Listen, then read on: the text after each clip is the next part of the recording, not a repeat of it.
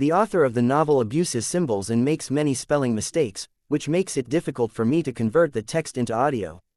So I hope you all understand if there are any errors. Please like, share, and follow the Cultivation Audiobooks channel to motivate me to create more videos, and don't hesitate to make requests for the novels you want to listen to. Chapter 651. Boarding the ship carrying all the soldiers did not land on the planet. In fact, it did not even enter the atmosphere, for the planet was infested with hordes of mindless yet violent aliens. They were one of the many species that had been bred especially for wars against planets. The Fuegan were, in fact, not the first to use such tactics, though currently they were the ones employing it the most in the Origin realm. The concept was simple. Once any civilization reached a certain level, and grew enough, they would gain the means of genetic manipulation, whether through technology or spiritual techniques or something else. With such advancements, there naturally came military applications. Although uncommon, when larger civilizations wage war against one another, it is often too intensive on human resources to invade each and every planet or strategic location. They would create fast reproducing aliens to overpower or weaken the planet's inhabitants. Through long-lasting wars of attrition, the planet was usually either overwhelmed, or was at the very least greatly weakened, all without the ones responsible putting in any real effort. Of course, the perpetrators themselves naturally retained the means to combat this engineered alien species in case they ever needed to take the planet themselves. There were many ways of managing this was circumnavigating the Henley prohibition on genocide, such as the case with the devils and zombies. Of course, in the case of the Fuegan, there was no need to care for any prohibitions or rules at all. They populated the planet with extremely vicious creatures which were designed to not only tear apart any living thing, but the planet as well. That was also one of the reasons the planet was so fragile. Once the ship got into position, all the soldiers were instructed to get into their launch pods. Besides those from the Midnight Inn, there were countless other teams as well, all of them much bigger than the Midnight Battalion. After all, regardless of how powerful or effective the Midnight Battalion might seem, it was just stupid to send 1,000 soldiers to clear out an entire planet. Each team being sent to this planet, though, was considered elite. Luther couldn't have cared less about that, though. With an impassive face, as if he was bored, he climbed into his pod, after which support technicians came in and ensured he was properly strapped in. Hundreds of thousands of pods were launched all over the planet's surface. The aliens on the planet noticed the rain, and tried shooting the pods out of the sky, but they came equipped with safety measures. Like hail of metal instead of ice, the pods crashed into the ground and spread devastation wherever they landed, despite the fact that the ship had come as close as possible for launch. When the pods opened, the soldiers who were completely safe climbed out. They had only a short while to reorient themselves and get used to the conditions on this planet before the aliens would attack them. But while everyone was gearing up and getting in position to defend, the Midnight Battalion attacked. It could not be helped. Luther, as well as the rest, were born in the clean and pristine environment of the inn, yet now they were exposed to the polluted and stale air of this rogue planet. Although their masks had filtration functions, it was a pale imitation of what they were used to. They were irritated and uncomfortable. Fortunately, there were targets nearby to help them vent their frustrations. All around the pods, where most of the soldiers were waiting to make their first stand, sounds of distant growls and the thumbing and stomping of approaching beasts could be heard. Well, all around them except one direction, where Z was warming up his speakers with a soft and tempered melody titled, Enter Sandwoman. Astride Fenrir, Lex was traversing the land with incredible speed. A part of him wanted to believe that if he had been running on his own two legs, he could have still maintained such speed. He couldn't be blamed for thinking like this, as he boasted greater physical strength and resilience than Fenrir.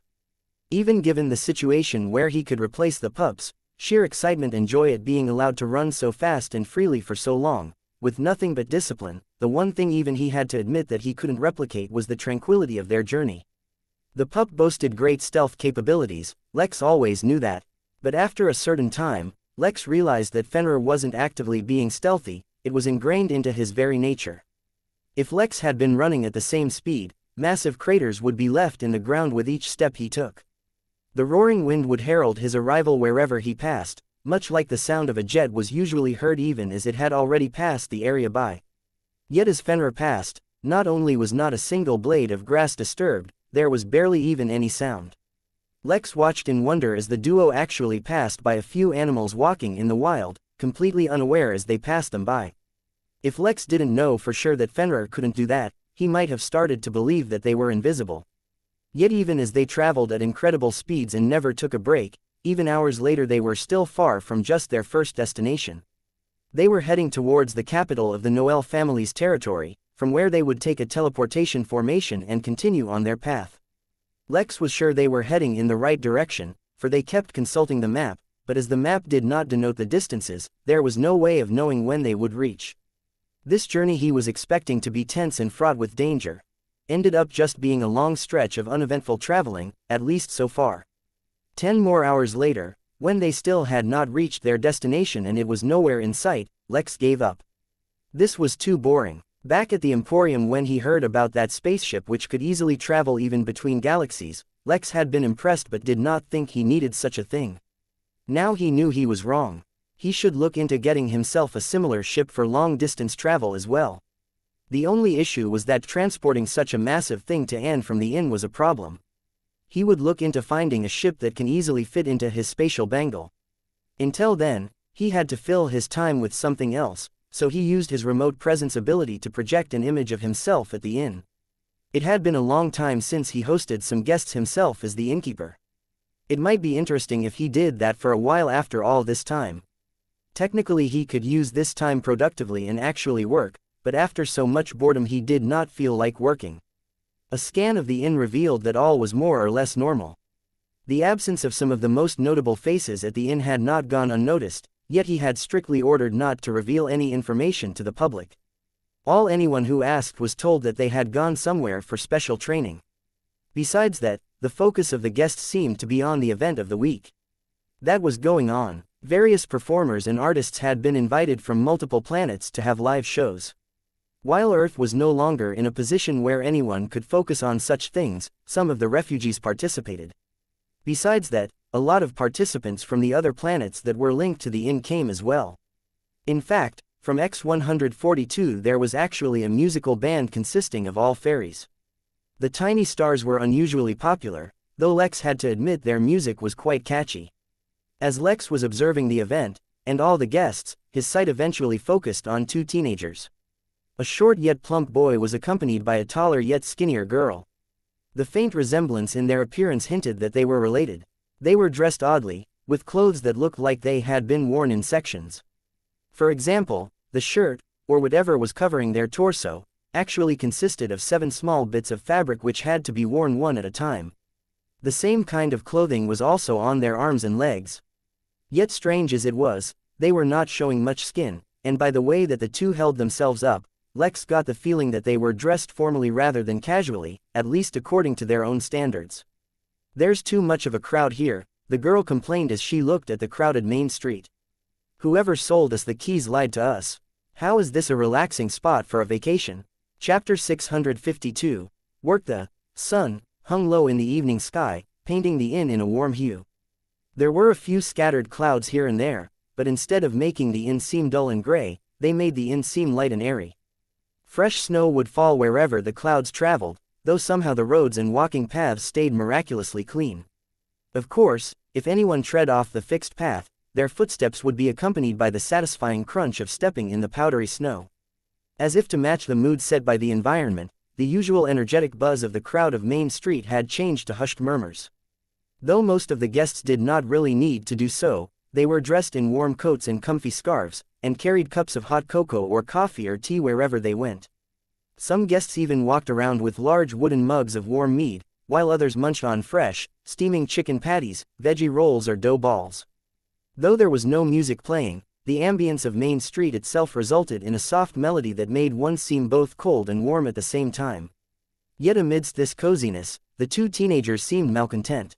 While for some, the simple or mundane things such as enjoying an ordinary snow day was quite pleasing, for the energetic and rebellious teenagers it was not enough. They were young and spirited, and were not yet at the stage of life where such subtle things could trigger nostalgia or melancholy. Or, if one were to simply take it at the words of the girl, they simply wanted a place where they could enjoy solitude. The crowds and hustle and bustle of a busy street left them tense and agitated, unable to relax. "Excuse me, dear guests. I don't mean to intrude, but I could not help but overhearing that you are unsatisfied with this place," said Lex, as he teleported his projection behind the two. The kids, much to their credit, were not at all startled by Lex suddenly appearing behind them. Moreover, when they looked at him, there was no significant emotion in their eyes, as if everything they saw or experienced was mundane. "My sister and I came here to get away for a while," the boy explained. "A traveling merchant sold the key to us and told us that the key would take us somewhere relaxing, where we could have a vacation while our parents worked. But this, the boy seemed too disgusted to finish his sentence. Although Lex did not show it, he was subtly taken aback by the children's reaction. If nothing else, almost everyone who visited the inn would at least enjoy the purity of the spiritual energy. Just that in itself was clearly enough to put everyone in a good mood. Lex was no longer as ignorant as before. By reading a lot of general knowledge, available of the Henley portal as well as from documents provided by the Emporium, he knew a lot more about star ranks. It was not a term used only by the inn, and in fact was a generic unit used across the entire Origin realm. The star rank denoted the energy concentration in any given area. When the unit was first created, it was called star rank because usually in a star system, it was the level of the local star which would affect the quantity and quality of energy in its surrounding planet. But the fact that rogue planets, minor realms, random asteroid belts and even seemingly empty patches of the realm had varying levels of energy, it was then simply used to denote the energy level of a given area. In fact, Lex had even learned about the various kinds and qualities of spiritual energies that existed in the universe, and why different energies resulted in different star ranks. The simple version of it was that a higher energy level may not always be better, and a lower energy level may not be a bad thing. The good and bad aspects of energy levels all depended on one's cultivation level. Fortunately, that was not a concern at the Midnight Inn, for even if the energy level was too high for certain guests, the inn would automatically ensure that it would not interact with them, and instead the inn would surround those guests with the optimal energy levels for them. Long story short, almost everyone who came to the inn enjoyed the pleasant sensation provided by a purer and cleaner environment. After all, the average star rank across the realm was 1 star. Yet the kids did not seem to care at all. It was as if this was ordinary, or even the most basic requirement which they did not even need to think about. "I understand that the crowded atmosphere of Main Street does not suit your tastes. How about we go elsewhere and discuss how you can best enjoy the inn?" Lex snapped his fingers, and teleported the three to a cabin atop the Midnight Mountain. There was a small clearing where the view from one side was the bustling village, while on another side stood the magnificent mountain man, in his seemingly endless slumber. The murmurs of the street had disappeared, giving way to the sound of the wind, traveling over the snow-covered trees. There was a sharp contrast to the busy street, yet somehow Lex knew that even this would not satisfy the children. If it were so easy, they would not have remained unimpressed even at the main street. That is why, to begin with, he only said they were coming here to discuss what they can do. And indeed, the children remained non-reactive after teleporting here. They looked around at their new environment, as if to inspect it, yet not much else. Lex could not help but want to learn more about them, so he scanned them. Name: Kuno Ekiko. Age: 13. Sex: male. Cultivation details: Chi training. Peak species: human. Midnight Inn. Prestige level: 1. Bloodline: Lycanthrope. Remarks: please refrain from teleporting away random children, this is not that kind of system.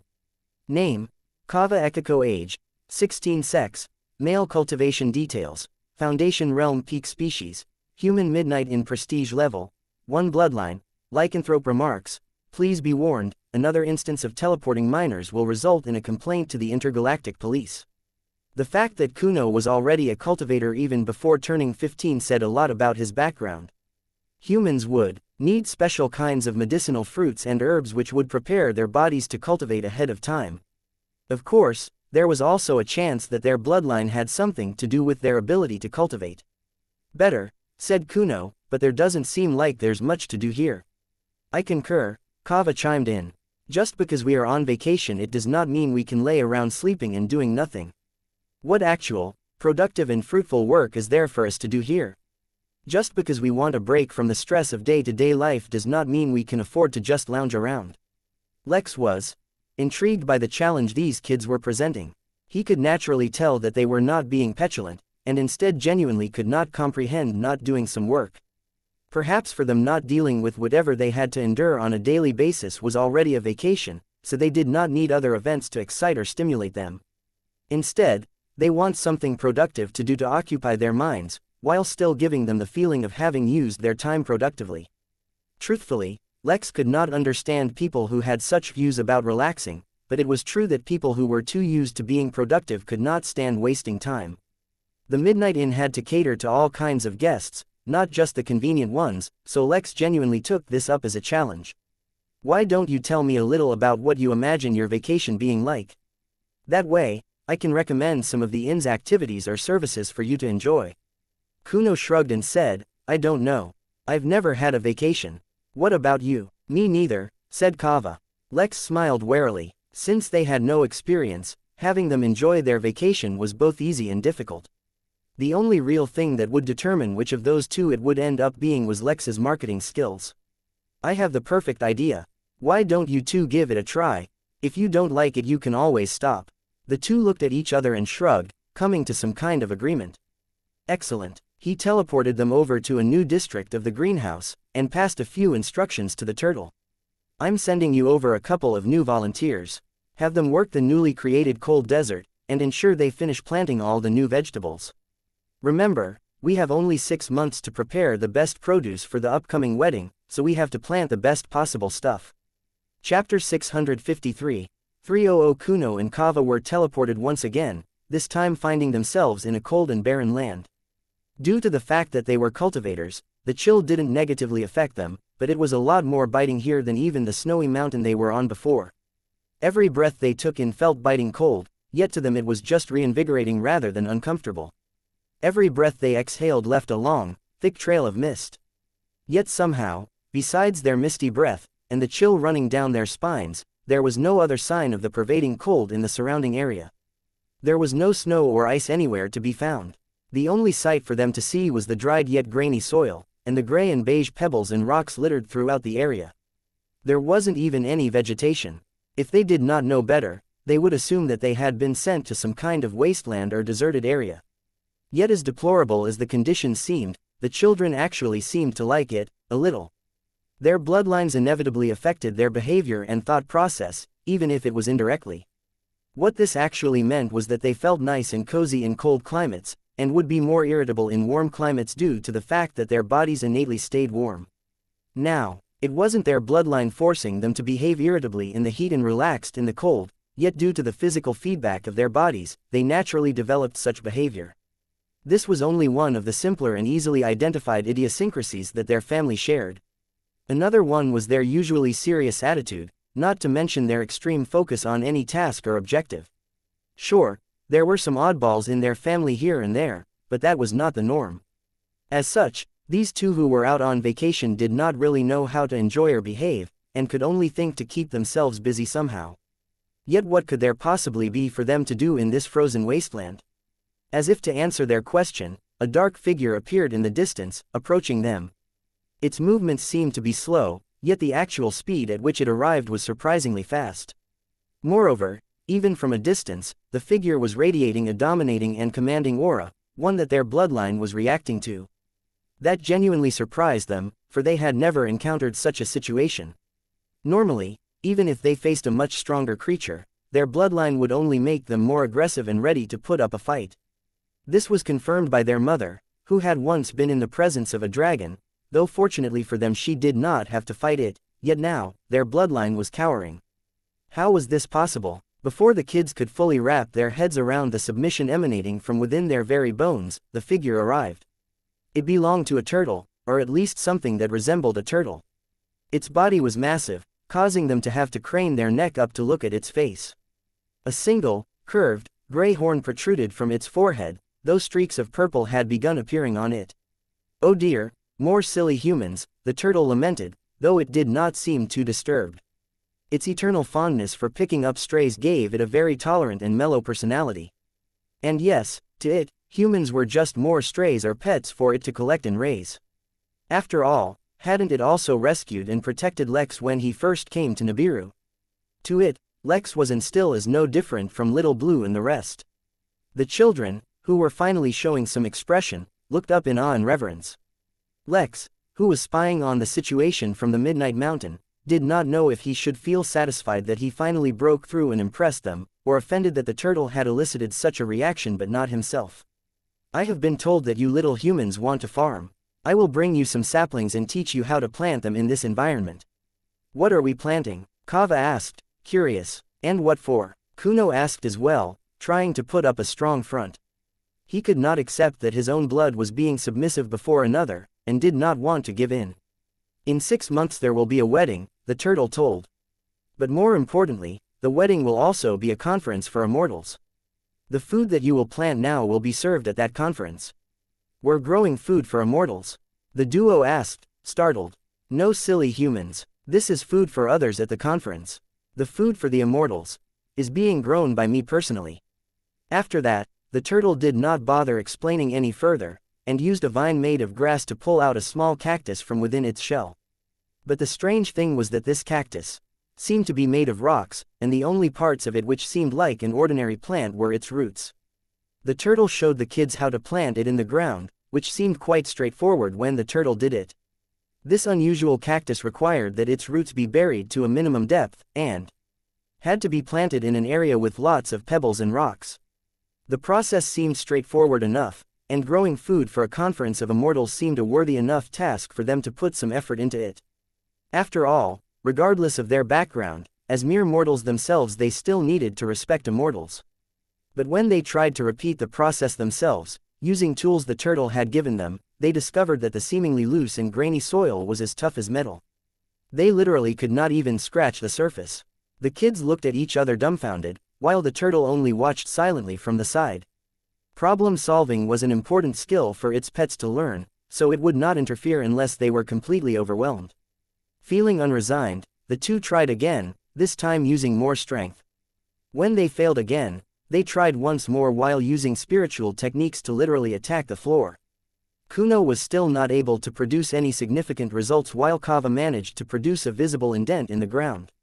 The repeated failures did not demotivate them, and instead spurred them to put even more effort into their task. The duo activated their bloodlines, which only produced limited visual changes in the two. Both of them suddenly grew more hair on their bodies, though it was not to the extent that it completely covered their skin, and their eyes turned yellow. This time, instead of trying separately, they both began hacking at the same point in the ground, working together to produce a single hole. The process was slow, incredibly slow. But at least it had begun. The turtle shook its head and went away. From what it could see, the kids were more or less playing around in the dirt. Far away, Lex snickered as he saw the two working relentlessly to provide him with free labor. That's what they got for acting haughty in front of him. No, wait. He meant the inn was capable of satisfying the request of any kind of guest. Feeling somewhat entertained, he decided to continue hosting guests for a while, so for the next few hours, random guests who found themselves in slightly less crowded areas were visited by the innkeeper, unbeknownst to them. Since he never officially introduced himself, everyone just assumed he was just another worker at the inn.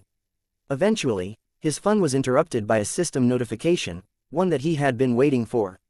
The workers that he hired for the inn now included 2 races, humans and draconian apostles. From those 2 races, the humans now had the option of 3 different bloodlines. The first bloodline, Regalia Bloom, was considered the default bloodline any of his workers could unlock and did not cost any extra. The second bloodline, Anachronistic Ignition, which was the one Luther had, cost 350 million megapixels per worker to give to a new worker, which was quite a bit more than Regalia Bloom. The third bloodline, Death Counter, also had a massive price bump, coming out at 300 million megapixels per worker. But considering the fact that both the newly unlocked bloodlines were extremely impressive, Lex continued to randomly give them out regardless of the massive cost.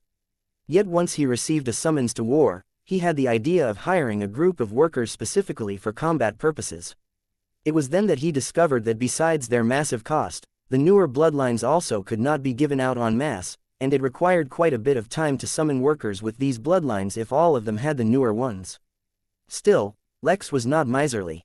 He immediately spent 90 billion megapixels and maxed out his limit to hire 300 workers with the Death Counter bloodline.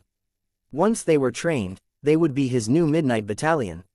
Chapter 654, Choose to Fight from the Time. Lex chose to hire the 300 new workers to the time they arrived at the inn, quite a few days had passed. It had long since become Lex's habit to deeply analyze everything the system did, and compare it to its previous actions to determine patterns. He never had problems ordering a large number of workers before, and the delivery was usually almost instant. So then what exactly had caused the delay? He could come up with a few different answers. The first and most obvious answer was, naturally, the bloodline. Death Counter was one of the new bloodlines he unlocked for his employees, and it essentially made the user immortal, more or less. While it was not nearly as versatile as Regalia Bloom or Anachronistic Ignition, it had one simple use case. The owner of the bloodline could hide a single drop of blood anywhere, and if they were to die, they could use that single drop to come back to life at full health and maximum power. Of course, the actual application of the bloodline ability was slightly more complex than how it was stated, but that was essentially the gist of the bloodline ability. The bloodline could do nothing else, but honestly, wasn't that already enough? When compared to the fact that normal employees did not come with the bloodline unlocked, but only the ability to potentially unlock the Regalia Bloom, the difference could be easily identified. But while the bloodline was the most obvious reason for why there was a delay, it was not the only one. When hiring new staff, the system allowed Lex to input what kind of role he expected to put them in, after which the system would make them more skilled in related fields. That was not to say that the system could directly control their talents, but that it would give each worker a higher starting point in related fields, making it easier for them to start and master their expected roles. Normally, Lex would put in a general direction, but would not be too specific so as to allow each worker to develop naturally. Only when he was entering the details for Luther did Lex end up being extremely specific. Well, this time he had also been very particular in the skills and talents of the new workers. As a result, he may have overdone it a little. He made each worker extremely gifted physically. He made them all quick learners, with an incredibly quick training time when learning combat. Moreover, he made them all incredibly focused, driven, disciplined and hardworking. This was not to mention that he gave them a solid foundation in biology, physics, chemistry, mathematics, statistics and probability, data analysis, pattern recognition, critical thinking and, well, much, much more. From the very moment they were hired, they knew how to fight, and they knew how to heal. They could construct fortifications, and had the foundation to quickly learn formations to help in offense and defense as well. They could perfectly strategize on how best to assault enemies and enemy strongholds. In summary, they were pretty cool. But the price of all that coolness might have been their delayed arrival.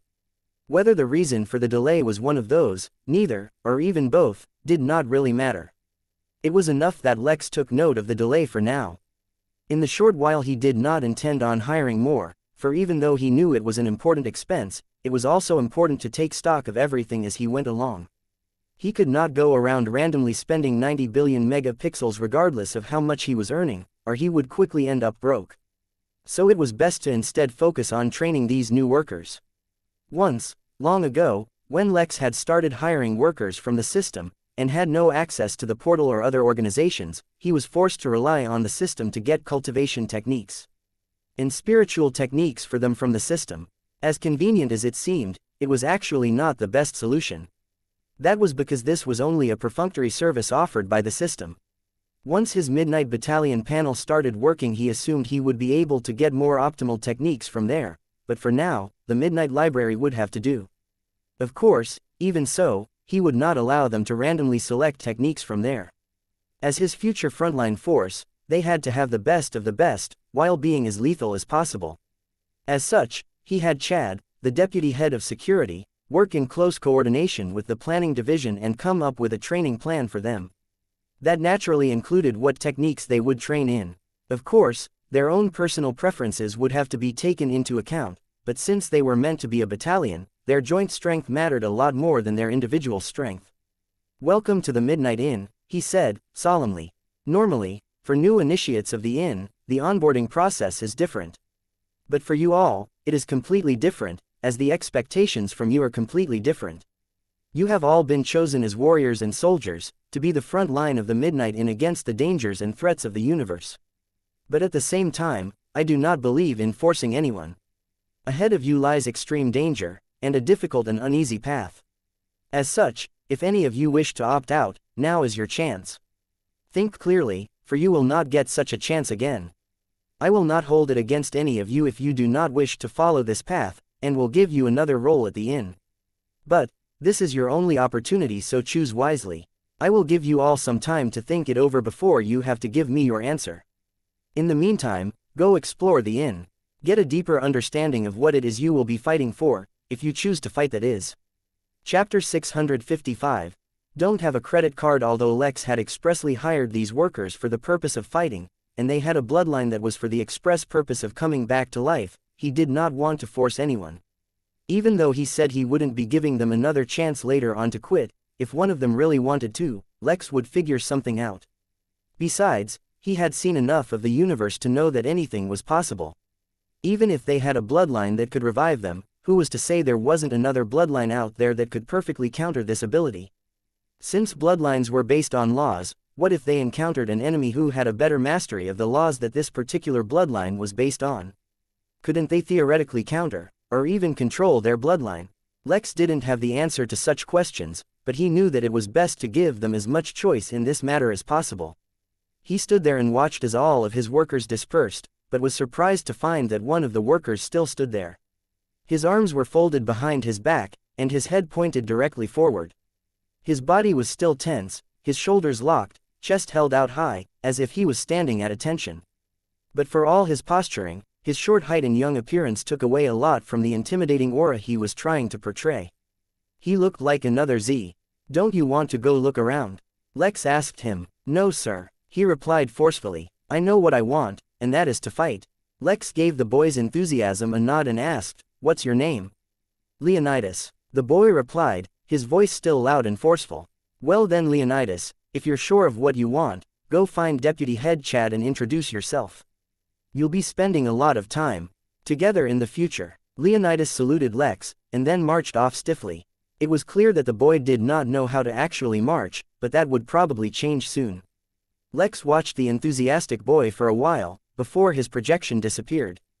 Back at the Crystal Realm, his main body had finally reached his destination. Now he had to figure out the right teleportation formation, and get about using it. A large, chameleon-like reptile made its way through a busy street. On this planet ruled by insectoids, it was not exactly welcome, but the locals did not do much else but give him dirty looks. After all, he already had a reputation here, so they knew not to mess with the reptilian dance king. Chuckling to himself as he thought of his fond memories on this planet, and how his dance moves had brought its leaders to their knees, he kept moving through the crowds until he finally reached his destination, the Infinity Emporium. The chatroom he was a part of was quite massive, and was quite helpful at times. In fact, it had separate sub-channels for some of the realms. The Origin Realm, as it happened, was one of the realms which had its own sub-channel. Within it, some of the more experienced users shared some helpful tips and tricks. The Emporium happened to be highly endorsed on the channel. Although the Emporium had not spread to other realms, yet, it was quite widespread within the Origin Realm, and so having a good relationship with them was quite helpful. The Dance King made his way in, only to find a familiar face waiting for him at the counter. Powell, my good friend, how are you? The Dance King asked. Superb now that you're here, replied Powell, smiling back at him. Powell was, of course, also a chameleon, or so it appeared. It was common knowledge shared within the chat that the race of the shopkeeper one would run into would always be identical to the person walking in. Also, every one of them was named Powell. How or why such a thing happened had remained unexplained, but almost every person in the Origin Realm had used their system detector in the Emporium, only to come up with a failed report. That either meant that Powell was not a system user, or his system was so advanced and powerful that their machines were not capable of detecting them, in which case it was better for them to not try and antagonize Powell to begin with. It's a good thing you're in a good mood, for I need help in an unusual matter. I need any information you have on a place called the Midnight Inn. At the same time, if you happen to have one of their golden keys, I'll take that off your hands as well. Hold a moment, said Powell before he quickly began perusing on his tablet. But his search did not take as long as expected, and his uncomfortable facial expression also told the Dance King it was bad news. What is it? He asked, suppressing his growing concern. There's a strict ban on all Emporium employees. We cater to no business requests related to the Midnight Inn. The king was startled by this answer, for he had never heard of such a thing. Officially, I can't help you, said Paul as he whispered, reaching close to him.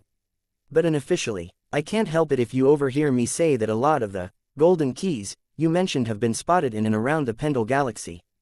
That's over 100,000 galaxies away, said the Dance King, startled. It seemed like he had accepted a difficult quest. Or maybe not. Okay, forget the inn. I need a ticket for the wormhole ferry. Oh, that'll cost you. With the Henley Champions tourney coming up, all intergalactic travel has really jumped up in price. The dance kind did not hesitate in throwing a brown bag full of crystal coins onto the table. Since not everyone had a credit card, they had to make do with coin bags. Chapter 656. Tell me more. The capital of the Noel family's territory was extremely large, but that came as no surprise.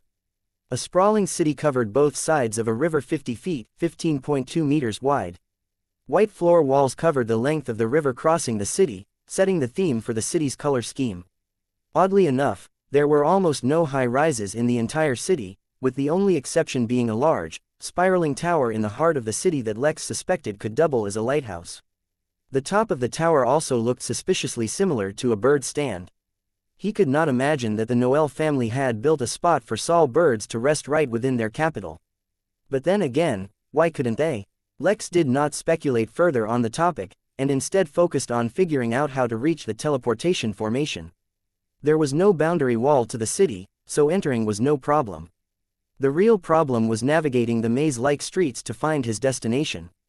Although there were no high-rises in the city, each building was 3 stories high and built closely together, making it so that while walking in the streets, the rest of the city could not really be seen.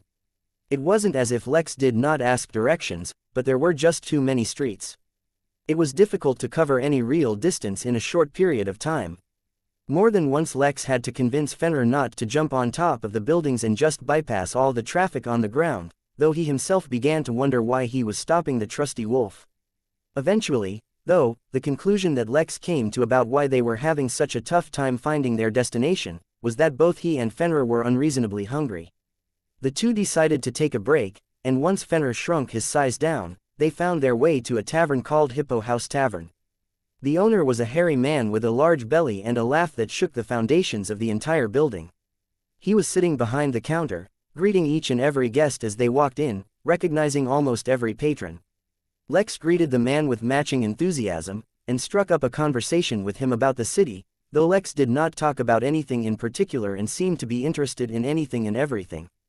The owner was even more enthusiastic about conversing with Lex once he saw the amount of food that he ordered. For cultivators, it was not unusual to eat a lot of food, so Lex's order was not surprising. But even so, the amount of food Lex ordered was genuinely surprising, and for the owner, pleasing. While Lex was eating and chatting, he naturally also brushed on the topic of the teleportation formation. That was when, for the first time, he understood the complexities involved in long-distance teleportation. According to the map he had been provided, his next destination was a place called Delurian Drip Bog. It was pretty simple to say that he just needed to take the teleportation formation and select that as his destination, but apparently this was one of the furthest places the formation teleported to. In a straight line, it was approximately 31,000 miles, 49,889 kilometers away, which, if Lex remembered correctly, was greater than the circumference of the Earth. But he was already used to teleporting anywhere he wanted using the inn, not to mention the teleportation he experienced to travel from one planet to another back in the Origin realm. That alone was no doubt countless light-years of distance covered during one teleportation. As a result, he had become desensitized to the complexities of the act. But conversing with the tavern owner brought him back to reality. Under ordinary circumstances, the teleportation formation would only be active one day a week, and each individual spot cost tens of thousands of spirit stones. Lex naturally had such an amount. He had long since begun to gather as many physical forms of currency and valuables, which naturally included spirit coins, spirit stones, spirit liquid, gold, jewels, a few other valuable metals that were not found on Earth, and some other random spirit-based currencies. He had received these mostly from the Emporium, though some small exchanges he had set up in the guild room also contributed. Since he was going to be traveling, he naturally stocked up his spatial bangle with everything he could possibly need. That was not the issue. The issue was, this was so damn expensive for an ordinary person. He remembered back when he was at the academy and went out on the expedition, a massive group was traveling with them. He could not even imagine the cost of transporting so many people. It seemed that, despite his efforts to gather as much general knowledge as possible, he had gaps in his knowledge. When he asked why it was so expensive, the tavern owner merely shrugged and commented that he'd heard some of the resources used in building the formation were extremely rare and expensive, and would often get used up. As for what they were, only actual formation experts would know. Lex made a mental note to hire some formation experts for the inn. There was no profession that the inn should lack knowledge of, and as the innkeeper, he needed to have an in-depth understanding of all such matters. Lex also realized one more very important thing. In fact, it could be said to be crucially important to the development of the inn. He did not want to admit it, but the food this random tavern gave was actually somewhat better than the food served at the inn. As of late, the inn had started having better and better ingredients due to the turtles' efforts in the expanded farmlands, but that was not enough. At most it provided him with vegetables and fruits, but he lacked any kind of meat to go along with it. Moreover, even if he had incredible ingredients, the cooks he had were good, but not skilled enough to be mind-blowing. If only he could put up a recruitment notice for someone with a cooking system, how great would that be? With such thoughts in his mind, Lex finally finished the meal. After thanking the tavern owner for keeping him company, a satisfied Lex and Fenrir left. Although he had found out that the teleportation formation would only work once a week, he had no intention of waiting that long. The token given to him by Jolene should be enough to have them start the formation for him early, right? Besides, he had a good relationship with the Noel family. He was sure, if nothing else, they could figure out some deal. New York, Earth. Raphael walked through the long, extravagant hallways of his father's latest mansion with an extremely serious expression. The war on Earth had been going on miserably, but they were alive. However, if his suspicions were right, that might soon change. When he finally reached his father's room, he did not bother knocking and just barged in. King Marlowe could be seen casually reclining on a chair, his butler standing beside him giving some kind of report. He wore no shirt, yet his chest was covered in bandages to help him heal from his many wounds. "Old man, we have trouble," Raphael said, not bothering with semantics right now. He was having great trouble as it was, surviving in this new reality of his. It was nothing like the future he knew, and if it weren't for his skills and insights from all the battles he recalled from the future, he would not have survived. Almost every opportunity he could possibly gain on Earth was already probably gone, and Lord only knew if the threats and dangers he recalled from the future would even come now or not. Or, if they came, what would happen? "What is it?" Marlowe asked, taking his son quite seriously. Although he was not exactly satisfied with Raphael's personal strength, the kid had spent countless years in a coma. He could not be blamed. Besides, his leadership in battle and his unmatched foresight and skill made him worthy of recognition in his own right. No longer was he called Marlowe's son when people talked of him. He was Raphael, the greatest living human general on Earth right now. "If my guess is correct, we're going to face an attack soon. One we can't possibly survive." "Oh, what makes you say that? We have many allies, I doubt they'd let us suffer such an attack unaided." "That's where you're wrong," Raphael said, shaking his head. "I've been monitoring troop movements for a while now. Based on the trends I've seen, and the hints I've collected, I suspect that the deities and AI have reached a tacit agreement about us. Since we don't support the deities' preaching in New York, we are nothing but an eyesore to them. If they can get rid of us, there will be one less competitor for Earth." Instead of being alarmed, Marlowe smiled. "Tell me more." Chapter 657. Hidden Intentions. Right now, on Earth, there are 4 forces competing against one another. The first is naturally the AI who have invaded with the intention of killing everyone. The second are the deities who have agreed to aid the humans in fighting them off. On the surface it seems like they want to help the humans, but more and more I feel like they have ulterior motives. After all, there is nothing of value on Earth that they want to protect, and I find it hard to believe they are doing this out of the goodness of their hearts. The issue with the third party, the devils supporting the remnants of the ruling families, is the same. The only thing is that I cannot guess what they are after right now. That finally leaves the fourth party, which is the unaffiliated humans. While theoretically we should be allies with the deities and devils against the AI, I suspect something sinister is afoot. Based on reports from our scouts, all the allied forces near us have been slowly yet seemingly inadvertently moving away. I think that they have tacitly consented to our demise, so that there is one less player for them to compete with. Alright, so where do you think the decisive attack will come from? Marlowe asked, seemingly still unperturbed. In fact, even the butler did not seem to show any emotions besides annoyance and exhaustion. The point of the attack is to take us by surprise and give us no time to prepare so that they can decimate us. I suspect they will send in soldiers directly from orbit, landing behind our defensive lines, or come from the water where our visuals are blocked. Most likely, considering that in the past we have shown effective battle effectiveness in two separate groups, you being one group and me with the army being another, they will attack from 3 directions simultaneously.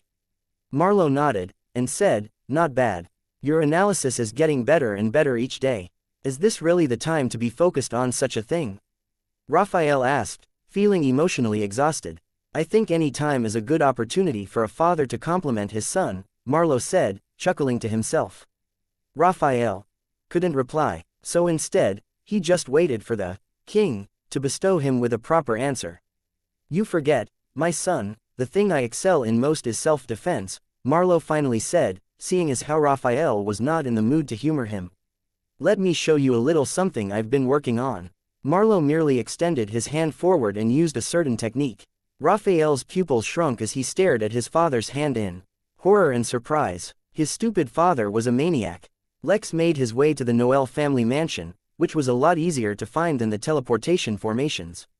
After all, the mansion itself seemed to be a tourist attraction of sorts.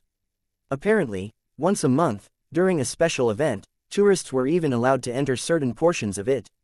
He expected that the process to gain admittance would be difficult or complex, and he was ready to flaunt the token given to him by the Phillips family if necessary, yet his experience was quite unexpected. The moment he approached the gate, the guards seemed to recognize him and all suddenly stood at attention. The gates were opened even before he arrived, and an escort astride some kind of beast suddenly appeared, to guide Lex deeper inside. At first he wanted to ask how or why they recognized him, but upon noticing the reverence on the soldiers' faces as they watched him pass, he felt too awkward to do so. Lex was led all the way to the front door, where a tall, well-dressed man seemed to be waiting for him. "Mr. Lex, it is a pleasure to finally meet you," the man said as he gave a deep bow, before approaching Lex to shake his hand. Lex did not hesitate to grab the man's hand and give him a firm handshake, a pleasant smile on his face.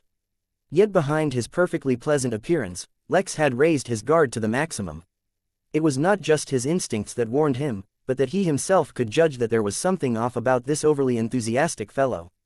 "The pleasure is mine. I have never had such a warm welcome somewhere before." "Then you should come here more often.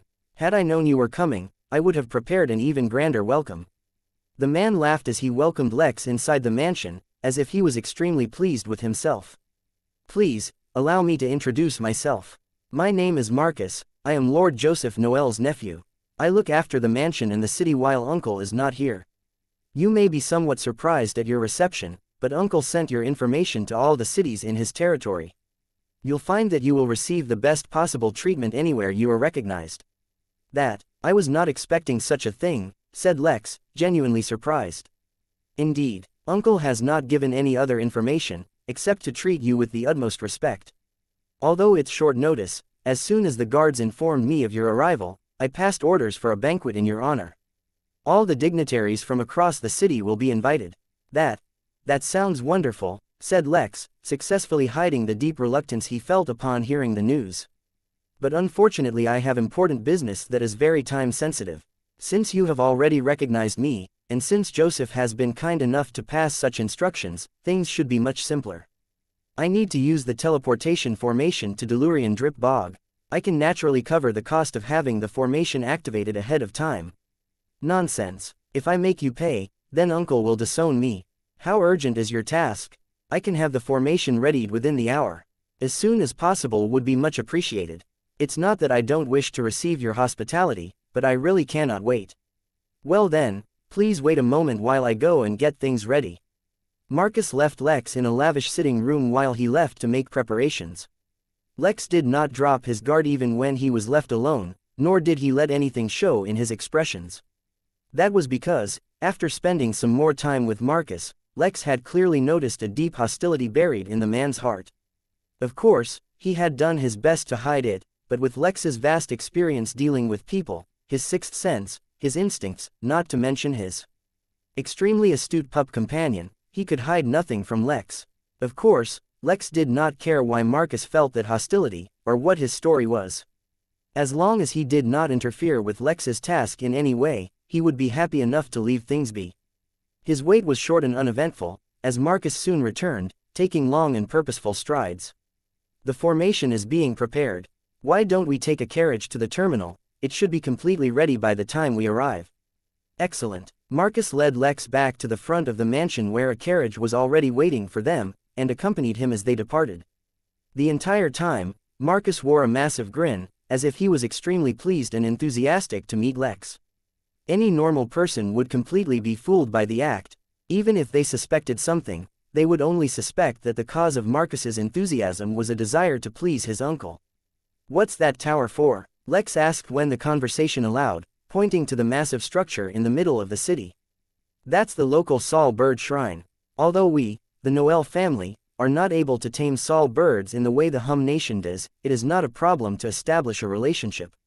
We have a flock of over 20 Saul birds who consider this territory as their home, and visit the shrine every month to be worshipped by the locals. I'm not sure why they like it so much, but this is quite a common custom in all remote territories." Lex did not comment as various thoughts ran through Lex's mind. He was reminded of the deities, and wondered if the Saul birds counted as such. Why else would they give so much importance to being worshipped? There was a very easy way to find out the answer. The turtle had adopted a Saul bird back at the inn. All he needed to do was scan it to learn more.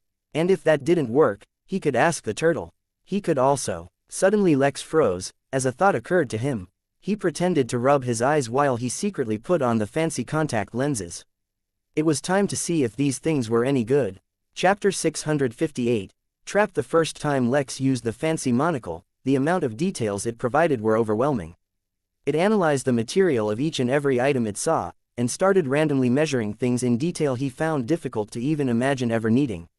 To be able to keep it at a level where Lex could actually use it, he had to disable many features and keep it limited in what information it provided him.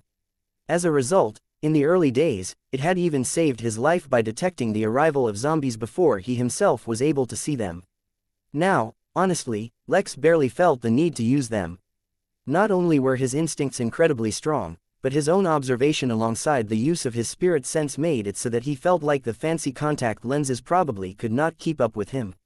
That is one of the reasons he hadn't really bothered using them. Another was that, although he kept his left eye's ability turned off, it could also see a lot of details that he still found hard to completely comprehend. So how could the lenses possibly keep up? But right now, he tried them anyway. Especially because he had also picked up a special spiritual technique that he could use in conjunction with the lenses. He assumed that they might become helpful with that extra push. He quickly realized just how much he had been underestimating the lenses. Due to his increased cultivation, his brain could now process the massive amounts of data the lenses were providing him with, all without actually distracting him from functioning normally. Moreover, the fancy monocle relied on Lex to fill its database, so the information was a lot more detailed, and revealed information that Lex didn't even know how to comprehend. For example, when he put on the contacts, he looked around the carriage and learned that the Ganglion atmospheric density within the carriage was 7. What did that even mean? But aside from the data he could make no sense of, there was plenty of information that he could comprehend. The carriage was made from a kind of material called sublime composite, which was artificially created using various extremely valuable materials which had excellent energy insulating capabilities. He also learned that exactly 3.4 tons of sublime composite was used in the construction of the carriage, and that there were a series of other valuable materials fixed at various edges of the carriage, making it aesthetically pleasing. Yet, underneath all that was a carefully planned formation which used the sublime composite as a foundation and other items as supporting materials. The lenses were able to recognize the existence of the formation due to key principles which were being applied, though it could not determine the specific formation being used. Based on his own instincts, he knew that the carriage was no threat to him, but he had been completely ignorant of the fact that the carriage itself was a moving formation. As such, this served as a learning experience for him.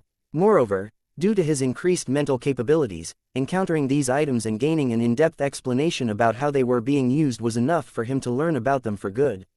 In the future, if he ever encountered a similar situation, he would be able to identify them on his own. Moreover, they were serving as inspiration for things to do at the inn. He turned to look at Marcus, who was still smiling and talking, and was intrigued by the information the lenses were able to gather. The first thing the lenses informed him of was that they could only gather surface-level information from him because he seemed to be employing a protective technique that protected him from probing. Yet it could still identify his height, weight, skin temperature, and much more. The thing he found most intriguing was that by studying the subtle tightness and relaxed state of the muscles all over his body, the lens could reasonably guess what kind of emotions Marcus was actually feeling. Of course, this was again not a detailed review, for a more thorough scan was blocked. That was the point at which Lex used the accompanying technique for the fancy contact lenses, and things reached a whole new level. The contact lenses, instead of providing him with the final conclusion of its analysis, began giving him raw data on what it was seeing. That's when the technique took over. The world itself became more vibrant, as if Lex was suddenly able to see new colors. Moreover, he could see those colors to absorb new information from them. For example, the hidden hostility that Lex had detected from Marcus was now as apparent as day, and seemed to paint the entire man in shades of green and red. Feelings of inferiority, jealousy, envy, hatred and a tinge of admiration made up the foundation of his hostility. But that was not all. Lex could almost see into his mind, as if reading his thoughts. Marcus was jealous because he thought Lex was engaged to Greta Noel, and would thus be joining the main family, and that was the reason he was so appreciated by Joseph. He felt overlooked and underappreciated, and there was a seed of sinister intentions that seemed to be sprouting within him. Lex could almost actually see what actions he was planning to take, as if he was watching a movie. Lex looked out to the tower, and saw that it seemed to be acting as some kind of funnel, channeling some unknown energy through its base to its tip, where the energy was gathering. He could tell that when enough energy gathered, the birds would probably come and rest there, and the monthly worshipping ceremony would commence. How intriguing! Lex spent the rest of the carriage ride in relative silence, as he absorbed the information the lenses were giving him. When they finally arrived at the building where the teleportation formation was, Lex interestingly looked around like a child at a zoo. The lenses still did not recognize the formation, but since Lex already knew the purpose of it, he could extrapolate even more information. Moreover, he was now more easily able to guess Marcus's plan. Lex didn't know how much he trusted the information from the lenses, so he started planning out a way to ensure everything went smoothly, without preemptively attacking or punishing Marcus. It was an intriguing challenge, since he already knew what he wanted to do. "Are you sure you won't accept any payment?" Lex asked one last time, as Marcus led him to the teleportation room. This time around, only he and Fenrir would use the formation, so he expected it to cost a lot, but Marcus was insistent that they could not accept payment. One had to admit, his acting of being the perfect host was quite remarkable. Impossible. Something as minor as this is not even enough to count as being a good host. Next time you visit, you must allow me to throw a banquet for you. Then take care of yourself. Next time, we will definitely dine together. With a smile and a nod, Lex walked to the center of the teleportation platform, a tiny Fenrir following along. A few minutes later, the formation completely turned on, and the two disappeared. As if a switch had been flipped, Marcus's generous smile turned into an ugly scowl. He had no idea who Lex was, or why his uncle gave him so much importance. Irritation and jealousy filled his entire being, engulfing him. There was a minor struggle in his mind as he wondered if he should really do something. In the end, he concluded that there was no way for anyone to detect if he did anything, and so made a move. Prior to the teleportation he had not interfered with the formation, as there were many ways to detect such things, and he did not know if Lex would be able to tell it had been tampered with. Yet now that he was already gone, or to be more specific, mid-teleportation, there was nothing he could do. With eyes filled with sinister intentions, Marcus moved, not towards the exit, but the control room. The teleportation formation, in truth, was quite massive and could not really fit inside a room. The entire formation was hidden from view, with only 2 points within reach. One was the teleportation platform, and the other was the control panel in the adjacent control room. Yet the moment Marcus tried to enter the room, he hit an invisible barrier. As if triggered by something, the invisible barrier became opaque, making Marcus realize that he was trapped inside. "Young man, you're 1,000 years too young to be playing such games in front of me," a familiar voice said, startling Marcus. He turned around, but could not find Lex anywhere, so then where was his voice coming from? "As a small punishment, I'll leave you in this small room for a few months. Use this time to contemplate your life decisions. The next time we meet, I'll ask you about the conclusion you reached." A trace of fear crept into Marcus's heart as he tried to figure out what was going on. Yet no matter how he searched, he could not come up with an answer, and he could not break the barrier either. He was completely trapped. Chapter 659, Nemesis. Marcus was not a weakling. Since he had been trusted by Joseph to take care of things in his absence, then not only did Marcus have to have a minimum cultivation, he needed to have proved himself over the years. He was a mid-level nascent realm cultivator, with excellent administrative experience as well as battle experience in skirmishes against neighboring nobles. All in all, he could be considered to have vast experience in various fields. Yet at the moment he found himself completely at a loss. He did not even consider how Lex was able to discover his intentions, for that no longer mattered. What truly befuddled him was how Lex was able to trap him after he had already left. After all, the opaque barrier surrounding him had not appeared until he tried to enter the control room. Moreover, the fact that Lex's voice spoke to him after the barrier appeared also meant that this was no accident. But his panic dissolved quickly, and instead he focused on breaking the barrier. He took his time to use one of his most powerful spiritual techniques, which had a long starting time, and attacked the barrier full force. Truthfully, this was not a good idea, as using such a destructive technique in close quarters would also harm him, but he would deal with that after he broke free. Unfortunately, not only did he not break free, the barrier did not even waver. Disbelieving of what he was seeing, Marcus tried again. Then again, the barriers were not breaking. Moreover, to his alarm, he discovered that as he absorbed the spirit energy in the atmosphere to fuel his techniques, the energy density of the room was falling. That meant that the barrier prevented more energy from coming into the room. This was even more alarming. If such a trend continued, not only would he soon run out of energy to fuel his attacks, he would run out of energy to sustain himself. If what Lex said was true, and he was trapped for weeks or months, he had to be extremely sparing in his energy consumption. Such a period of time was not a problem for him to survive even without food or water, so long as he had enough energy to fuel his nascent soul.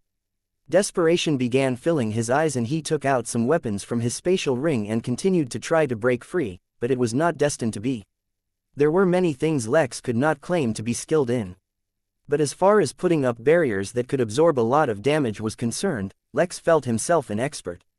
A few minutes later, Lex's teleportation ended, and he found himself in a smaller room with a few guards standing by, taking note of all the arrivals. This was the arrival terminal for Delurian Drip Bog. The area was not really a part of anyone's territory, but bordered the territory of various nobles and so was considered somewhat of a transit area. There were a minimum amount of facilities available for travelers, but that was it. This was because the bog was actually quite massive, and home to numerous savage beasts of considerable strength. In fact, even Trollops had given up on using the bog for themselves, as the local fauna was not conducive to occupying territory. Therefore, building too many facilities was also not a solution. Usually, traveling through the bog meant following certain, pre-established routes which avoided the known beast territories.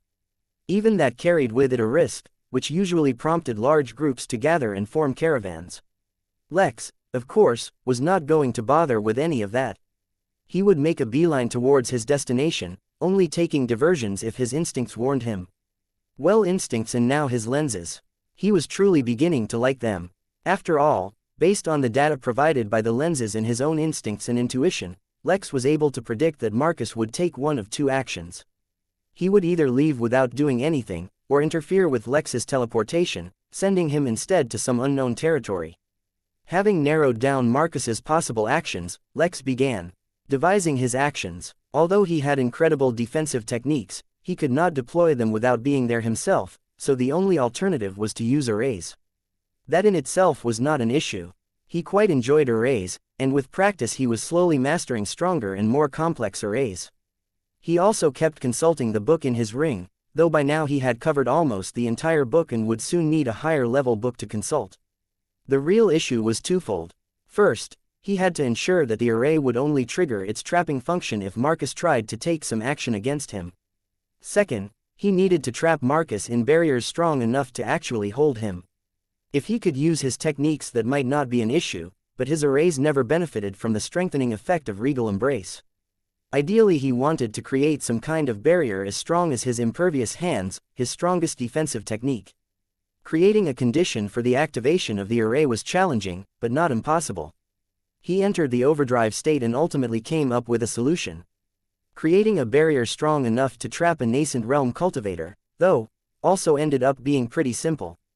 Back when Lex was going through the floors in the pagoda, one of the rewards for clearing the floors had been an array character that meant self. Learning that character enabled Lex to try something new. Instead of creating complex functions that would eventually result in a strong barrier being created, he used the techniques he could use as a natural standard. Conveniently, the array seemed to work. With both the issues resolved, Lex happily entered the teleportation formation without concern for what happened. The fact that he had arrived safely either meant that Marcus had not attempted to harm him, or that he had, and his plan was foiled by Lex's own array. Either way, Lex was satisfied with the outcome. "You ready?" Lex asked Fenrir as they exited the terminal. "This next part will be longer, and probably more dangerous too." Fenrir only gave a single, excited bark, indicating his answer. An odd thought occurred to Lex as he climbed onto Fenrir's back, allowing the pup to begin his sprint through the bog. Fenrir was in the Golden Core realm, yet the pup could still not talk. Yet Lex had met so many other beasts who had been able to actually talk with him even at the Foundation realm. He wondered why there was a difference. Clearly Fenrir was intelligent, and his abilities were powerful and numerous. So then why was the pup still limited to barking and yelping, instead of talking like other beasts? He refused to believe that other beasts had a higher pedigree than Fenrir. This belief was not a result of a bias, but a clear answer provided to him by the system. After pondering for a bit, the only answer he could come up with was that Fenrir was still a pup, and would have to grow for a few more years before it could gain the gift of speech. Unlike the previous time, where Lex had a clear destination, this time Lex only had a direction. He had to travel using the Crystal Realm equivalent of a compass, and head northeast until he reached the territory owned by Sentinels, one of the main races of the Crystal Realm. Moreover, the trip was also much longer than his previous one. Traveling through the bog was not easy or pleasant. Besides the various pungent smells of unknown gases, which only made one lightheaded due to the overpowering scent, there were also many poisonous gases. Fortunately, Lex quickly discovered that both he and Fenrir seemed to be immune to most of the poisons they encountered. Moreover, by reading about them from the lenses every time he encountered them, Lex began to learn exactly what types of poisons his body could withstand. Of course, there were some poisonous gases they had to avoid, for they could harm even them. Besides, that was the extremely damp and humid environment, not to mention the endless puddles, the soggy, squishy ground and what often looked like firm ground, but ended up being a soft layer of dirt covering some strange viscous liquids. The extremely uncomfortable environment almost made one ignore the numerous decaying corpses they encountered on almost every turn. That was because hidden in every puddle, under every clump of soil, behind every rock was some kind of creature, waiting to devour its prey. Fenrir quite enjoyed the game of tag the endless creatures played as they chased them through the bog. Lex, too, would not have cared so much, if he hadn't encountered his oldest and most hated nemesis in the bog, mosquitoes. Moreover, they were overgrown, mutated mosquitoes. Chapter 660. 2 weeks within the bog. For the first time, Fenrir's excellent stealth abilities failed the duo. That was because as much as his abilities could hide them from being sensed, if the pup ran across a beast's nose, then it would not need to rely on spiritual sense to find them. The problem was that this example did not carry any exaggeration at all, and was exactly what the duo faced. At times, the bog was so completely empty that they would not come across a single living thing. Other times, the place was so packed that let alone run from in front of a beast, Fenrir directly used a beast's head as a platform to jump over. Yet what was fortunate was that none of the creatures chasing them held any considerable threat. In fact, the reason they were chasing was because Lex and Fenrir couldn't be bothered to deal with them, as it would be too tedious. Besides, after chasing them for a while, the beasts would either get tired, or return to their respective territories. Of course, once or twice they encountered some beasts that they could not afford to ignore. Most of the time, in such scenarios, they would choose to circle around them.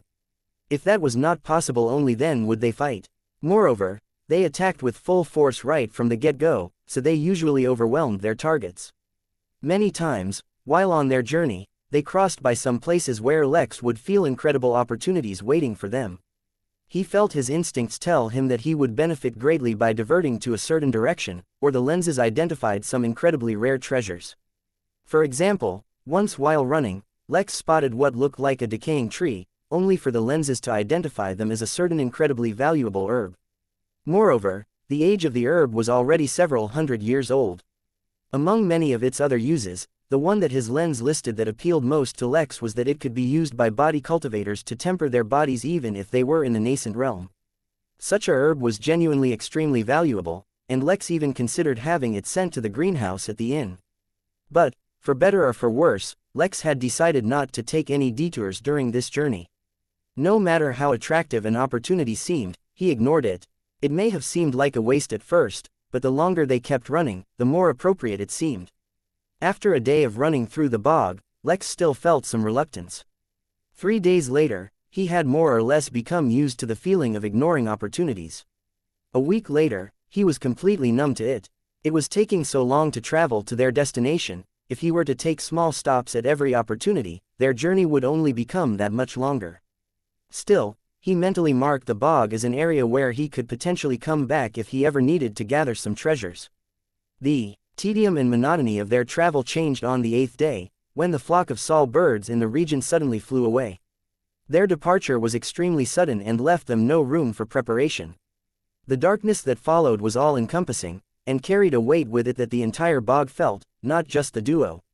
All the creatures that had been chasing them so far suddenly stopped, and in fact did something that surprised Lex. They left their territories, and participated in a mass migration where no one creature harmed another. Despite their usual animosity, they traveled together in harmony. Where they were heading was a mystery to Lex, for it was not in the same direction as him. An hour later, the bog had become the most silent he had seen since he arrived. The sound of Fenrir's running was muted due to the pup's own abilities, so the only sound for them to hear was of the bog itself. Each bubble of noxious gas that escaped a nearby puddle, the rustling of the grass in the wind, the eerie wailing and croaking of old dead trees all seemed to form an orchestra that could be heard for miles. For a short while, they enjoyed, or suffered through, the symphony of nature that the bog orchestrated before soft, distant sound disturbed it. It was the sound of a footstep in the mushy, squishy ground of the bog. Then, a few moments later, there was another. Slowly and steadily, bit by bit, the monsters of the darkness started to appear. But these monsters, who were born from the fresh darkness, would be the weakest, and were not worth Lex's attention. In fact, it would take weeks or even months before any monsters capable of attracting their attention could even be born. Nonetheless, Lex remained careful, for he did not know how the creatures of the bog would react. Since they had lived in such circumstances for countless years, they clearly had a way to deal with monsters, and Lex didn't want to get swept in with them when that happened. Through the pitch darkness, the duo continued their journey for several more days. The vast size of the crystal realm was finally coming into perspective, for they had gone running non-stop for days without crossing through it, and this was only supposed to be a small territory. Finally, after running continuously for 2 weeks, Lex decided to take a break. Even if he could continue to stay awake for longer, he thought it was best to refresh themselves so they stayed in peak condition.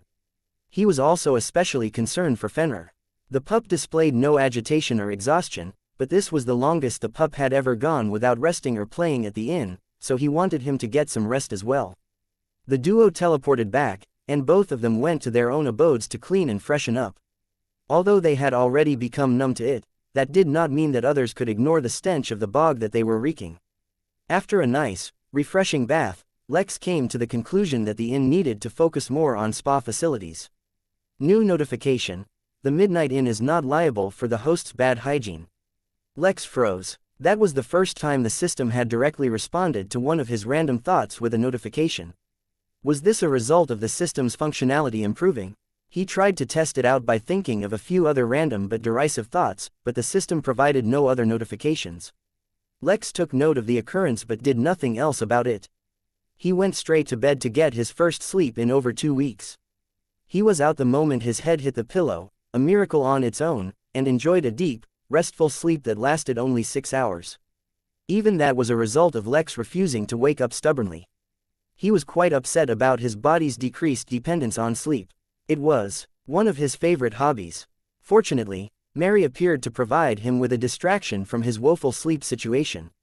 Alexander has come back to the inn, and has requested to meet Lex. Is Fenrir awake? Lex asked, hoping the pup shared in his misfortune. No, he's asleep. Unfortunately, it was not to be. With a defeated sigh, he picked himself up and teleported over to Alexander, who was once again waiting for Lex in a remote location of the inn. After ordering an unnecessarily large amount of food, Lex approached the teenager. I heard you're looking for me, Lex said with a pleasant smile as he sat across from him. Yes, although, I didn't think you'd arrive so quickly. It just so happened that I was free and available. If you had arrived a few hours later, it was unlikely you'd be able to get in touch with me. It appears I am quite lucky. You once offered to spar with me, saying that it would be a good experience for the both of us. Is that offer still available? Yes, of course, but I just ordered some food. Why don't we eat something first before we get down to business? Alexander looked reluctant, but eventually sat down across Lex. Lex, in the meanwhile, was reminded of something by Alexander's mention of sparring. John, who had been challenged to a fight in the murder grounds, had still not returned. The challenger had not returned either, so there was no chance that he was dead. At least, he was not dead yet anyway. But the exceedingly long fight began to worry Lex. Was it normal for fights to last so long? The truth was, fights between immortals really could stretch out for days, or sometimes even weeks.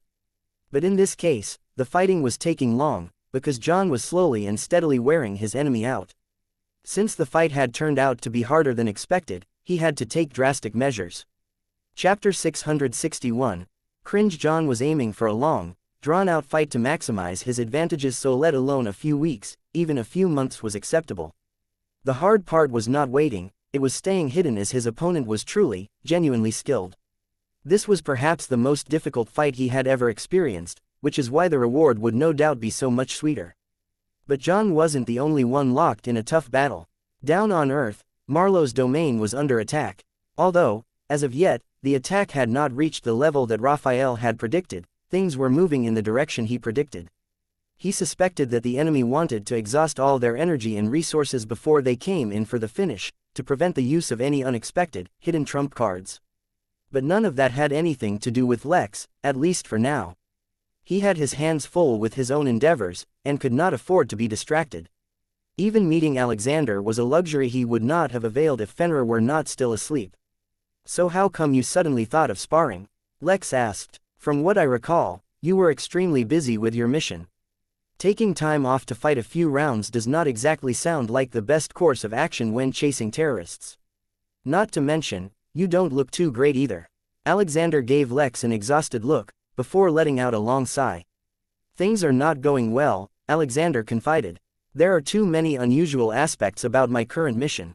You know, I used to think that I was thoroughly disadvantaged as someone who was raised on Earth.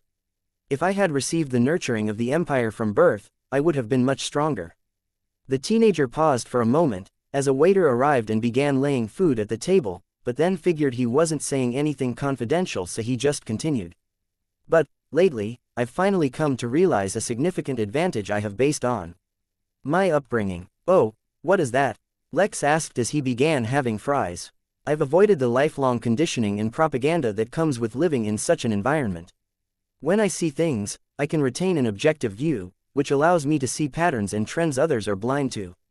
The Empire is supposed to be this unstoppable behemoth, which has managed to gain control of over 20 galaxies and retained full control of each one. Can you even imagine 20 galaxies? Each one filled with vast, endless space. Each one populated with hundreds of trillions of different races. Each and every one of them harboring their own intricate and delicate internal systems of trade, competition, enmities, intrigue, politics, wars and more. Yet despite all of that, in its history, the control of the Empire has never supposedly wavered. That's the history that I was taught, or an overview of it. This control has been maintained through the use of excellent and ingenious administration, but moreover, a very advanced and powerful military, which is divided into various categories. One of the more important branches is the cross-regional interstellar neutralizing Godfiend experts, cringe. They are one of the most elite units, who scout talented recruits from each and every galaxy and train them to be loyal only to the Empire, as they can be deployed absolutely anywhere to ensure safety and stability of the Empire.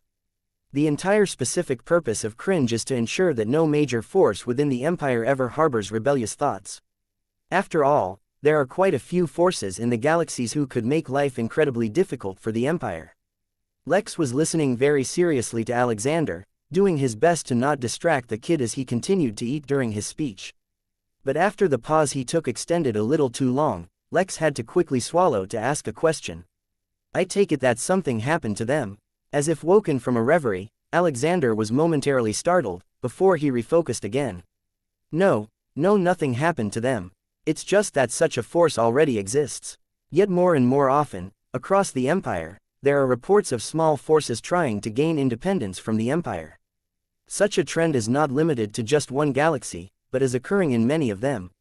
Even the large forces don't dare to cross the Empire, so why are so many of the small ones taking that step? But, for now, the trend is completely insignificant. Based on the size and strength of the Empire, such a thing will never destabilize it. Yet the fact that the trend even exists is concerning me.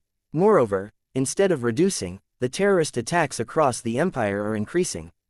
As if that's not enough, I've heard rumors that the fiery mammoths are showing signs of aggression. That is not an adversary the Empire can just shrug off. The timing of it all, it just doesn't seem right. I don't know if I'm imagining things, but I keep seeing all these signs as precursors to something absolutely devastating. And if something happens which can be described as devastating to the Empire, I don't even know what we can do to survive. Looking at the teenager, Lex could not help but pause. It was easy to always see him as Alexander, the incredibly talented and driven young man who had taken it upon himself to venture out into space alone to build a place for himself in the vast universe. Yet as a result of that, it was also easy to forget that, at the end of the day, he was a teenager. To be clear, he did not look depressed, or even demotivated. If anything, he actually felt stronger than when Lex saw him last. It was highly likely that Alexander would be able to regulate his own mood himself soon enough.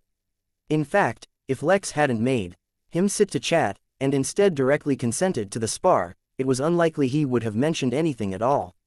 Still, Lex felt like giving him a little motivation couldn't hurt. Do you know about the Henley? Lex asked, taking a bite from his burrito between words. I've heard about and studied the Henley Convention, if that's what you're talking about. No, not that. Well, it doesn't really matter. All you need to know is that, even the almighty Empire has to abide by the rules set forth by the Henley, or the Henley Convention. So, atop the seemingly insurmountable force of the Empire there is a bigger force. Yet even they, the Henley, cannot blatantly do as they please, and have to show due respect to a small, certain group of people. So that means that there are bigger fish than even them out there. Who knows how far along that chain goes? The point is, the universe is a big place, and as hard as it is, you have to accept that you're only a small part of it. Instead of focusing on far off and distant things, it's a lot more useful to focus on growing your own strength. That way, when you face any problems, you can do your best to resolve them. And if you can't, you can always run back to the inn. Although his last words were not the most pleasant to hear, Alexander seemed somewhat relieved to hear them. But the effect was only limited, as Alexander was only somewhat exhausted. He had not succumbed to the pressures he faced. The two continued to chat for a while longer as Lex ate. As absurd as it seemed, he really did need to consume such large amounts of food to keep his body running effectively. Although his dependence on food had dropped drastically, it was not eliminated. Besides, he liked it. But once the meal was coming close to ending, Lex could not help but bring the topic to their upcoming spar. You never really answered my question about why you wanted to spar, he said, before grabbing some sushi with his spirit sense. Like I said, the situation is bad. I need to improve my strength. Raising my cultivation realm would be the best solution, but it will take a considerable amount of time, especially since I have no time to cultivate at all these days. The next best thing is increasing my repertoire and getting my hands on new techniques. But while I have learned the techniques, I'm not sure how effectively I can deploy them amidst battle yet. That's where you come in. If we spar, I don't really need to worry about hurting you, so I can go all out without any reservation. It's the closest thing to a live combat test I can get. What? The Empire doesn't have sparring bots? Alexander winced as he heard that. They do. And I can't afford to keep breaking those. Chapter 662, Spar. Oh, Lex asked, intrigued. Seems like you've been putting in a lot of practice. I had to practice the technique somewhere. How was I supposed to know that if I break a training bot, I have to pay for it? Alexander said bitterly. For the first time, he felt a bitter pinch of poverty, as he didn't want to use his family's resources during this time where they were preparing to shift from Mars to Vegas Minima. Now you're making me curious. Let's head to a training hall. But, just a heads up, I don't have a lot of time, so this can only be a short sparring session. Alexander accepted, and the two made their way to the nearest training hall. Although Lex was looking forward to having a proper spar with Alexander, he knew that his current purpose was to allow the latter to become more accustomed to his latest techniques. We can get right into it and start the fight, Lex offered, or you can first test out your techniques on me to practice. You don't need to be worried about holding back, I've improved considerably since we've last met. In fact, if you manage to actually hurt me, I'd be extremely impressed. No, treat this as a normal fight. The whole point is to see if I can deploy the techniques under the pressure of combat. Moreover, some of the techniques rely on the element of surprise. Knowing about them beforehand can severely reduce the impact. With the decision made, Lex no longer hesitated. Without forewarning, Lex launched himself at Alexander. Due to Lex's current abnormal strength, his speed was devastating and not easy to cope with, especially in the range that they were in. Holding nothing back, Lex threw a punch towards Alexander's face, completely expecting to make contact. But, surprisingly, Alexander had already started to evade even before Lex began to throw the punch. Instantly a couple of thoughts ran through Lex's mind. First, he was fighting against someone who had some semblance of instinct similar to his own. Second, since attacks with a limited area of impact, such as punches, could be easily avoided by making small movements under the guidance of instincts, he should aim for harder to dodge attacks. Instead of punching, Lex decided to tackle Alexander with his body instead. Surely Alexander would have tried to dodge this as well, but Lex was moving too fast and they were too close. Lex came in like a wrecking ball and smashed the teenager across the room, leaving destruction in his wake. The training room they were in was supposed to be able to accommodate Golden Core experts, but Alexander's body broke several of the floor tiles and cracked several of the pillars in the room as he hit them. To be honest, Lex suddenly felt a little guilty about hitting him so hard. In fact, his guilt slowly started to eat at him, and Lex began to wonder if his own sheer awesomeness had left behind a permanent scar in Alexander's psyche. Lex fell to his knees, on the verge of wailing about the absolute tragedy that was destroying the future of such a promising young lad, when he realized that his emotions were abnormal. It was when he had that realization that he also realized that his instincts were warning him of something, but he had been too focused on his guilt to focus on it. A golden laser as thin as about a golf ball suddenly hit Lex on the forehead. Lex had been too slow to dodge, as even he could not keep up with the speed of light, but the laser barely harmed him. Besides making him feel slightly warm, it brought a slight red color to his skin where he was hit, and a single tendril of smoke escaped. Lex suddenly woke up from his abnormal state and realized that at some point, Alexander must have attacked his spirit. The fact that it had worked, however briefly, was absolutely startling. For a moment, both Lex and Alexander looked at each other as if they were looking at monsters. Lex could not believe his mind was affected, for that would require influencing his spirit. But since his spirit was fused with his body and soul, they had the same level of defense. Theoretically speaking, since Lex had survived a physical attack from an immortal, then his spirit should also be able to do the same, albeit he had only survived that attack, and came out of it heavily injured. Still, the comparison was enough to explain how difficult it was to sway Lex's mind. Alexander, on the other hand, looked at Lex like some kind of freak out of a fiction novel, for being able to survive such an attack completely unharmed had to be fictional.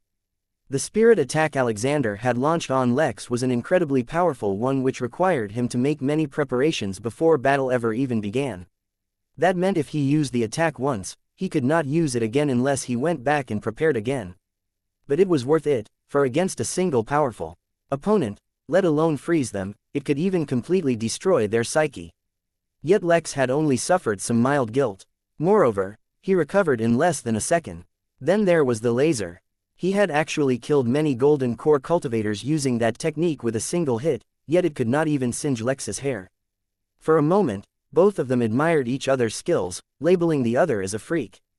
Then combat continued. Lex popped in his fancy lenses and, supported by his instincts, became impossible to hit. Moreover, since this was a spar, began testing out some theories that he always had. His favorite technique these days, impervious hands, had a lot more potential than he initially assumed. Not only did it have a monumentally stronger defense, he could fuse his soul and spirit sense into it to be able to interact with souls and energy respectively. Moreover, once the technique was active, if he augmented it with more spirit energy, he could directly touch whatever affinity Lex had. While previously his affinity was a vague and abstract concept, he had since developed an affinity to space. He wanted to see how his technique would be affected by that. Moreover, he wanted to see how well he could consciously control the energy in his opponent's attacks. The triad that followed wrought untold destruction across the training room. It looked like a tornado had been trapped in the room rather than two people sparring. Lex's absurd physical strength was alone in taking credit for the damage. Alexander had learned a number of new techniques that relied on the golden-colored laser he shot Lex with earlier. Lex's strength and Alexander's lasers jointly became so destructive, they actually had to pause the sparring because it compromised the integrity of the training room. But since Lex still had more time, they just shifted to a new room and continued to fight. Lex had to give Alexander genuine recognition. Although it could not be said that Lex was going all out, he had not held his physical strength back at all. Despite taking a few hits head-on, Alexander seemed to be doing fine.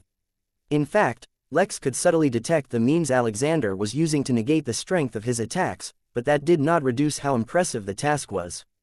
After all, who said one needed to take on all attacks? Not everyone was built as tough as Lex, so it was completely unfair to expect them to do so. In the end, after a few hours of fighting, Mary finally informed Lex that Fenrir had woken up. As much as he enjoyed the fight, that was his cue to depart, so he informed Alexander. But, instead of ending it, Alexander asked Lex to withstand one last attack from him. Unlike his previous techniques, which he was proficient enough in to use in battle, this one would take some time to prepare, so he needed to ask Lex to stand still. Once Lex agreed, Alexander quickly sat on the floor cross-legged as if he was meditating. But he was clearly not. The 6 blades that were by now Alexander's signature weapons, were summoned and arranged themselves in a circle, pointing towards his palms. Beads of golden light began dripping across the lengths of the blades, falling from the tip into his hands as if they were liquid light. At first, Lex only watched silently and observed, but as time went on, the energy accumulating in Alexander's hands began pressuring him. Although Lex was far from threatened, his eyes widened as he realized just how incredible Alexander was progressing. In fact, considering that the other was doing so well without a system made Lex feel a little ashamed. He decided to lend Alexander some help. Chapter 663, Battlefields. It took Alexander quite a few minutes to completely gather enough liquid light in his hands to complete his attack. Once he opened his eyes and looked at Lex, the light in his hands began to effervesce and began to toss about as if bubbling with untamable energy. Time seemed to slow down as Lex focused on the seated teenager. Maintaining eye contact, Alexander opened his mouth and ushered a single word, but Lex never heard it. There was an explosion of bright light, completely blinding not only him but the contact lenses as well. Moreover, a prickling sensation covered Lex's entire body, as if an army of ants was walking all over his skin. He tried opening his eyes to determine what had happened, but discovered that his movements were extremely slow and disoriented. When he finally managed to open his eyes, Lex discovered, to his astonishment, that he felt dizzy. Moreover, he seemed to be looking at the ceiling. An involuntary grunt escaped his mouth as he eventually tried to move. As incredible as it may sound, Lex's body was incredibly sore and stiff, which made it uncomfortable for him to move. When he finally recovered from whatever attack he had just suffered, Lex discovered that he was, once again, completely naked.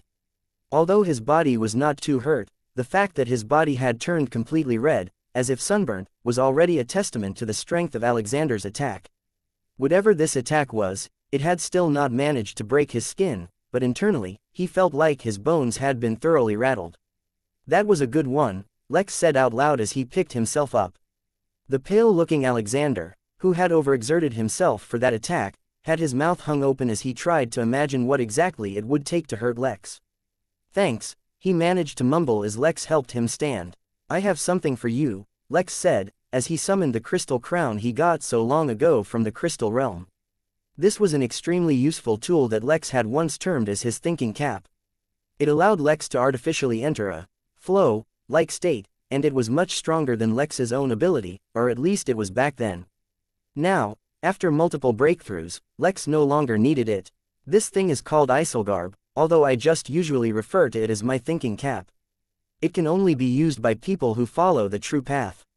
Try it out." Lex tossed the crown to Alexander as if it was a toy instead of a precious tool, which greatly startled Alexander, especially since he was still disoriented. But then he remembered he had spirit sense, so he directly grabbed the crown out of the air and put it on his head. After channeling his spirit energy through the crown, Alexander experienced the wonderful feeling of the heightened flow state, and immediately understood its value. "Are you sure you don't need this?" he asked, taking the crown off. Currently, he did not have the energy to spare to continue using it. "Yes, it's not that useful for me anymore, so you might as well get some use out of it. The next few months I'll be slightly busy, so if you need me, try to leave a message in advance." Then, without waiting for Alexander to reply, Lex teleported away. It was a bad habit he developed while acting as the innkeeper.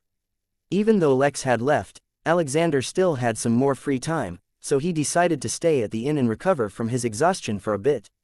He exited the training room and was heading towards the lazy river when he saw a familiar face, one he hadn't seen in a while. Russian Princess 77 was standing there, seemingly waiting for him. Why was she always so creepy like that? But then again, she was always extremely helpful.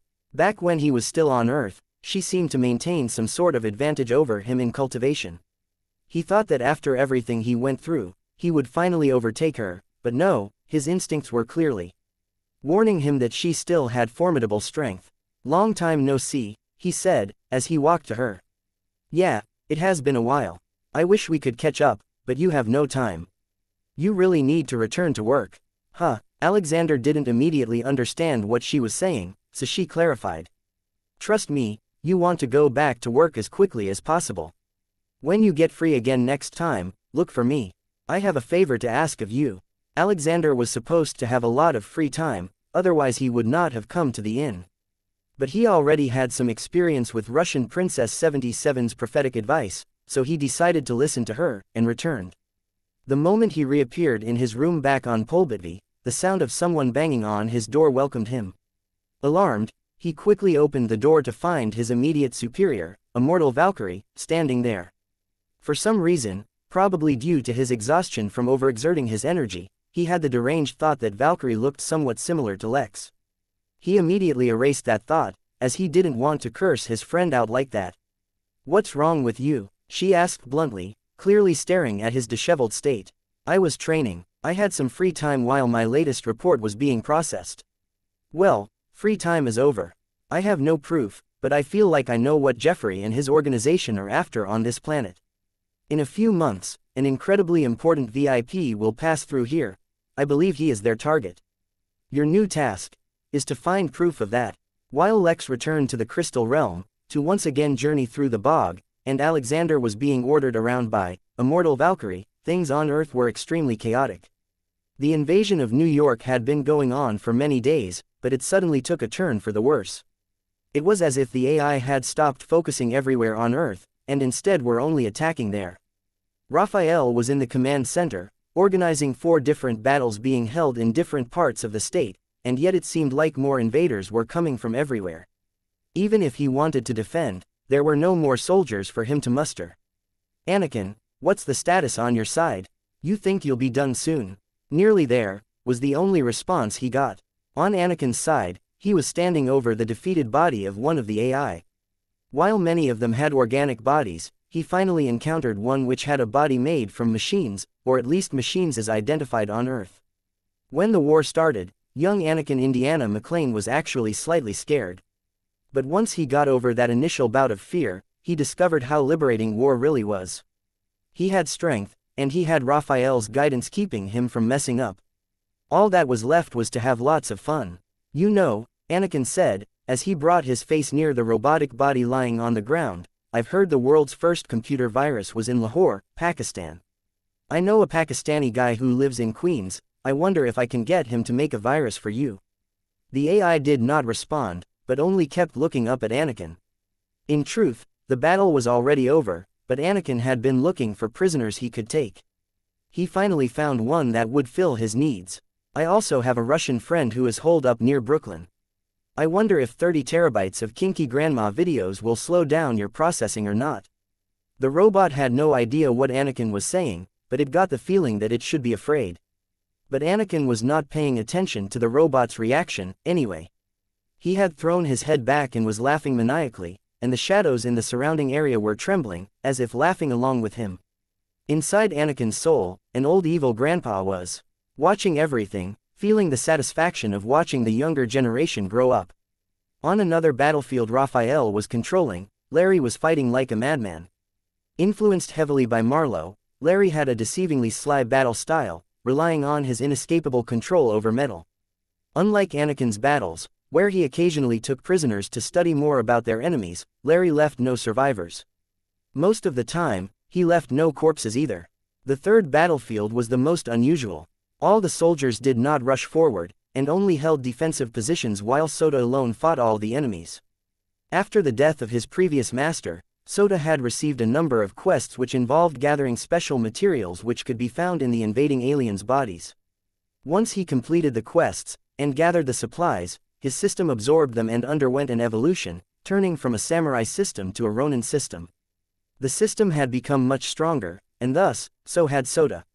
The final battlefield was Marlowe's. Unlike the others, he had no soldiers backing him up. He was a lone soldier, facing the bulk of the invasion on his own. Chapter 664, Traveling once again, Lex was riding Fenrir to pass through the bog.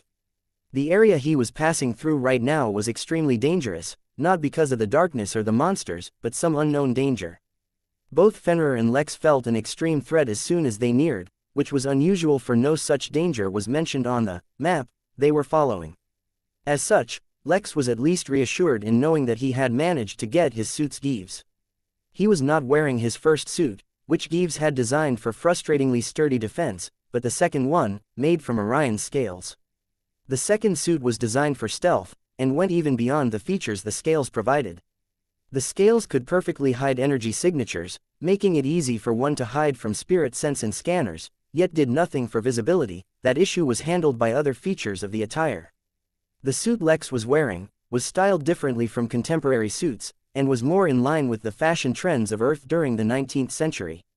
The color was an unusual blend, which would more easily allow Lex to completely disappear in even the mildest shadows, yet at the same time allow him to fall perfectly into the background even in completely illuminated environments. The pants were straight but smart, the waistcoat quite fitted to his body and a small bow tie.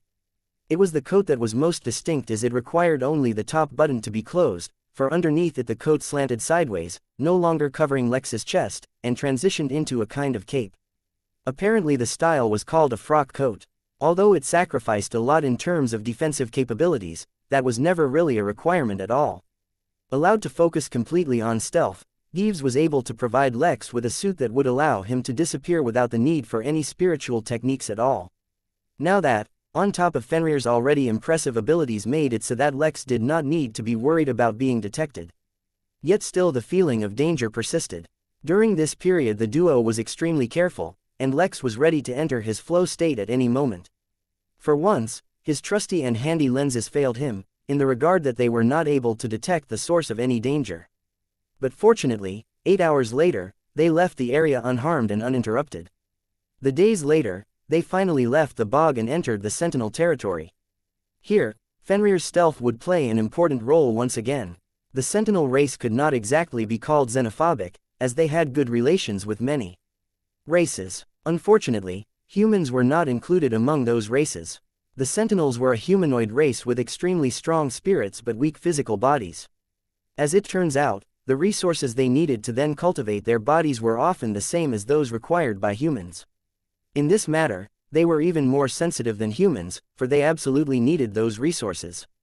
If they did not continuously strengthen their bodies, they would not be able to support their growing spirit. In the end, they would be bottlenecked and unable to grow. The lack of resources and the competitive nature of cultivation ensured that the two races were never able to become allies. Even at their best, the two races were able to maintain a hostile neutrality, with countless small skirmishes. There was a small note in the map stating that if Lex had a good relationship with the Sentinels, he could take a teleportation formation from one of their cities and skip a lot of the traveling he was about to face. Unfortunately, Lex had never developed a relationship with them, and thus would not be able to do that. Taking the longer route was his only option.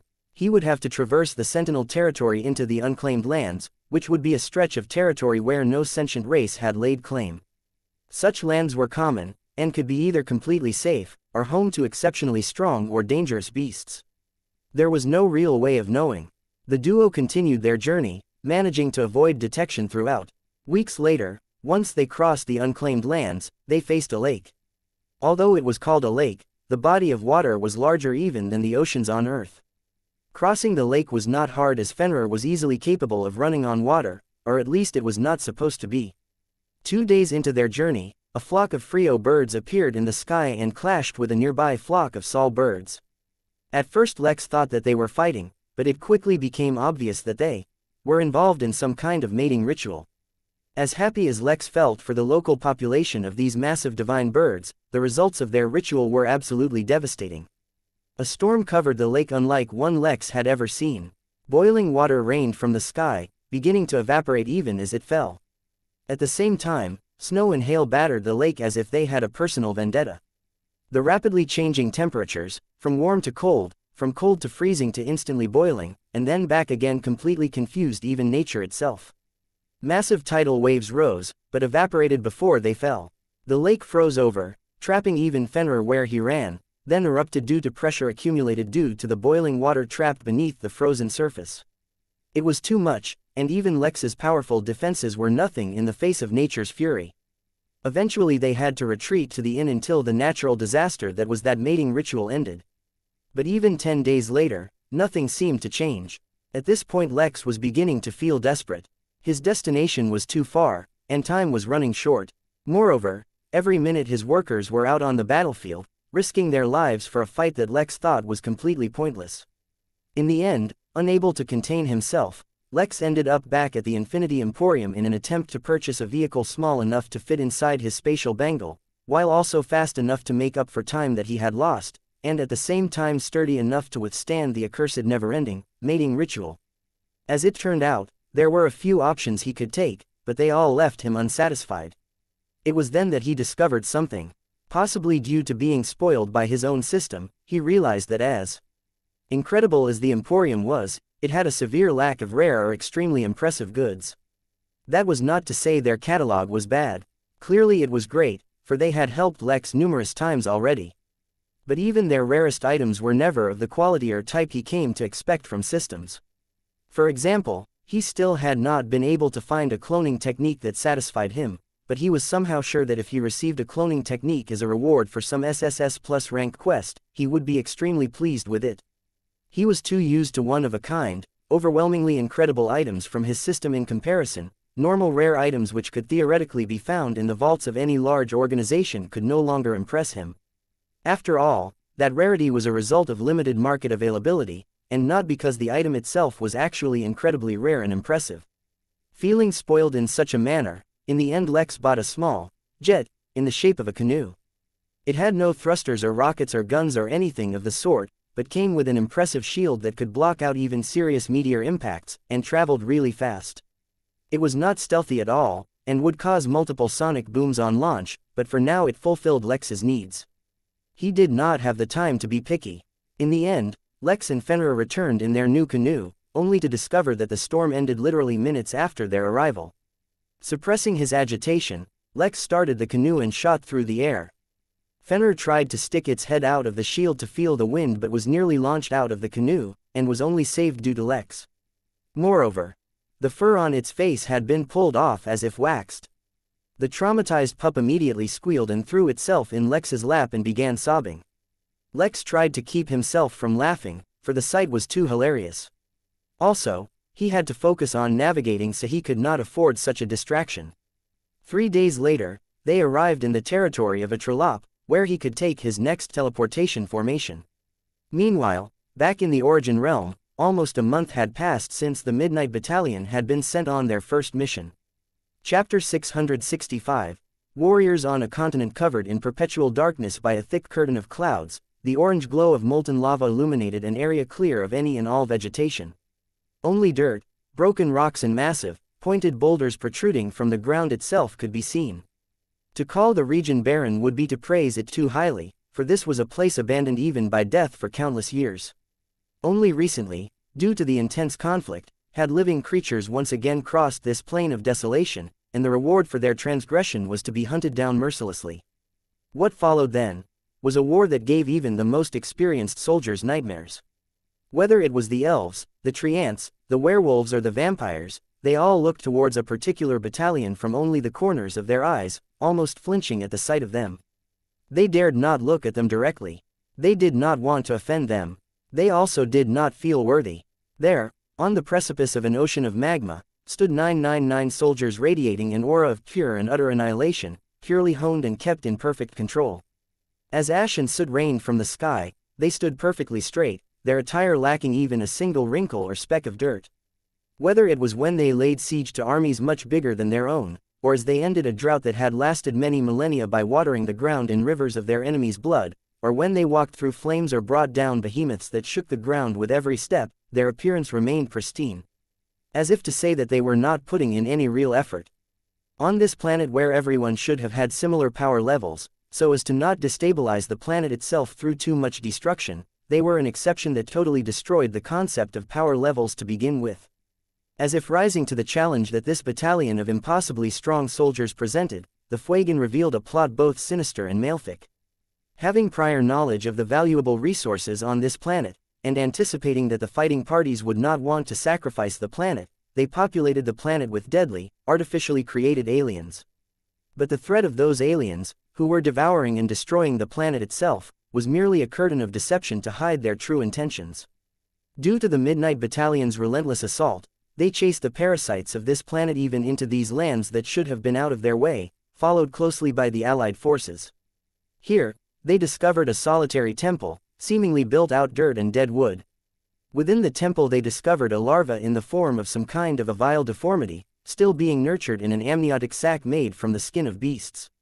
Surrounding it were numerous formations, feeding it with the aura of death, of pain, of agony, of catastrophe, all accumulated during this genuine world war. But it was already too late. Although still not completely mature, upon being discovered the sac burst and the deformity was released into the world. With a wail that sounded like the misery-filled screams on a trillion souls, the thing announced its arrival. The planet itself seemed to almost fracture under that terrible cry, and suddenly every living being on that planet somehow knew that the planet was heading towards destruction. Panic, fear, confusion spread not only on the surface of the planet, but also through the many ships surrounding the planet. Immediately the superiors decided to give up on the planet, and extract all their soldiers. They could not afford to lose all their elite. Once the soldiers were evacuated, they would kill the creature by destroying the planet by using weapons of mass destruction. But, as if the creature's cry had opened Pandora's box, a meteor shower suddenly appeared out of nowhere, crashing into countless ships. After the initial strike, alien forces appeared in space, resulting in an impromptu space battle, leaving no ships free for evacuation. Hopelessness and desperation spread through the surface of the planet. All the soldiers deployed on the planet were Foundation Realm, but the newly born creature was already in the Golden Core Realm. Moreover, as it quickly burrowed down into the ground, eating everything in its path, its aura was rapidly growing. The creature's destination was the core of the planet, its intentions clear. Perhaps this was only the first step in an elaborate plan the Fuegan had long prepared. The aliens, which had so far shown a distinct lack of unified intelligence, began coordinating impeccably to slaughter all the so-called elites. Although it was unlikely, since the creature had been born prematurely and wasn't at full strength, clearly the mastermind behind the scenes didn't want to take a chance and so wanted to occupy all the forces on ground in a fight for survival. This way, none could target the newborn. It was then, during that most hopeless hour, when death was near certainty and all their efforts seemed for naught, that some noticed this single testament of indomitability. It was like a sword that would cut through the world itself if it came in its way. It was like the first ray of sunshine, pushing back the darkness even of the abyss. It was an unstoppable force that would tear apart any immovable object that came in its way. It was the Midnight Battalion, and their increasingly fast march was their response to the wail of 1,000,000,000,000 souls. They were making their way to the tunnel that Creature had dug towards the core with the spirit of warriors that could not be defeated, could not be deterred, could not be swayed. Just as some thought that perhaps there was hope, a tremor shook the planet, and molten lava erupted from the tunnel, like a volcano long stewing. The ripple of that explosion could be seen by the naked eye, and the shockwave killed thousands. But the battalion was not stopped for even a second, as they changed from 1,000 soldiers into a single undefeatable mech. With noble purpose, the mech dove into the lava itself, disappearing from view. Across the planet, Armageddon seemed to have arrived. Tremors, storms, tidal waves, volcanoes, and every other kind of disaster seemed to strike all at once. Scans from orbit seemed to show that the planet was on the path to exploding. All hope was lost. This would be a grievous defeat for the Allied forces. But then, the tremors seemed to slow down, their might waning. Then, shocking every living creature that saw the scene, the ground erupted once again. Yet instead of lava, a mech and a massive insect-like creature emerged from the ground. With tens of thousands of small limbs, the creature smashed the mech, and with a maw that could eat through planets, the creature bit at it. Yet the mech was not only strong, but had deftness one could not expect from its massive frame. Dodging each and every attack, the mech fought back, in plain view for all to see. Very literally, this was a fight to determine the fate of a planet. The fight was devastating, to say the least. Even without the creature purposefully trying to destroy the planet, their fight seemed to put the planet in that direction. More and more lava erupted as the shockwaves from their fight seemed to break the tectonic plates, ultimately forming an ocean of lava. Yet there was no reprieve or respite. There would only be victory or death, and clearly the result had been a resounding victory. Once the creature was finally slain, the mech vanished in a cloud of smoke, and the battalion was once again revealed. But, instead of the 1,000 soldiers that had formed the mech, only 999 emerged. With such a result, who would have cared? The price of a single life for such a victory was one any commander would be willing to pay. Yet it seemed everyone had misunderstood the situation. The one that was missing had not died, but had dove back into the lava as soon as the mech was dismissed. No one knew his purpose, and when anyone asked, the battalion did not respond. Long gone were the amicable and friendly workers of the inn.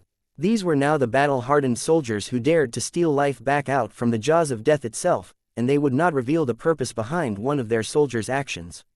Eventually, even as the planet was cleared and evacuations once again began, they chose not to move, and not to retreat. Even the Allied command, who had sent them onto this planet, ordered them to reveal what they were doing, but one of the soldiers, Gerard, simply told them to mind their own business. It was only an entire day later that a single, still-suited figure emerged from the lava ocean. The outsiders could not tell who it was, for all the members of the battalion had their faces covered, but they themselves knew who it was. It was Luther, and when he emerged from the lava, he was radiating a much more powerful aura. Clearly he had restrained himself and kept himself from entering a higher cultivation level, but even still stuck at the Foundation realm, he felt much stronger than before. Let's go. The next battlefield awaits. Chapter 666. Little Devil. The 1,000 soldiers seemed to be walking casually, but they smoothly shuffled amongst one another and came into their designated spots. While their gait remained nonchalant, they would be ready to react at the first sign of trouble. From the moment of their birth, they had remained under the nurturing care of the Innkeeper, in the paradise that was the Midnight Inn compared to the battlefield that they had recently endured. The battle prowess be what it may be, that did not change the fact that they were now living a completely different life and were exposed to horrors and difficulties they never could have imagined. Undoubtedly that put immense mental pressure on them. Who wanted to be on a dying, crumbling planet when they would be at the inn instead? Yet while they endured that pressure, their hearts never wavered. In fact, their determination to overcome these trials grew stronger. After all, they finally got a glimpse of the pressure the Innkeeper was keeping at bay for them. They finally saw firsthand the trials the Innkeeper was facing alone, so that they would not have to. All they had to face were enemies near the Foundation realm, while the Innkeeper had to face the entire universe himself. Through fire and fury and blood they renewed their resolution to grow stronger, and they did. Fighting side by side, ensuring that none of their brothers or sisters was harmed, they used this war as an anvil, and their enemies as the hammer which would shape them into the fiercest warriors. Of course, it helped that their suits made them immune to any damage from a foe at their level. But that defense allowed them to survive their mistakes when they made it, and fix them so that they wouldn't make them again. "Everything all right?" Gerard asked Luther as he walked up beside him. Although they had supported his actions without question, no one actually knew why he had dived back into the lava. Instead of answering directly, Luther held up his right arm and conjured up a purple flame that seemed to come out of his arm itself, instead of just being summoned atop it. Near the core I sensed something calling me, so when I had the opportunity, I returned for it. I found a feather made of purple flames that merged into my body, and strengthened me. Apparently, I was extremely compatible. Information about my change appeared in my mind. This is the purple phoenix flame, a kind of special flame that is extremely destructive, and is born under extremely special circumstances. Of course, these are not real phoenix flames, but that is just how it is named. By absorbing the flames, I have apparently activated my dormant physique, which is the 9 nether fire body. I can continuously absorb special fires into my body, and once I've collected 9 of them, they will merge and give birth to a new kind of flame. Gerard was not surprised to hear this. Over the past month, many of them had not only awakened their bloodlines, but also other special powers. There were a few of them who had unlocked strange abilities that conformed neither to any cultivation method they were aware of. Once they were evacuated, they could request their commanding officer to give them special guidance from the Allied Forces training officers. Since that would only raise their battle prowess, they would not be denied. Before they were sent to this planet, they had been briefed not only on what was expected of them, but the kind of support that they could get from the Allied forces. Soon, someone with much more knowledge than them would come and teach them about the new abilities they unlocked, and how to use them. "What's a special physique? Any idea?" he asked, only mildly curious. He wondered if he had one. "None whatsoever. But what I have figured out is the hidden reason the Innkeeper sent us all here. It may look like he was just agreeing to the demands of our hosts, who own this realm, but in fact, he just wanted us to use this opportunity to experience the universe for ourselves, and discover the direction we want to go in. In the safe and secure grounds of the inn, we would never face the pressure that is required for us to grow. What do you think, Z?" The teenager was walking behind them, seemingly distracted. His focus was on a floating ball above his index finger. The ball did not exist, and seemed only visible due to the fact that light passing through it was bending across its surface. The ball was also contracting and relaxing, like a beating heart. Yet the beat did not produce a sound. Instead, it seemed to spread a ripple through space itself, one which could be felt not only through one's body, but in their soul as well. It was not really a sound as it was experienced and not heard, but at the same time it reminded one of the steady beat on drums. A second such ball appeared above his middle finger, beating at a slightly faster pace. Together, the beating of the 2 balls produced a steady rhythm which tickled the memory of many of those around him. The rhythm was familiar, as if it was the beginning of a song they had heard, but could not exactly recall. "Sure, whatever you say," Z replied, not really paying too much attention to Luther. His focus was completely on the balls of distorted space he was playing with. Unfortunately, all of his prepared speakers broke within the last month. So now, he had to think of some alternative way of producing music. Apparently, bending space itself, before allowing it to partially return to its natural state, produced a beat like drums. Now he had to figure out how to recreate the sound of a guitar through space itself. Although this was hard, once he was finished, he would be able to play his music inside a vacuum as well. That would surely help in space fights. He was looking forward to it. Everyone around him chuckled, but said nothing. Over the past month, it was not Luther or Gerard who had shown the most. Even with Luther's upgraded power, he was not sure he could measure up to Z. As if he were a protagonist of an anime, Z kept growing stronger at an exponential rate.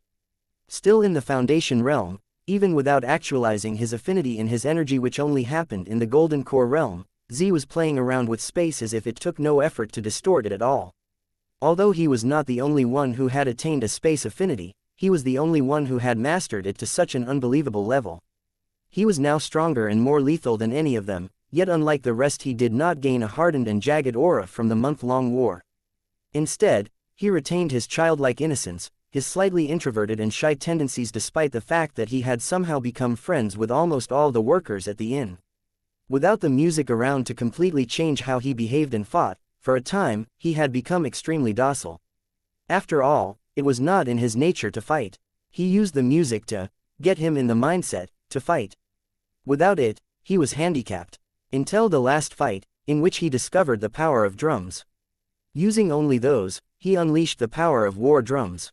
What happened after that? Well, since he was the one in charge of the mech, the results spoke for themselves. Among the other battalions who had seen him fight, and recently even among his own comrades, Z had gained a new nickname though he himself was unaware. Behind his back, and in whisper, people spoke about the little devil who hid his true self behind a camouflage of youth and innocence.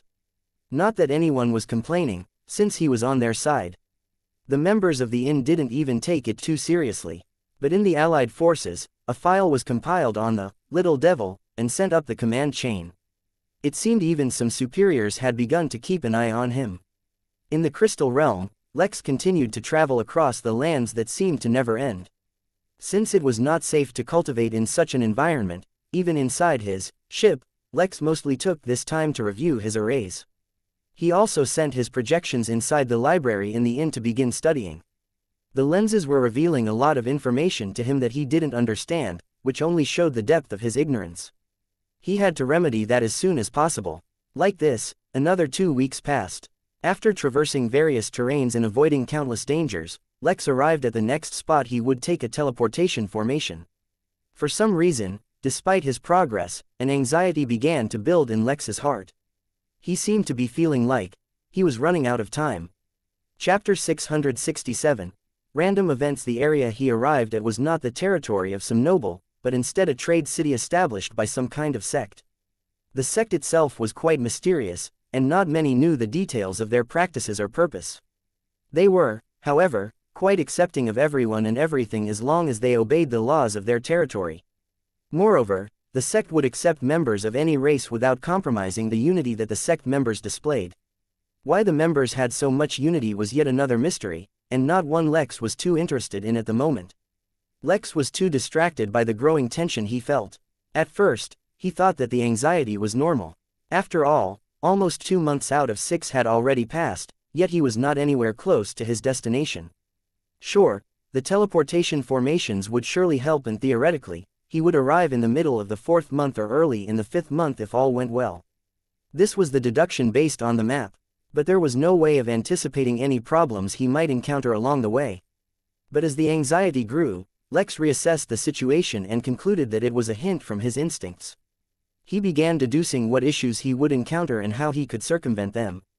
In his mind, the feeling of running out of time was a result of him being on a tight schedule, which was the most logical deduction. After making a few contingency plans, he headed directly to the teleportation formation to continue his journey. As it happened, quite coincidentally, at the exact same time, various seemingly unrelated yet incredibly important events were taking place. In the Crystal Realm, at that very moment, Aegis, the crown prince of the Hum nation, seemed to be in the middle of a devastating battle. As the foremost genius the Hum nation had ever produced, there were very few instances where he was beaten so badly, and all of them were at the hands of his own father. This time was no exception. "Aegis, why are you doing this?" the king asked, somewhat exasperated. Was it not enough to rule the entire human race? Now he had to deal with parental issues as well. Around the two was a battlefield, littered with the corpses of Craven. They were deep within the territory lost by humans, so neither of them had reason to be there. Cornelius especially should not have been there. Why am I doing this? I think the question should be, why aren't you doing this? I am only seeking retribution for the losses we have suffered against the Craven, and taking back what is ours. I have told you, Aegis, you alone cannot face all the threats that humans face. The human race as a whole must become stronger. If they depend on the strength of a single man to keep them safe, they will once again fall as soon as that man disappears. Such a convenient answer, when it requires you to sit back and do nothing but let the humans die.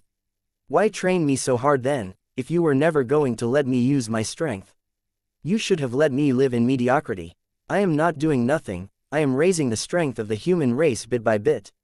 If you had obeyed my orders, and retrieved the cultivation technique of the true path, as I had told you to do, you would be doing the same. The cultivation technique of the true path. What's the point in pursuing a path that the majority of the human race cannot follow? That directly contradicts your statement about raising their strength as a whole. At this point, Aegis was screaming at his father. Years of bitterness and resentment had mixed in with the new frustrations he felt as he began exploring the truth of the crystal realm, under the hints of the Innkeeper. He had already developed a few theories of the truth, but each one hurt his innocent heart more than the next. Before Cornelius could answer, there was a flash of lightning, and with it, Aegis disappeared. In his stead, he left behind a few roaring words that echoed throughout the battlefield. "Wash your neck, old man. If you have sold the human race, then I will be back to cut it off." Instead of being angered, Cornelius only sighed. It seemed his son was finally entering his rebellious phase. Elsewhere in the crystal realm, an army of Craven was slowly marching out once again.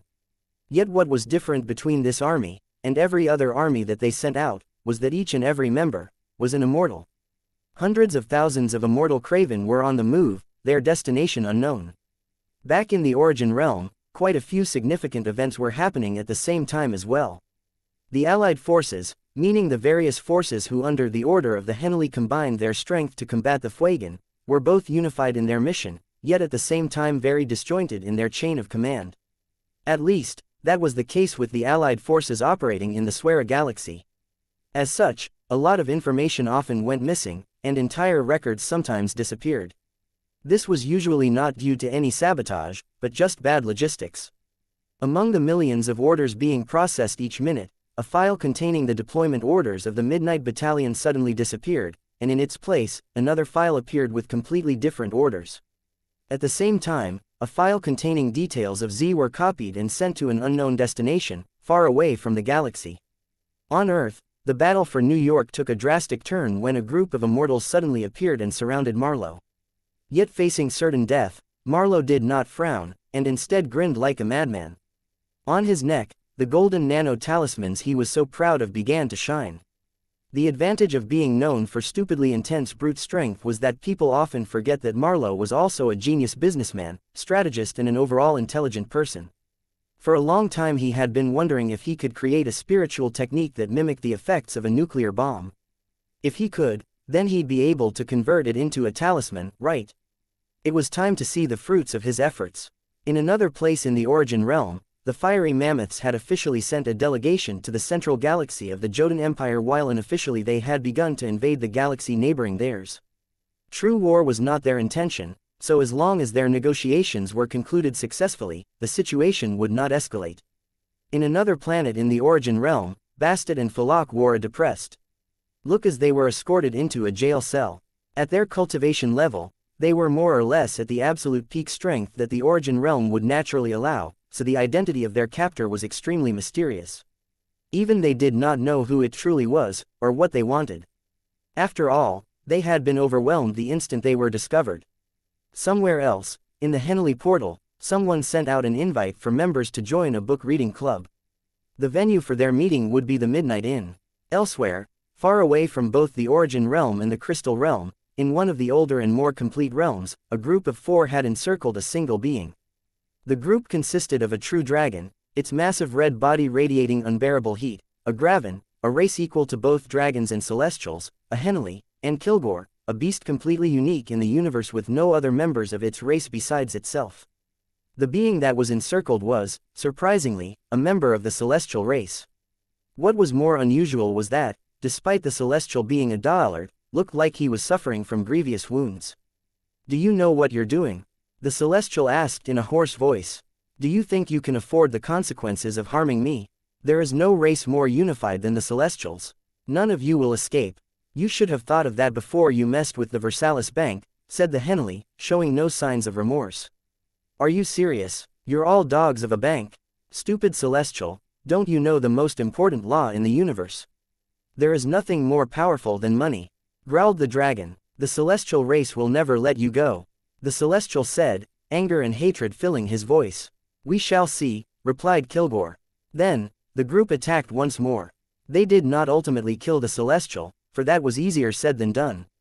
They did, however, capture the celestial, and took him away. As soon as the celestial was delivered, their debts to the bank would be cleared. As for what happened afterwards, that was the bank's problem, not theirs. Chapter 668, Destiny Rank. Based on his previous experiences, Lex was prepared to face some kind of hurdle.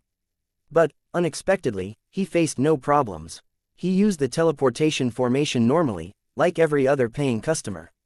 When he arrived at his destination, he traveled for a few more days on his ship before once again arriving in a neighboring territory where he could once again use a teleportation formation. Such a trend continued for one more month. Not only did Lex not encounter any unusual problems, but he even came across a few people who were quite helpful. For example, he stumbled into a large caravan that was heading in the same direction as him. After paying a nominal sum, he accompanied them on their airship, which brought him to his destination a week ahead of schedule. Another time, he reached a city to discover that the teleportation formation of that city had recently been upgraded, and could take him much farther than was in his original plan. Moreover, the owner of that city seemed to be married to one of Jasmine's siblings. As such, upon discovering Lex's token, not only did he expedite his journey, he took no money from him either. Paying was not really a problem for Lex. As a result of his many trades at the inn, he had accumulated well over 100 million ordinary spirit stones. Paying a few thousand here or other made no difference to him. During his long periods of traveling, he would send a clone to study various topics at the library so as to increase his knowledge. Since the Innkeeper was perceived as a powerful entity, Lex had to learn as much as possible about as many things as possible. Fenrir could not do such a thing, but he was not bored either. Although Lex offered to leave him at the inn, he wanted to travel as well. Even when he could do nothing else, he enjoyed looking out at the passing scenery. During this period, Alexander once even asked Lex for help. Unfortunately, Lex could not afford any delays until he reached the Crystal Realm, and so had to tell him he was currently unable to help. He also got regular reports from Mary about the ongoing rumors at the inn, as Velma still compiled the files she used to submit to the Innkeeper. The thing that interested him most was that apparently the war on Earth had temporarily stopped, because apparently everyone was afraid that Marlowe would destroy the planet. There were no details to that rumor, yet somehow Lex did not doubt the authenticity of it. At the same time, he discovered that Roland, the once newspaper boy back in the Crystal Realm, had developed an extremely wide and vast information network that he used to supplement the Midnight Newsroom. Apparently, the entire realm was heading towards turmoil as no one was at peace. Lex did not pay attention to such things, as he had other concerns. The several-month-long event that he had held was coming to a close, which meant that naturally he would lose all the security the event brought with it. That naturally meant Lex needed to think of a new event.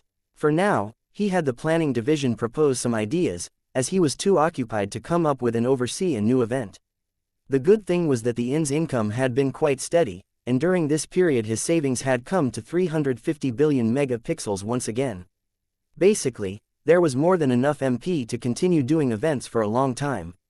He also had to continue expanding the inn, as more and more guests were starting to come.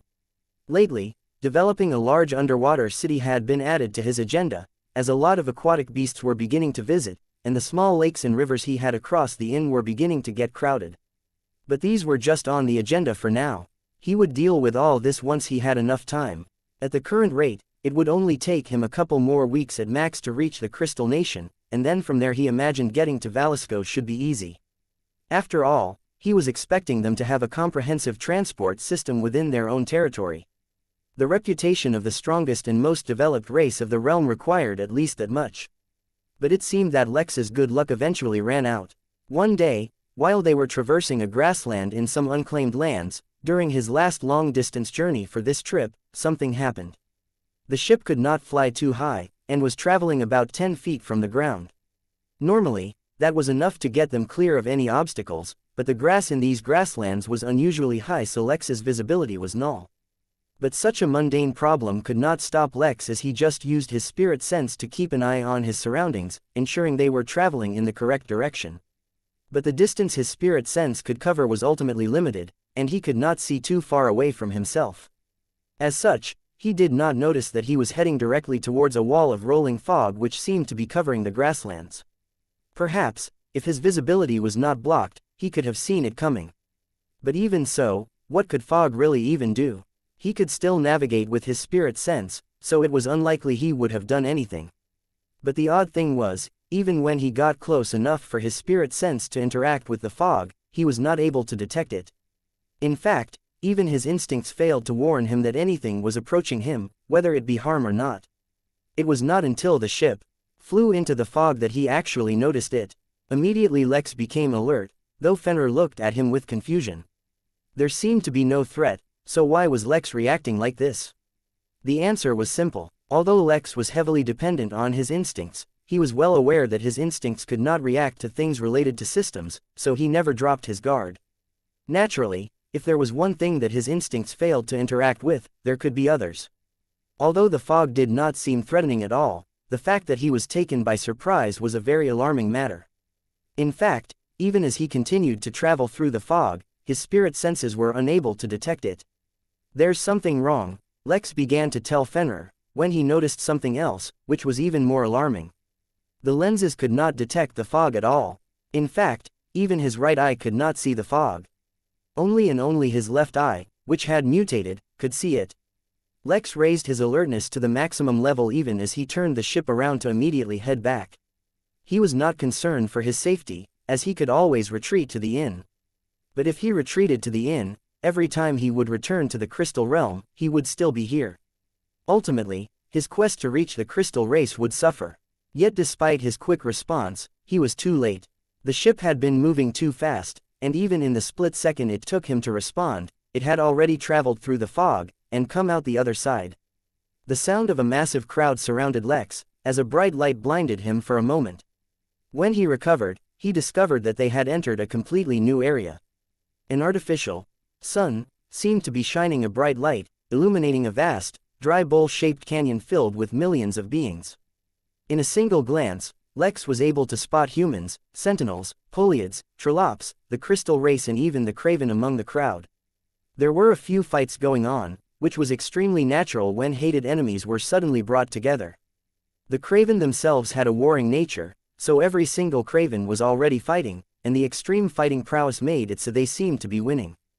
But even at a glance Lex knew that they would not survive long, for they were too outnumbered. After all, among the millions here, there were so many races that Lex had never even heard of. The Craven were just a few compared to all the beings here. In the center of the canyon stood a massive tower built from white marble, and it was the only distinct feature here. Lex had no idea where he was, or what was happening, but the first thing he did was to check his connection to the inn. As expected, the connection was still there, for he heard the sound of a notification before he could even check. New notification. Host has entered a space sealed by a Destiny-ranked space lock. Teleportation facility unavailable. Chapter 669. Study. For once, Lex wasn't able to stop his expression from changing. Carefully, he read the notification once again. New notification. Host has entered a space sealed by a Destiny-ranked space lock. Teleportation facility unavailable. Mary, can you hear me? He asked inside his mind. Of course, how can I help? Lex did not reply immediately, for he was currently analyzing his situation. He was connected to the inn, still, but he was once again stuck in a situation where he could not teleport back. But unlike last time, where he was unable to teleport back because his system was too weak to carry out cross-realm teleportation easily, this time it was because of something that locked space. He analyzed his situation a bit further, not relying solely on his instincts, for they had already proved that they were not reliable in his current situation. He had been teleported mysteriously to an unknown location, alongside millions of others. Although he did not recognize many of the races, he had reason to believe that every one of them had come from the Crystal Realm. After all, while the Crystal Realm boasted 7 major races that controlled the majority of the realm, it did not mean there were no minor races. Subtle racial traits, as well as traces of different energy signatures, led Lex to believe that everyone had been pulled to this mysterious place from across the entire Crystal Realm instead of from just nearby where Lex was. He also noticed that the majority of the crowd seemed to be gathered either near the tower in the middle, or the edges of the canyon. Moreover, they were near these places only because there seemed to be some barrier keeping them at a distance. So that meant that they could neither leave the canyon, nor enter the tower. Lex stopped his ship from moving forward, or he'd immediately reach the tower, which was not something he wanted. Getting off the ship, which was extremely prominent and eye-catching, and jumped to the ground. Until he had a better idea of the situation, he did not want to attract any attention. He swept his spirit sense and observed some of the crowd near him. The crowd's cultivation level seemed to vary, and ranged from mortals, all the way to nascent realm cultivators. It was reassuring that there were no immortals, but they could also just be far away from him, or hiding. The fact that the crowd was so mixed meant that there really could be some immortals around. He listened to the conversations happening nearby, and thanked the system for the universal translator, for almost everyone was speaking in a different language entirely.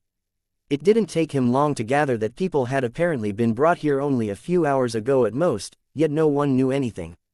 "Mary, I seem to be trapped somewhere again," Lex told, feeling like he was living through a bad joke. Why was it that the first time he encountered an area able to completely block out all teleportation was when he was in a rush? "That's strange," said Mary. "According to what I can tell, you should still be in the crystal realm. There shouldn't be an issue teleporting out. I'm being blocked by a Destiny-level space block.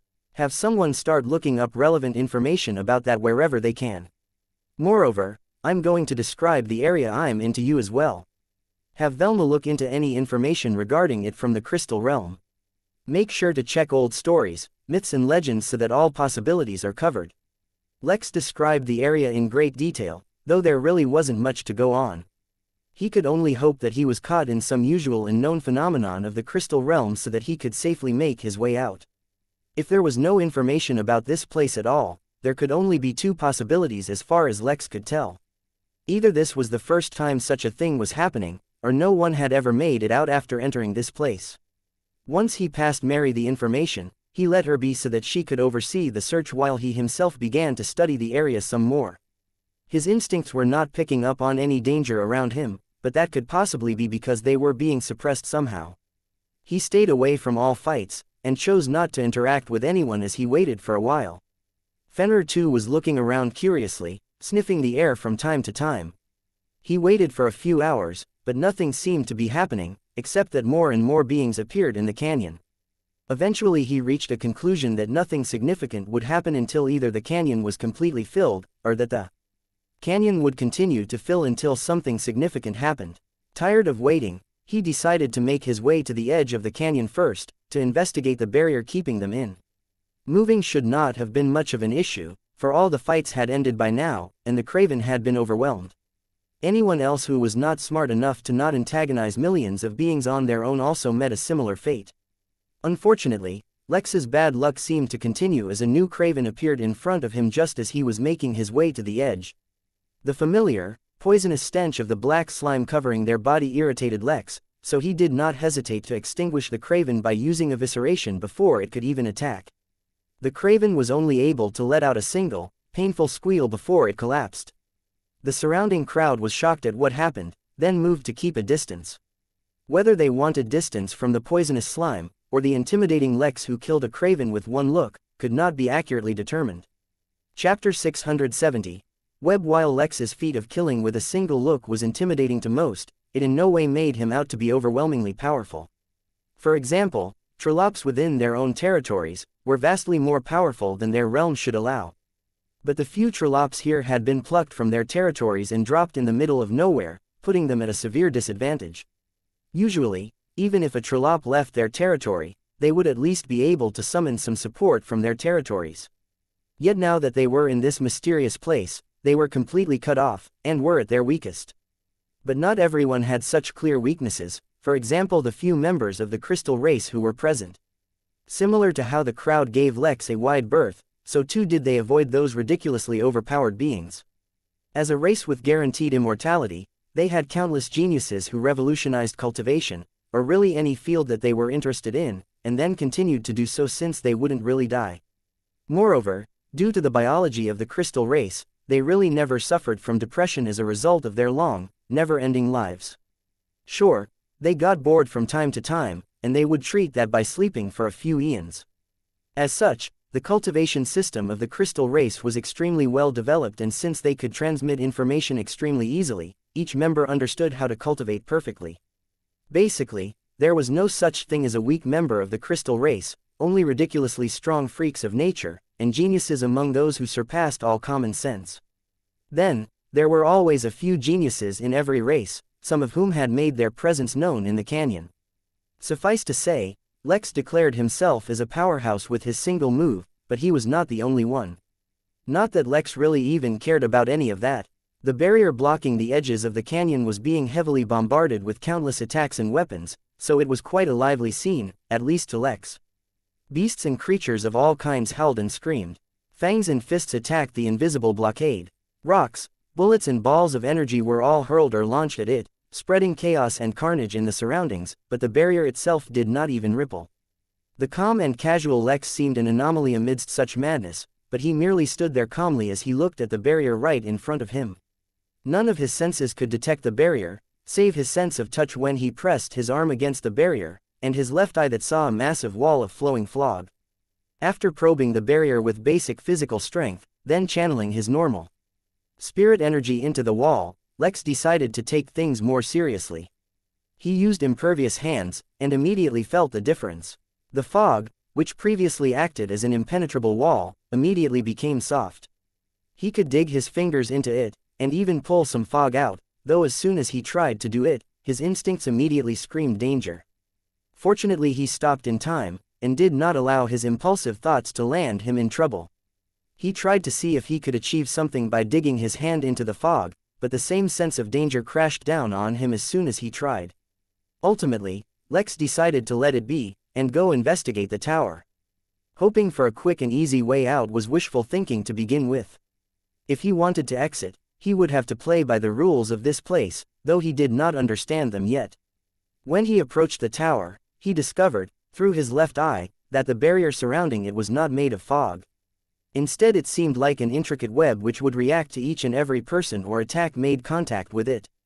He noticed that sometimes the complex web blocking everyone's path would sometimes thin in reaction to certain beings, but never enough to reveal a path. Instead, when it was attacked the web would thicken and multiply, increasing the complexity of the barrier.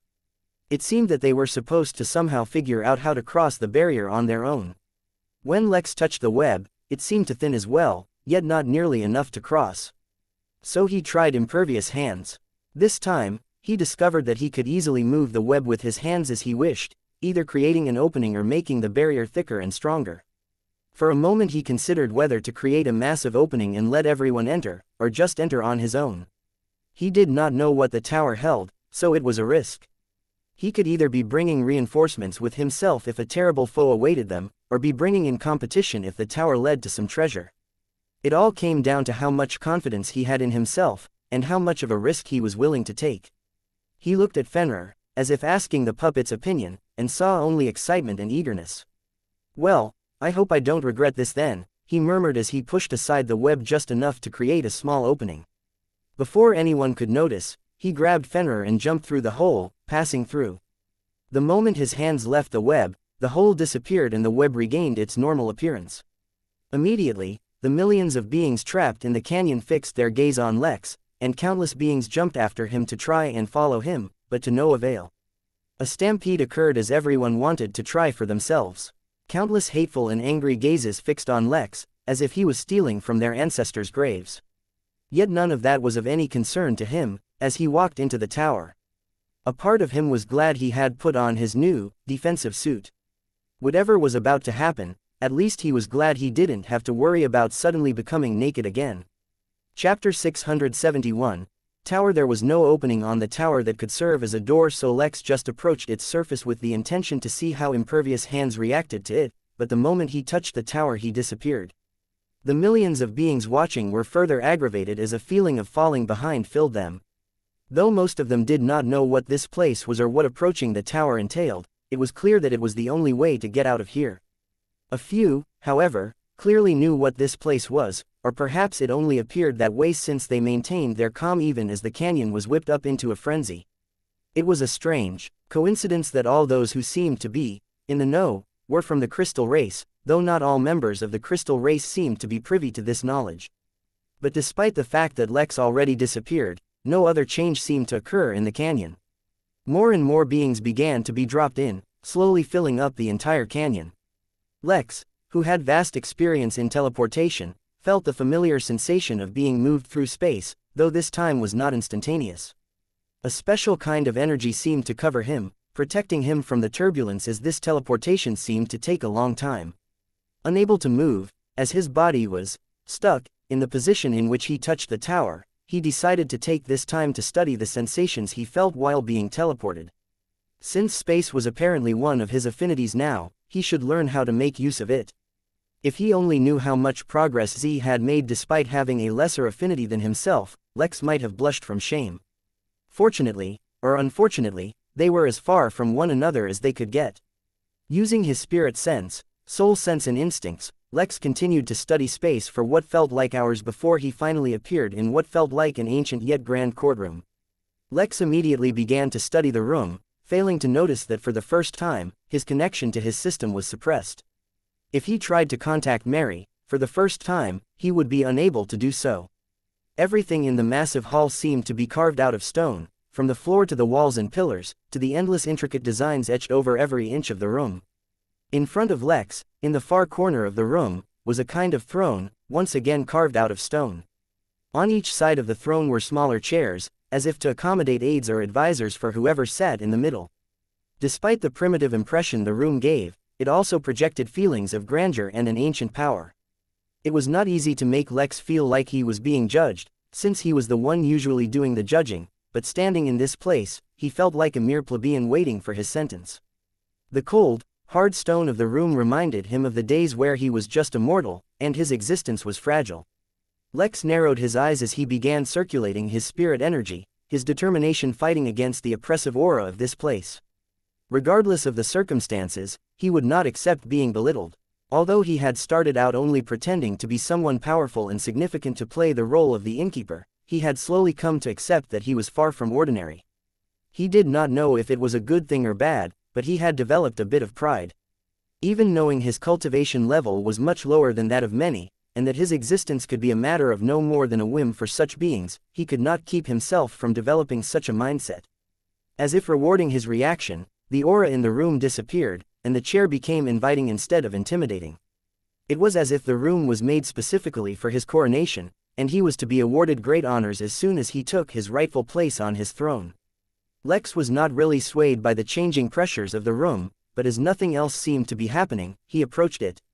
Soft, distant whispers seemed to fill the room as Lex walked, initially incomprehensible. Yet the further he walked, the clearer the voices became, up until he reached the throne, and the hall was filled with voices of various political figures, discussing the future of some sacred civilization. Lex looked around and saw nothing, even as he felt people were talking right next to where he stood. Unable to stop his curiosity, Lex sat down and saw as countless figures appeared in front of him, garbed in ancient cotton gowns in golden and silver colors. They wore basic, handmade jewelry, yet the impression they gave was of opulence and luxury. Lex noticed almost immediately that their discussions never seemed to reach any conclusion, and they continued to debate quite audibly as if their very purpose was to make Lex aware of the situation based on the content of their conversation. Simultaneously, a stream of information entered Lex's mind. The White Tower he was in was an artifact that had existed from time immemorial and had played a role in the development of the entire universe itself.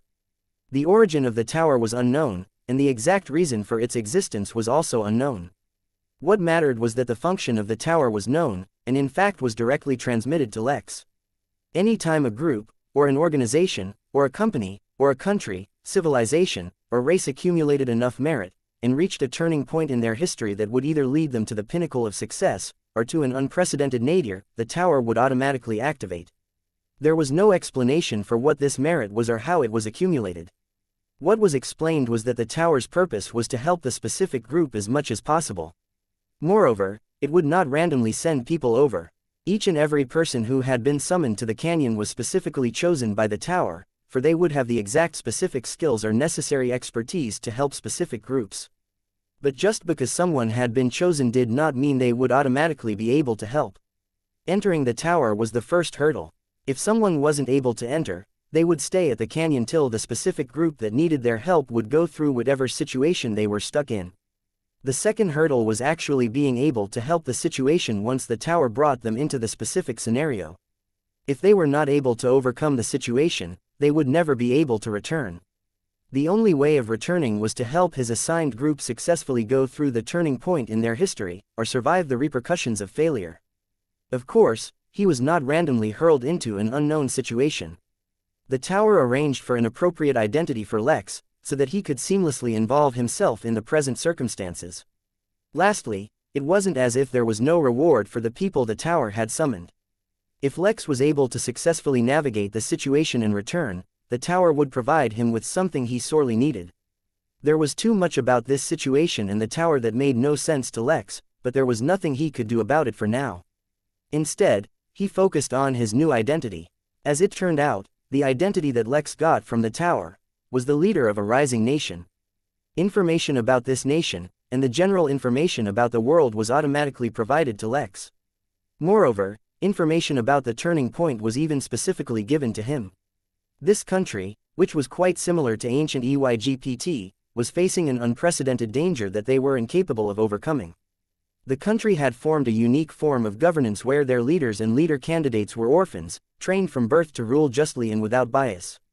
There was no concept of inheriting power, at least as far as the ruler was concerned.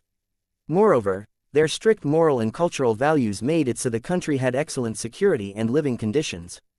As a result of a government and ruler who genuinely wished to benefit the country instead of accumulating their own power, the country rose up quickly, and their quick rise was also what attracted trouble. With insufficient military and wealth that did not match their global status, they had been targeted by their 3 neighboring countries. Their existing leader had been assassinated, as well as all the orphans who were being trained.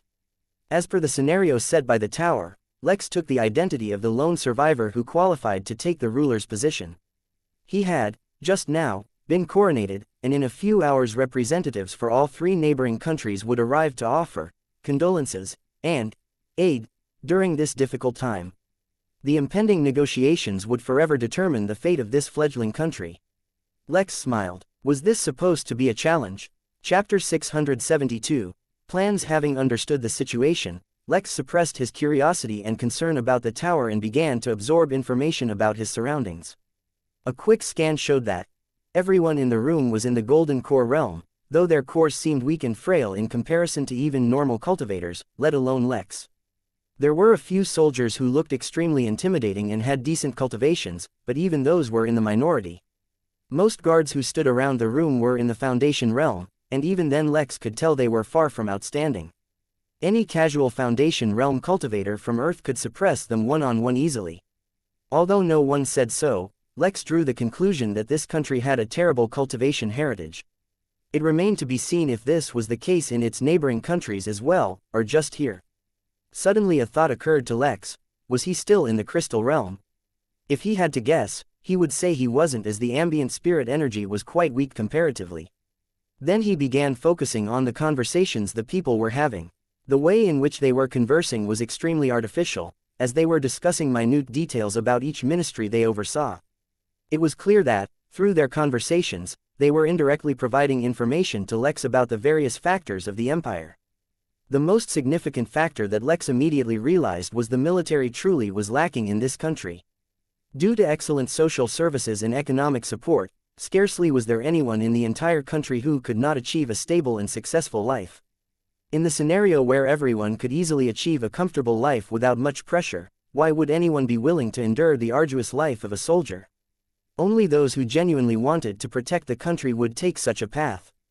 Already he could tell this would be his greatest hurdle, as the martial incompetence of the country was more or less an established fact and known widely. After learning some of the details, Lex diverted his attention elsewhere.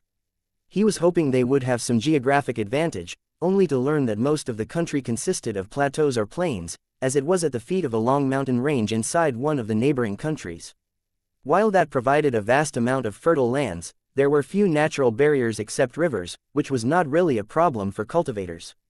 As time passed, and Lex learned more about this country, he realized that, without external intervention, this country was set to be a treasure chest, constantly raided and looted by external forces.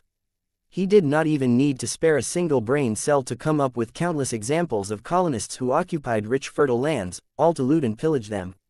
If anything, he could not understand why this country had not suffered such a disaster before, and was even allowed to grow to the level it had already reached.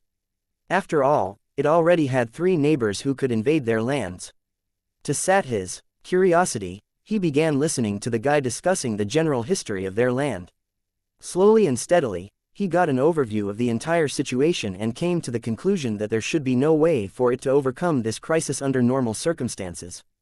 This country, which was called Ferigo, was a piece of juicy meat dangling in front of a group of hungry street dogs. The only possible redeeming factor was that the neighboring countries were not overwhelmingly powerful either, and had conflicts of their own to resolve. It was only comparative to Ferigo that they were more powerful. Adorning a look of absolute calm, Lex closed his eyes and allowed his figure to project confidence to all the various ministers in the room. In his mind, he was devising various strategies on how to overcome the situation. A lot of how he behaved would depend on the representatives and their respective plans. Previously, Lex used to form a few plans in which he would take advantage of people's psychological blind spots and manipulate them based on having them form assumptions. But now, due to how fast and the vast experience he had accumulated in handling people, he could form multi-layered plans and various contingencies. Suddenly opened his eyes and looked at an old man who was in charge of the personal guard for the king. The man looked like he had aged considerably, and though he stood firm in his post and exuded an aura of bloodlust, it was easy to determine that he had taken the assassination of the previous king as a personal failure. According to Lex's analysis, the old man had not purposefully failed in his duty, but the enemy had just outmaneuvered him. He could still be trusted. Using his spirit sense, Lex passed the old man a few orders.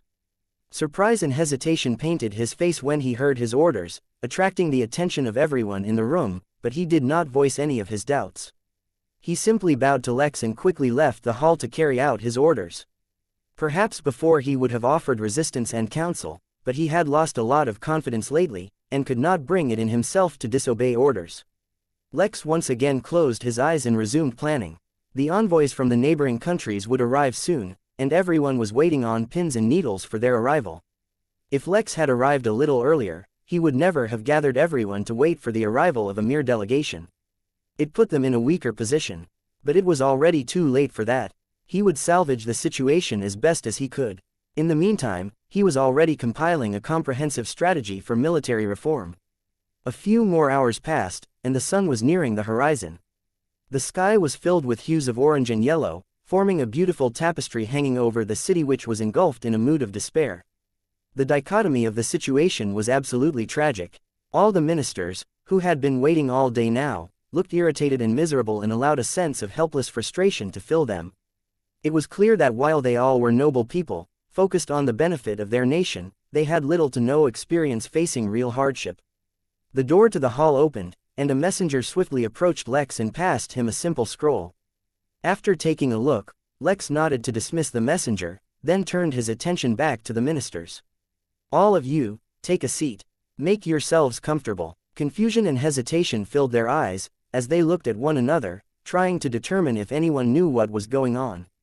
"That was not a request, that was an order," Lex said in a cold, firm tone. "I do not have time to elaborate on my plans, nor can I afford for a poor performance from you to compromise the outcome. So, for now, all of you must simply obey my orders instantly and without question. The time for you to use your intellect will come later. For now, all I require is obedience." This was far from Lex's usual style of doing things, as he was usually very considerate of his underlings. But the way he saw it, being firm was not the same as mistreating his subordinates. Moreover, he did not have a comprehensive understanding of their personalities and so he could not include them in his plans. As such, their only role would be to serve as an audience. Upon hearing Lex's command, and feeling his subtle aura of oppression, everyone obeyed and took a seat. But just sitting did not change the fact that they looked extremely tense, and a glance was enough to determine their true thoughts. That was where Lex's various experiences came into play. In the Crystal Realm, back when he was in the academy, he was first introduced to the complicated ways in which nobles and higher-leveled cultivators used spiritual energy and aura to build and hold prestige. In the way that mundane humans wore regal suits and dresses, and styled their hair, applied makeup and used fragrances to establish a persona for themselves, so too did cultivators use their additional capabilities to embellish their image. A person's aura itself could have a scent, which other cultivators could sense. The flow of energy in a room could affect its inhabitants the way a breeze could affect people on a hot summer day.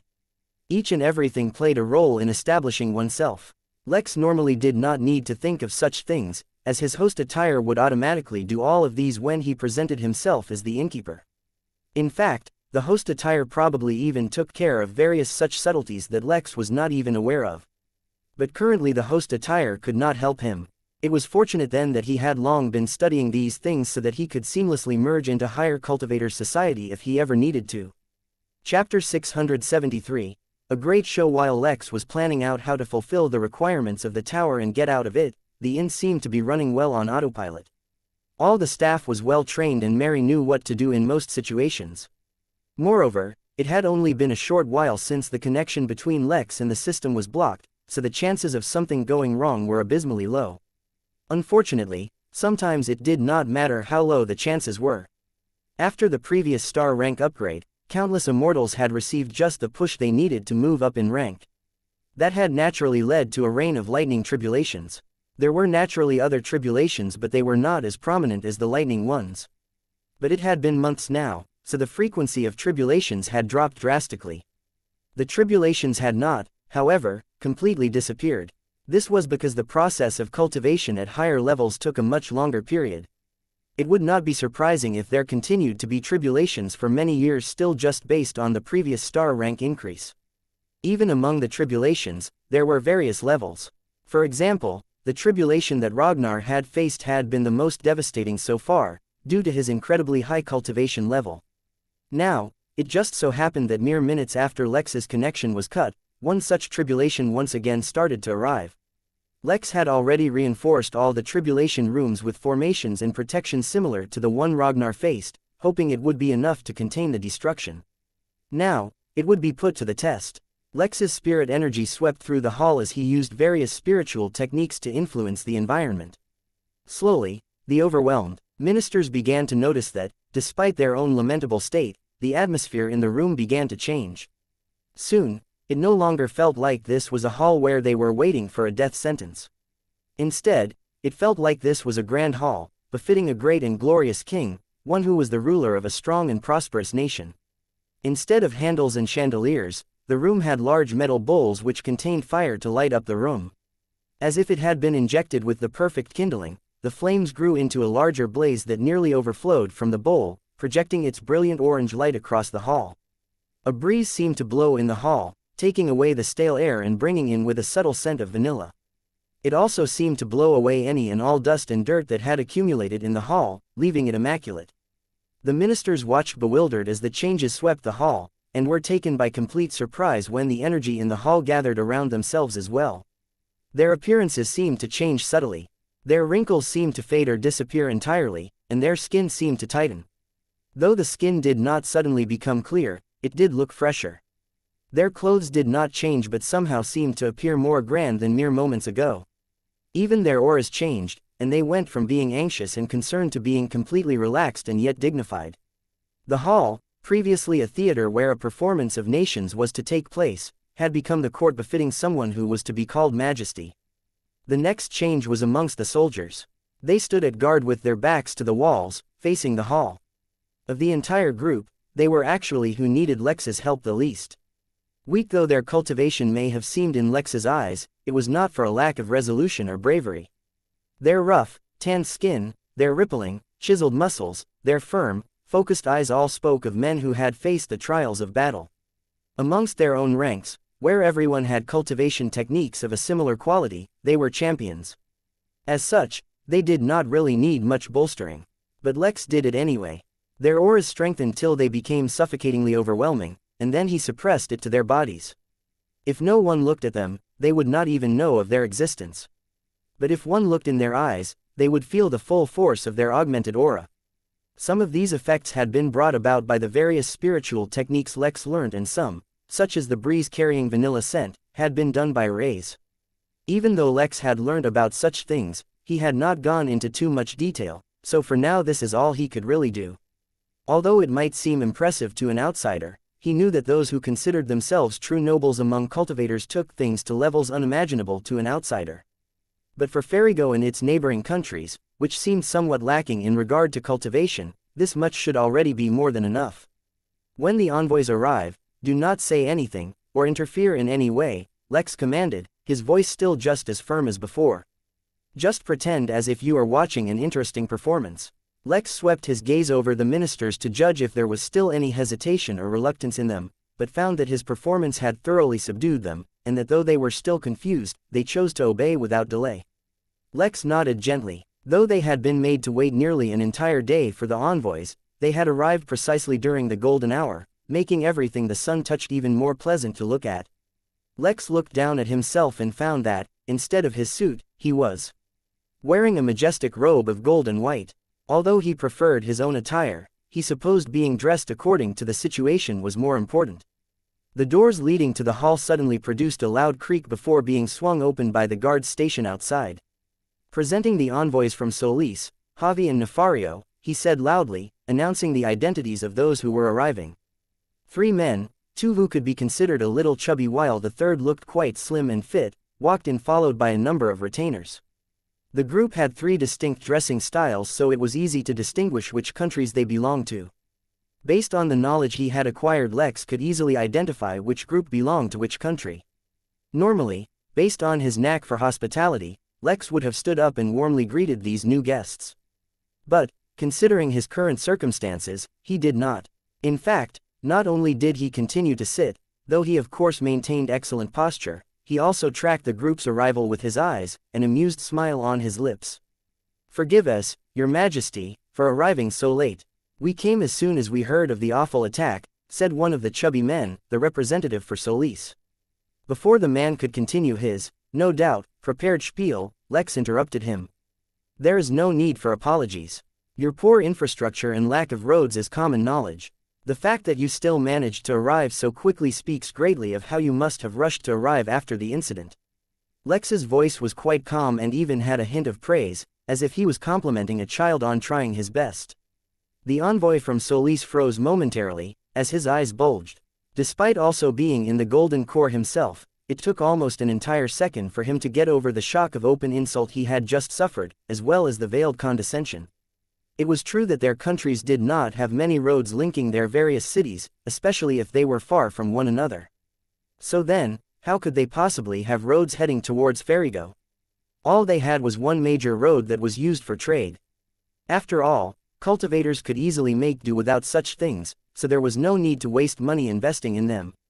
The fact that mortals suffered greatly as a result was of little to no consequence. The comment about their quick arrival was the most shocking. Though the king claimed to be praising them for their quick arrival, it was a fact that they could not have arrived so quickly if they had indeed departed after the incident happened. He was clearly making fun of their poor attempts to veil their involvement, or knowledge of, the incident. The reason why he was shocked the most was because this was not the reaction he was expecting from Ferigo. Not only had they suffered a devastating loss in terms of leadership, they were in a weaker position, especially when facing all 3 countries at the same time. They should have been the most cautious, yet instead their king immediately broached the most sensitive topic as soon as they arrived, completely unafraid of offending them. As envoys, they were naturally smart and trained in diplomacy. They immediately realized something was amiss, and that they might have possibly fallen into some trap. It was at that moment that the 3 envoys suddenly realized that in the hall they had an audience.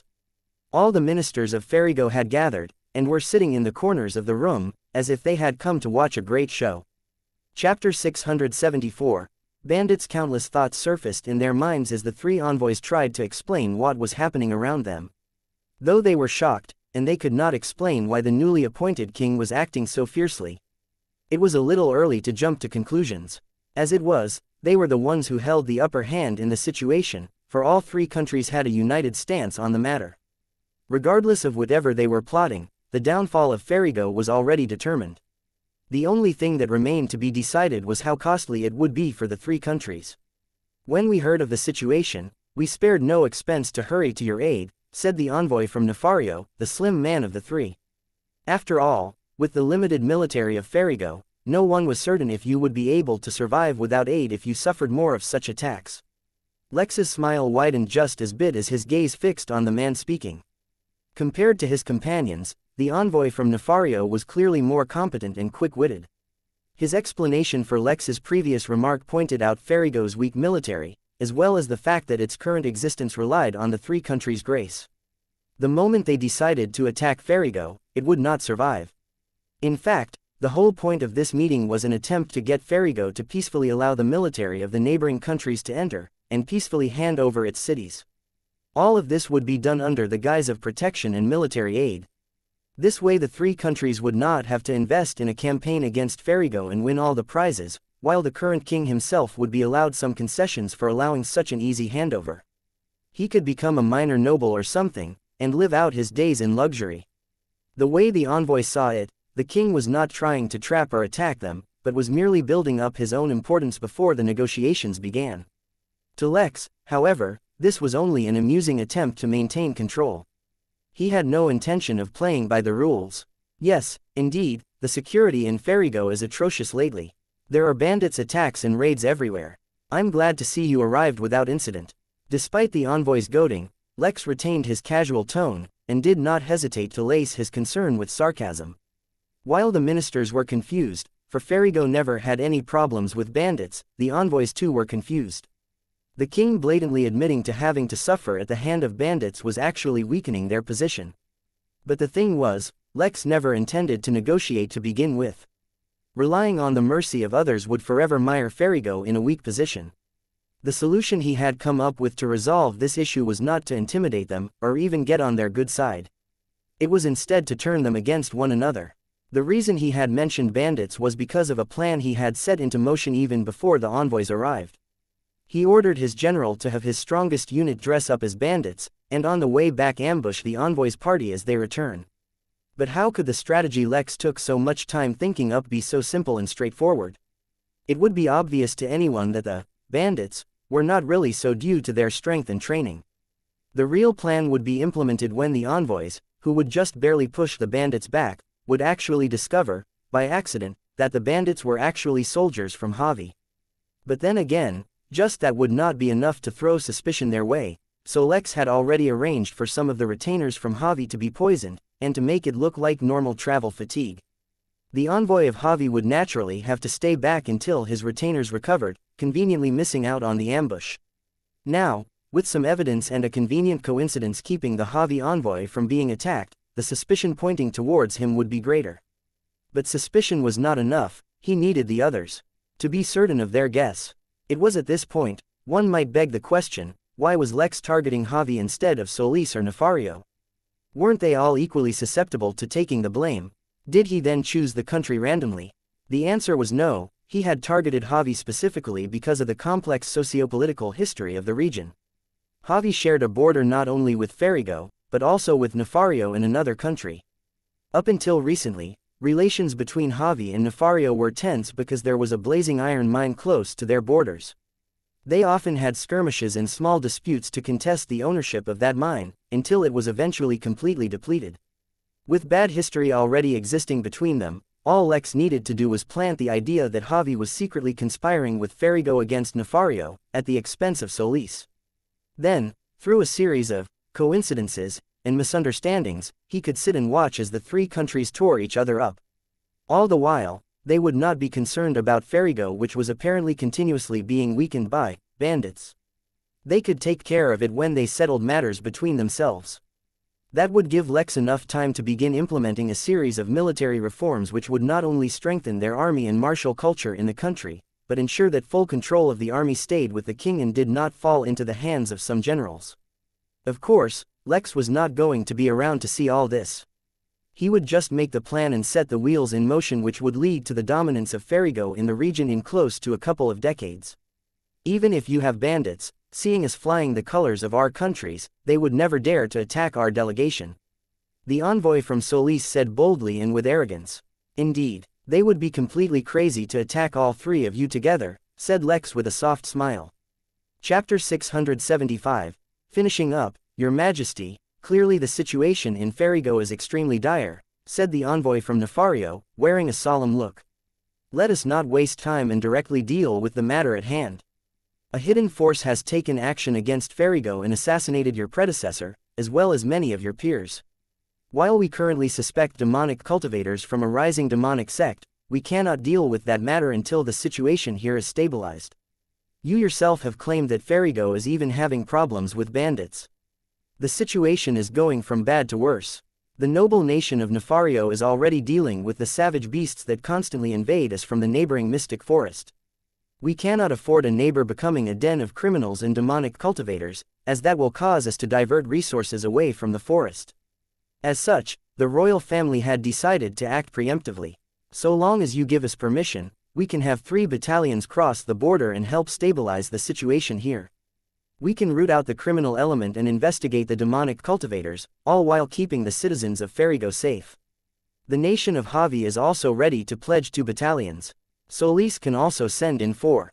Fear not, we will not allow evil to fester in these prosperous lands.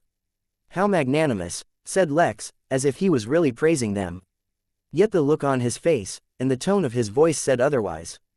I'm afraid even if I were to accept your help, it would not be so simple for your armies to come in, he said, looking at the envoy from Nefario. It seems a mortal trader who was using the river to cross into Javi transporting a shipment of red lily powder was attacked by bandits as well.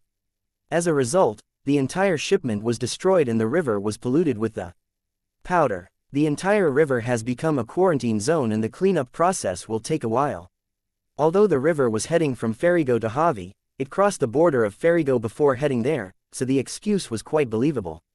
Moreover, red lily powder was an extremely unstable compound which was used in the production of various medicines, but on its own was quite poisonous. On the surface, everything seemed fine. But besides making medicine, red lily powder could also be used to make an extremely strong irritant which was known to drive beasts crazy and attack with abandon. Nefario, as a nation, was quite sensitive to anything that could aggravate beasts, for they faced attacks from wild beasts throughout the year due to the border they shared with the mystic forest, a forest that was home to an endless number of wild beasts. In truth, there was no such contamination, at this point at least. Lex had ordered the powder spilled into the river, also through his newly established bandit unit. Although agriculture in Ferigo would suffer because of this, so would Javi. Moreover, Nefario would begin to suspect Javi was creating those irritants to aggravate beast attacks against it. It was a win-win. This time, Lex suppressed his smile, as he was supposed to have no idea of the insinuations of the powder, and was merely pointing something out. The envoy had to believe he uncovered this plot on his own. With such a start, the meeting with the envoys went on for hours. Though they made no headway with Ferigo itself, countless conspiracies had been subtly uncovered during this time, slowly affecting the unity that the envoys came with. They studied one another from the corners of their eyes, and took mental notes to report as soon as they returned. By now, they were not even thinking of the merit they could gain by bringing this information home. Instead, they were worried about the imminent war that seemed to have been brewing on their borders, all without their knowledge. The envoy from Solis, which was the richest of all the countries here, slowly began to believe that in truth, Ferigo, Nefario and Javi all were secretly working against it, and in actuality planned to ambush the 4 battalions they were originally planning on sending. The ministers, on the other hand, mostly had no idea what was happening. They only kept wondering if they had missed out on some important news, for they had no idea about half the things the king mentioned. Like this, the first day of negotiations ended, and the envoys were escorted, separately, to their quarters. A full night would be plenty of time for them to reflect on what they had heard today, and begin drawing conclusions. In the meantime, Lex inspected the poison to be sent towards the Javi retainers. It seemed quite potent. With a smile he nodded his head, and then returned to the hall to have a meeting with the ministers. During this night he had to pass on the plan for developing their country for the next few years so the direction of their development would focus on the right path. As for the continuation of the meeting with the envoys in the morning, it would never happen. When they woke up, they would be delivered news that due to the declining situation, Ferigo had entered under martial law, and the king had already left to command his armies against the bandits. That would be enough for them to understand that Ferigo did not intend on cooperating, leaving Tem no option but to depart, and quickly. The reason Lex was doing all this so quickly was because he was certain that as soon as he set things up enough, and put all his plans in motion, the tower would consider his task complete and pull him back. He did not have time to waste on such stupid things as babysitting a country. Speaking of which, he wondered what happened to Fenrir. He had entered the tower with it, but had been separated afterwards. Was it also sent to save someone by the tower? Chapter 676. Providence. A full moon illuminated the land with its gentle, silver light, yet the massive trees in the forest blocked the light from reaching the forest floor. Only a few scant, thin streaks of light reached the ground. Shadows flickered through the silver streaks, one after another, as a wolf pack ran through them. An abnormal silence took hold of the forest wherever the wolf pack passed, as even the crickets singing in the night froze out of fear. A war for territory was being waged between the bark brown wolves and the winged leopards, and the collateral damage had already claimed countless lives. Such a thing was quite common in the mystic forest, for the forest had an unusual effect on beasts. Often, a seemingly mundane and ordinary beast would randomly undergo a mutation or unlock a deeply hidden bloodline, thus becoming more powerful. With its new status, it would naturally have to expand its territory, and would begin a search for a suitable area. Survival of the fittest was the rule that dictated the forest, and with the forest's perpetual augmentation of beasts randomly, the fittest were often tested. One would think that with such never-ending fights, the population of beasts in the forest would plummet, but for some reason, that was far from the truth. In fact, the population of beasts would often grow so high despite the constant fights that beasts would be forced out of it, and end up invading the neighboring lands occupied by humans. None of that mattered to the wolves, though. Whatever secrets the forest held, whether it was why the population of the beasts never fell, or why some beasts randomly grew stronger, could not concern them even if they unlocked a higher intelligence. Such concerns would only bother those who did not have to struggle to survive every day. What did it matter if there was some conspiracy at large, if they could not survive to see tomorrow? The fight with the invading winged leopards had put a lot of pressure on them, and their pack almost considered migrating somewhere else. But then, a new, younger and more powerful pack leader arrived. Under its leadership, not only did their own casualties dwindle, they even began to retake some of the territories they had lost. At the front, Fenrir led the way, its abilities muting the sounds of the pack as it traversed the forest. Although the wolves in the pack it was leading were not dumb, Fenrir's own intelligence far surpassed them. Despite its inability to speak, Fenrir had a deep understanding of strategies and formations. Moreover, it was constantly being influenced by Lex, so it knew how to frustrate its enemies to death. But, for once, it had surpassed Lex in a certain aspect. While Lex had sped through his mission designated by the tower, ensuring the best outcome in the least amount of time, Fenrir was taking its time. That was because it noticed something as soon as it became the pack leader. The worship and obedience of its pack had somehow activated Fenrir's bloodline on a deeper level, and it began to unlock the true powers of its bloodline. It did not know if this was a result of the forest's unique quality or being the pack leader, but it knew that it had best utilized this chance to the best of its abilities. Comparatively, Lex was in too much of a rush to exit to consider any possible benefits he was receiving, let alone the fact that he was not really attracted by random benefits at the moment, either. As a result, he had not noticed at all that while he was in a position of leadership at Ferigo, similar to how he led the inn, his leadership styles in both situations were extremely different. At the inn, he was more or less mellow, and took things slowly. He also could not use his workers the way he used the soldiers of that country. In comparison, in a single day he changed the destiny of the entire nation by being more strict with its policy and its people. Although it could not be claimed that Lex was cold-blooded and emotionless when designing the future policies for Ferigo, he certainly did not shy away from putting them in harm's way to get the best results. He was completely oblivious to the drastic difference in result a simple mindset change had brought about. He could not be blamed for it though, as it was the hardest to pick out flaws in one's own behavior without it being pointed out. After all, everyone always assumed they were behaving the most logically, given their circumstances. After Lex concluded his final meeting and dismissed the final ministers, as he expected, he was teleported away. He did not know how the ministers of Ferigo would behave after his disappearance, or how they would handle the selection of a new king without interfering with his established policies, but that was not his concern. The tower would take care of it. After being teleported out, a stream of information entered his brain. The first thing he learned was that the tower was called the Tower of Providence, and it had a very specific purpose. While entropy was the nature, or rather one aspect of the nature of the universe, it was not the nature of life. The tower worked against the forces of chaos to give the worthy a chance of survival. Although the effects of its efforts were extremely subtle on a universal scale, they were surely there, and guided the direction of the universe with a gentle hand. Such things were too far removed from Lex and were too abstract for him to comprehend or deal with. All he cared about was how to leave. But the tower was not done yet. More information entered his mind.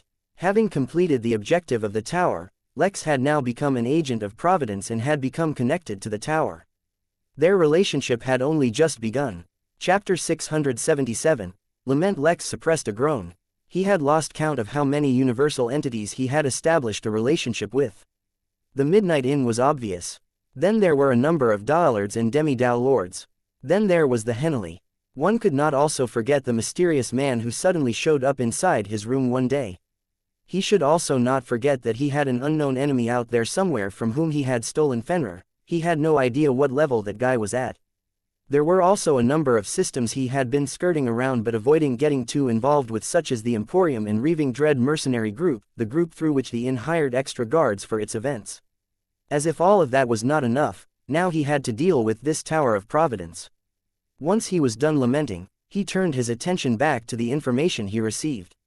He had completed a task for the tower, so in exchange the tower would reward him, and at the same time make him one of its agents.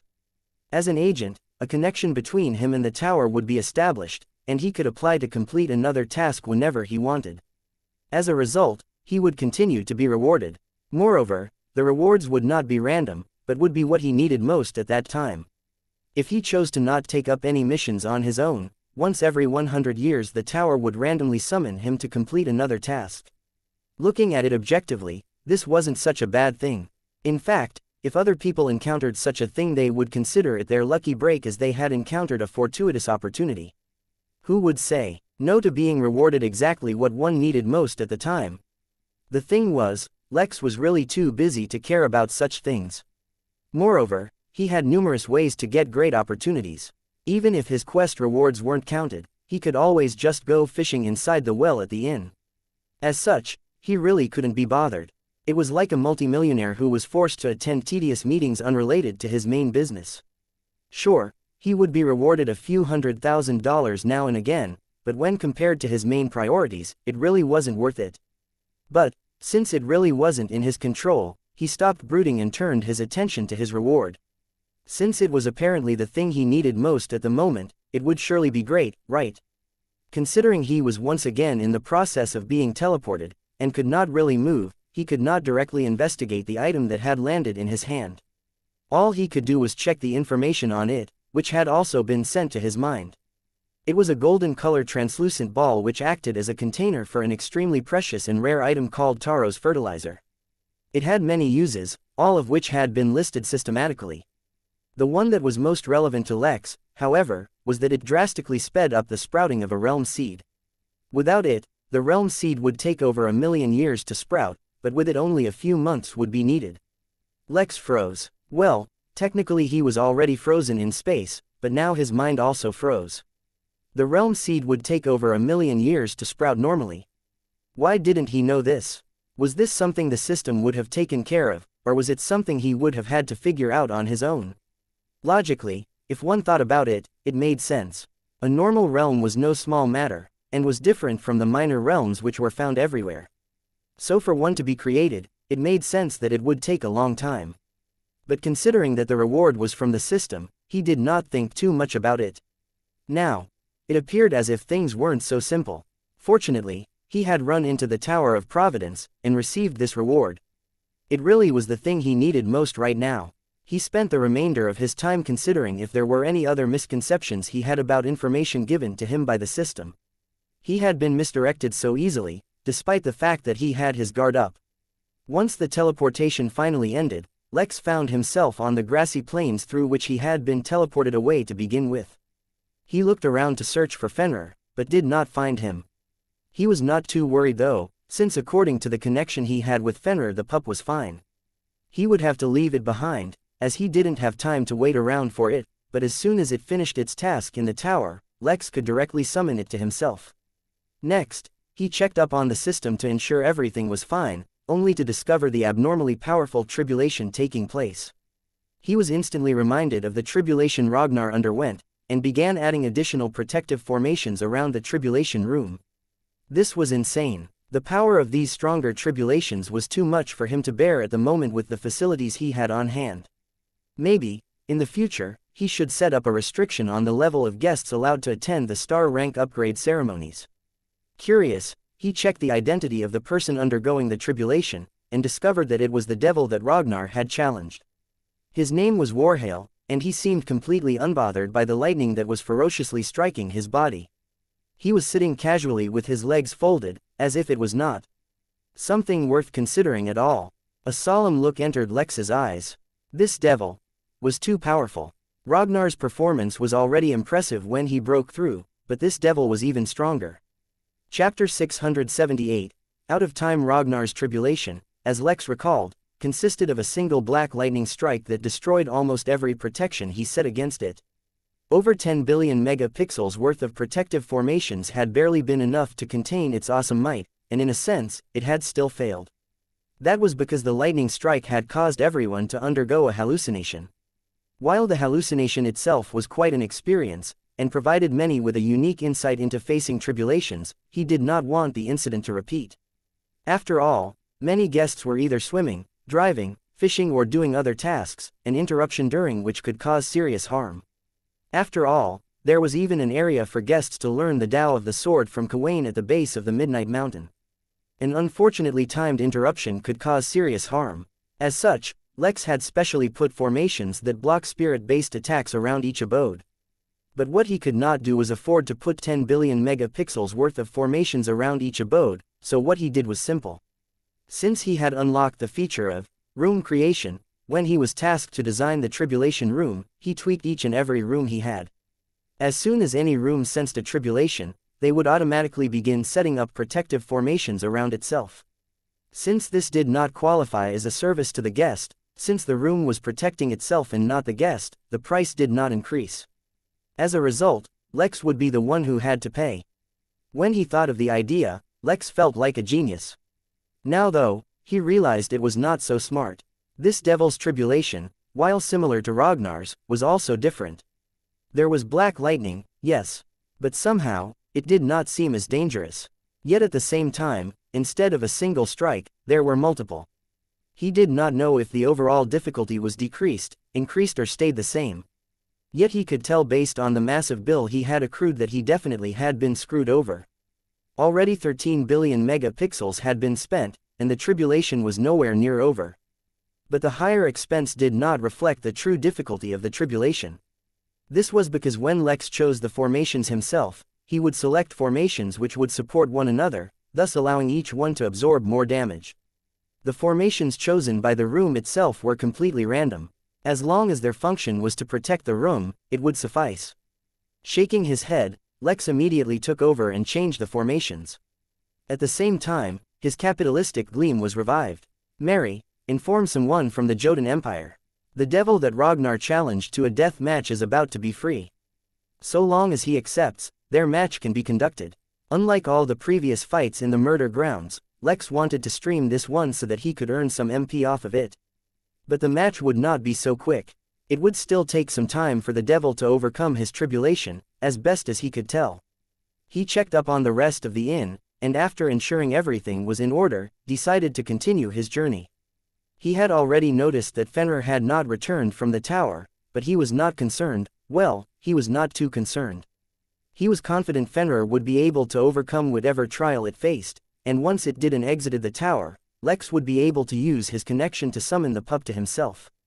Speaking of the tower, he had gotten a lead of what destiny rank meant.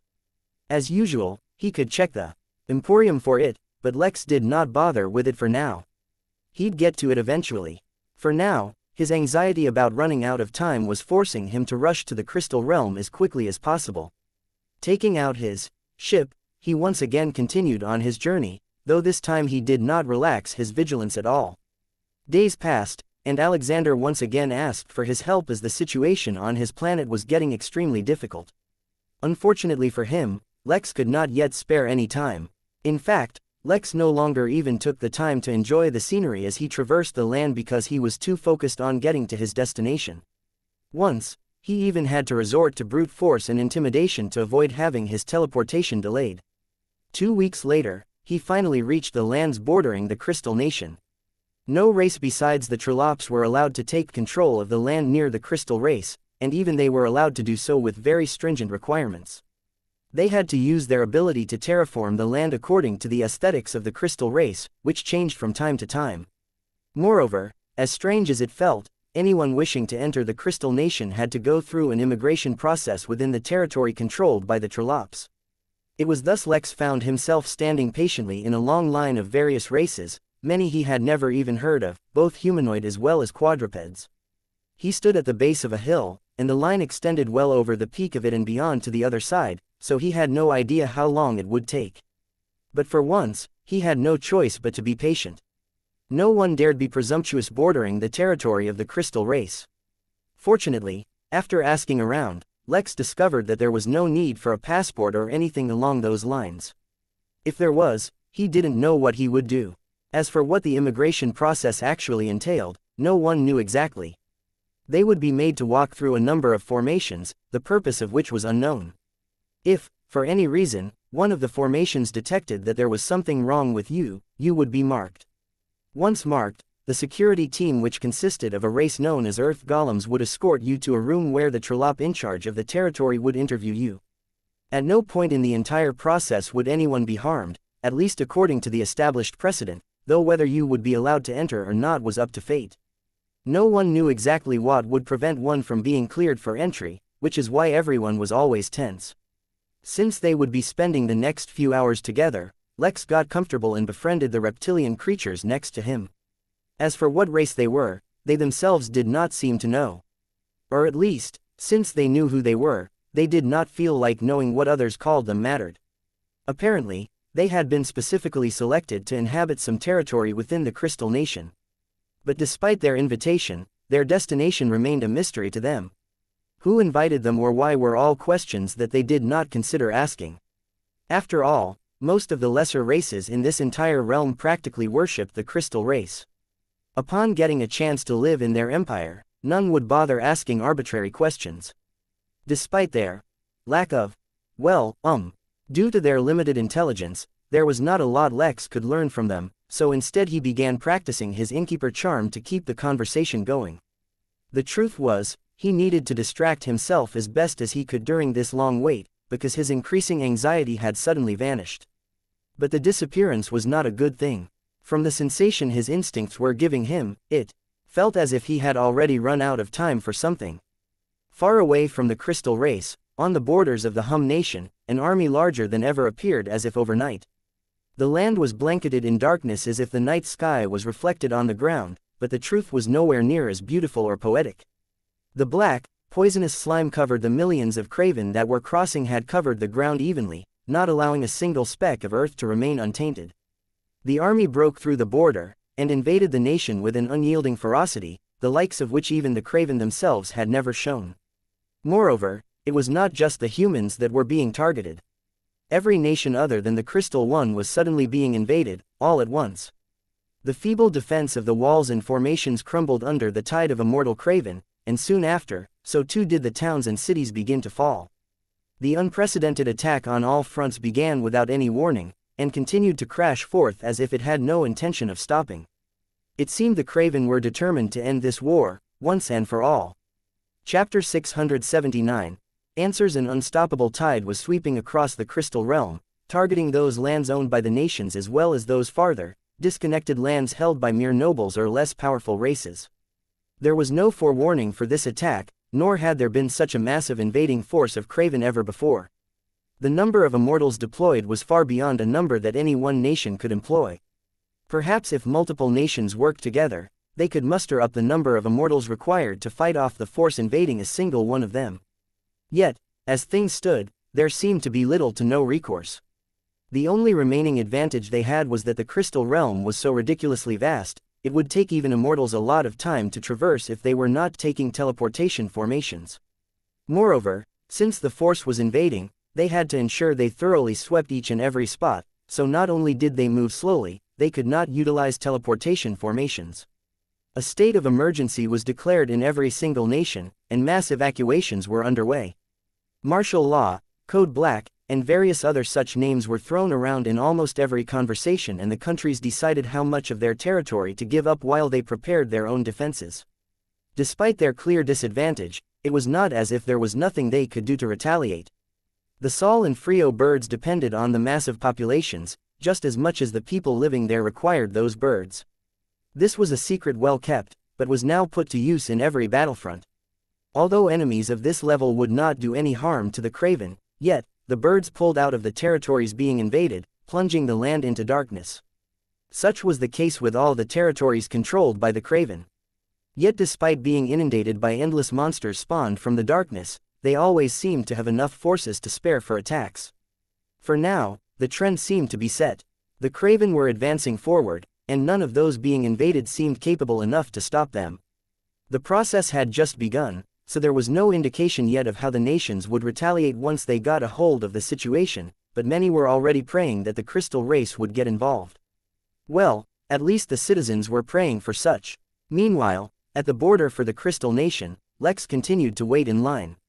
In stark contrast to much of the realm, he enjoyed the peaceful environment and continued to wait in line. In fact, he bought some of the local fruits from a peddler who continued to walk beside the line, hoping to attract the attention of those waiting. It was quite a pleasant experience. Several hours later, when Lex was nearing his turn to proceed through the investigative formations, a worried Mary contacted him. "Lex, there's a situation I think you need to be updated on," she said, hesitant yet concerned. "We have some new pro bono guests, which is quite normal. But the issue is the information they revealed. When they arrived, they were in quite a wounded state. Such situations are quite normal among pro bono guests, so they were brought to the recovery pods. It's when they woke and began conversing amongst themselves that I noticed something unusual. They seemed to be mentioning a massive army of Craven. They were overwhelmed and their city immediately fell under their siege. As unfortunate a thing as it is," Lex replied, "such things happen quite regularly here. The war with the Craven hasn't stopped in hundreds of years. If that were all, it would not be worth notifying you. I thought the behavior of the survivors was unusual, and so sent Velma to investigate and interview them. As it turns out, the county they were in was 4 counties away from the battlefront. The Craven should not have been able to just appear there overnight. Most importantly, while the survivors themselves were too weak to be sure, they claim that the number of immortals was way too high. Their city was not able to put up a defense at all." Lex frowned. He did not have enough information about the situation to judge it accurately. "Keep an eye on guests from the Crystal Realm. See if you can learn any more information about the situation." "What race are the guests from?" "The guests are sentinels. They don't feel too comfortable at the inn considering the number of humans and humanoid beings, but they are too afraid to return home. I recall we made a spot at the inn for all the spirits and encouraged them to go there. Recommend that area to the sentinel race, they might be more comfortable there. In the meantime, keep investigating. If you learn anything relevant, don't hesitate to contact me." For a moment, Lex wondered if the anxiety he had been feeling had anything to do with the aforementioned Craven invasion, but concluded that he did not have information. Although the timing seemed to match, there was no saying for certain if the matters were related. After all, Lex's instincts would only come into play if he would be the one affected. How could he possibly be influenced by an invasion far off? He turned his attention back to the line, as soon it would be his turn. Feeling as if he was walking through security at an airport, Lex eventually walked over the illuminated path through a number of formations. As he passed, he could feel himself being probed by various senses, though he was not sure exactly what the formations were looking for. There seemed to be no problem, though, and at the end Lex was led to a private room by a massive earth golem. Inside the room, surprisingly, sat a human in a security guard uniform, studying a document. Without looking up, the man asked, "Name and purpose of visit?" "My name is Lex," he said, feeling a mix of amusement and disbelief. "My purpose here is to visit an elder of the crystal race. He invited me to meet him upon completion of a task he gave. Do you have anything that can corroborate your claim of an invitation? Or do you know the name and address of the elder you are referring to? We can ascertain the veracity of your claims ourselves as well." "I have this," said Lex, as he handed over the letter given to him by the crystal race elder so long ago. It was sealed, and Lex had not tried to open it, yet he had read the name and address on the letter. It bore the elder's name, alongside some numbers the purpose, of which Lex could not yet identify, as well as the name of the place the elder asked Lex to meet him, Valisco. The guard read the elder's name, which was Ezio, and showed no reaction, but when he read the name Valisco he was startled and sat up straight. He gave Lex a bewildered look, before turning his attention back to the letter. Despite his station, he did not dare open it himself. "Please wait here a moment," the guard said, and scurried out the door, letter still in hand. Lex expected somewhat of a reaction, since he had learned that Valisco was a prison. Yet this was too much, right? A short while later, a small cat made of tree roots walked in, followed closely by the guard, and jumped up onto the table. This was the smallest Trolop Lex had ever seen, but the aura he radiated was one of the strongest. It reminded him of Auntie Gina, one of the first Trolops he had ever met. To date, Lex felt like she was the strongest Trolop he had ever encountered. This tiny cat was a close second. "Dear guest, do not be alarmed. Your admission into the Crystal Nation is all but assured.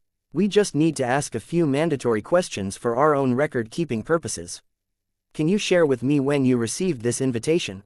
"I can't remember exactly how long it's been, but it's already been many months," Lex said. To be honest, since he left Earth, he had stopped paying attention to the calendar. He didn't even know what month it was. Maybe he should create his own calendar once he has his own realm, so that he can keep better track of time. "Can you share the location you were at when you received the invitation? Inside a minor realm, were there any significant events that took place during your visit to that particular minor realm?" "A couple, I suppose. For one, we discovered a sleeping chamber of the crystal race. I don't know what happened to it, but we reported it to our seniors at the time. The second was a run-in with a Craven. To this day no one knows why a single Craven was able to infiltrate that realm, and why it did so alone." The more answers Lex gave, the more grave the cat looked, until Lex eventually realized something was wrong. Chapter 680. Lord Belmont. Since the immigration process seemed to be quite thorough, it made sense that Lex would be questioned in detail about his purpose. Considering that he learned that the invitation he had was from a supposed prison, he had already prepared himself to face some difficulty. But the issue was, Lex wasn't really facing any problems at all. In fact, even during the questioning process everyone was quite civil. The problem was, the more questions that Lex answered, the more his questioners looked grave. It was as if their roles were reversed and Lex was grilling them instead of the other way around. Is everything alright?" Lex asked, when he realized there was a pause in the questions, as the Trolop seemed to be digesting his answer. "Yes. You have been cleared for entry, but there are some follow-up procedures you have to take part in. Come with me." The cat jumped off the table and led Lex out of the room and away from the immigration area. Once outside the building, the cat seemed to grow with each step as more roots emerged from the ground and joined with its body, until eventually the cat's body became as large as a horse. "Climb abroad, it'll be quicker that way," said the Trolop, with no regard for the dignity of an immortal. Lex felt slightly awkward, but lacking any real reverence towards immortals, he did not hesitate and soon found himself nestled atop the wooden cat. "Hang on tight," it said, before it suddenly leapt forward, nearly jerking Lex off its back. Fortunately, Lex had quick reflexes and tightened his grip on the cat's body with his legs. A part of him wanted to ask the cat if it could use the roots that made its body to form stirrups or a seatbelt, but then thought better of it. "I am taking you to one of the gates to the Crystal Nation," the Trolop told him. "From there, you will be escorted to Valisco. I will share some of the Crystal Race customs with you, so you do not remain ignorant of what is happening around you. First of all, and most importantly, inside the Crystal Nation, you will have the status of a guest. That will afford you some perks, but it will also restrict you. For example, you will not be judged for any crimes you've committed outside the Crystal Nation, so long as it wasn't against a member of the Crystal Race. However, your rights within the nation are severely restricted. Without a member of the Crystal Race sponsoring you, you cannot get a job, own or rent property, attend a school, enter museums, enter certain areas in their cities, hunt, or approach private property. Those are just some of the restrictions on you. But you do not have to worry about that, as you have a sponsor, which will be Ezio. Another thing, if you accidentally commit a crime while following the orders of your sponsor, you will not be held liable. Instead, it is the sponsor who will have to answer for your actions. Thirdly, if a priest or pastor of any of the temples requests your presence, you do not have the right to reject. I highly recommend you stay as far away from them as possible, as attracting their attention will not usually end well for you. Fourthly, if a member of the Crystal Race takes interest in you, in any capacity, you have the right to refuse, or strike up a bargain. Fifthly, and most importantly in your case, if you become a witness in an ongoing legal dispute among members of the crystal race, you will be forced to remain as long as the dispute trial goes on. In this, you will have no say. Why is the last one most important for me? Lex asked gravely, a guess forming in his mind. It couldn't be, right? The cat turned its head to look at Lex, hesitation in its eyes. It seemed to be debating something in its mind, but eventually decided not to answer. You'll know soon enough. Faster than Lex anticipated, they arrived at the border to the Crystal Nation, which had literal walls extending both ways, with a magnificent 100 feet, 30 meters, gate in the middle.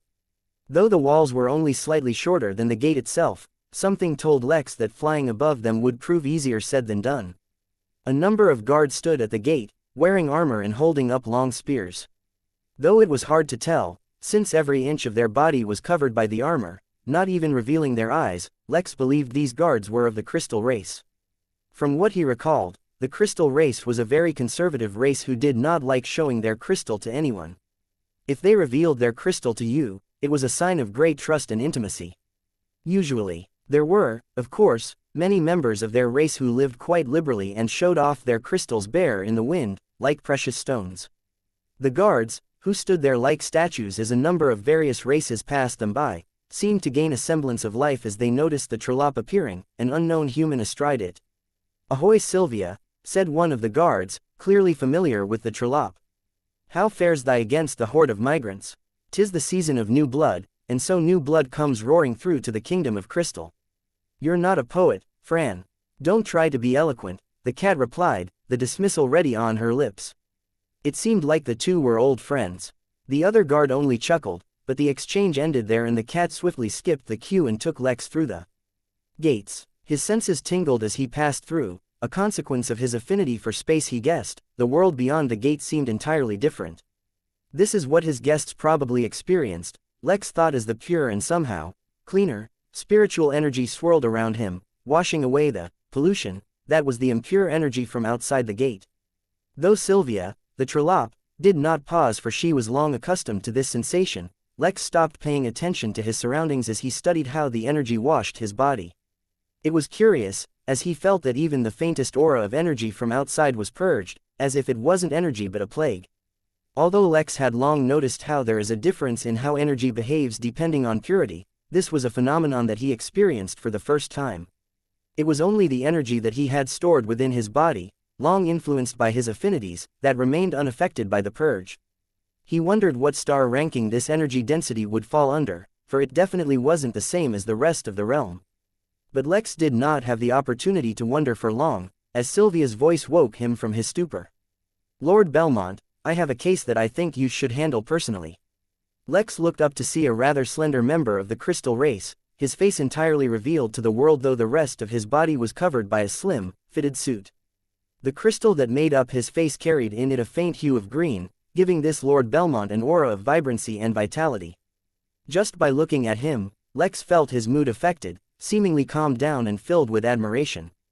The sensation lasted only for a mere moment before Lex gathered himself, and detached his mind from his feelings by entering a state of flow. Although the man was not an enemy, Lex had never experienced such an influence on his mood, even when facing immortals.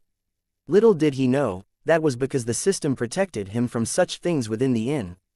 At the same time, while wearing the host attire, he himself affected others in a similar fashion. It was a natural trait of those who had exceptional mastery of certain laws. Though Lex did not allow a single change to appear on his face as he entered the state of flow, Lord Belmont seemed to notice that Lex had extricated himself from the influence of his natural aura. Laughing, he said, "Please excuse me if you find my aura disturbing. I mean no harm by it. It is just a natural part of my being." Lex only nodded without saying anything, as he was waiting for an explanation. It was clearly obvious now that there was something wrong with the elder who invited him. He just hoped it wouldn't present a hurdle in his own mission. Smiling, Lord Belmont received the invitation that Sylvia was handing him, the very one that Lex had presented as proof of invitation. When he saw the names on it, Lord Belmont's pleasant expression changed to surprise. "When did you get this?" he asked, unable to control himself. Chapter 681. Velasco. Lex once again reiterated his whole experience, by now having mentally decided that his conjecture was most likely accurate. Mere moments after Lex was done explaining, as if confirming Lex's thoughts, Lord Belmont said, "The elder, who invited you is one of our most heavily guarded prisoners, locked up in maximum penitentiary. He has been under lockdown for a few hundred years, so there is no way he should have been able to invite you. Either someone else was posing as him, or he has found a way in and out of prison under our noses." Lex did not bother to resist his sigh. Of course he would be caught up in some grand scheme. To be honest, he didn't even care about that. His greatest concern was that he was planning on leveraging the position of the elder who invited him to host a meeting of leaders at his tavern during the upcoming wedding. Clearly that was no longer an option. But Lex had already picked out an alternative. This Lord Belmont seemed like a significant figure. If he played an integral role in resolving this situation, then perhaps he could build enough of a relationship to have him come over. For this, he would pull out all the stops, including using the golden key for the Midnight Inn to attract his attention. So what now? Lex asked, though he already knew the most probable course of action. We have to investigate, of course. That will require some of your cooperation, as we will have to have you meet Ezio to confirm his identity. Lex nodded, as if he was acquiesced to a request. Although Sylvia had already told him that he would be required to cooperate in case he was involved in a legal dispute, that did not apply to him. If he wanted to leave, who could really stop him? He merely needed to think about it to begin the teleportation process to the inn. Lord Belmont, Lex addressed the man, deciding to keep using his title for now. Although the situation has changed now that I know Ezio is a criminal, the reason I came to the Crystal Nation is regarding a matter imperative to the situation of the entire realm. I was hoping that after sharing certain important information with him, he could help me contact someone with a higher authority. Lord Belmont smiled, as if he heard a child say something cute. Although we need your help to identify if the person you met was Ezio, once that is done you can have your conversation. Though he may be a criminal, he still has great influence over the nation. Your purpose may still be completed. If the matter is not a secret, I can also listen in. If it really is a matter that can influence the whole realm, then we shall do whatever is in our power to fix it. If the matter had not been so serious, Lex somehow doubted they would have really helped. After all, they had allowed war to wage across the entire realm without caring about the consequences. Or perhaps there were still some hidden secrets in this that he was not privy to. Either way, this was the best he could do for now. Since the matter was decided, Lord Belmont did not procrastinate. He sent back Sylvia and put his hand on Lex's shoulder, teleporting the duo to an entirely new place.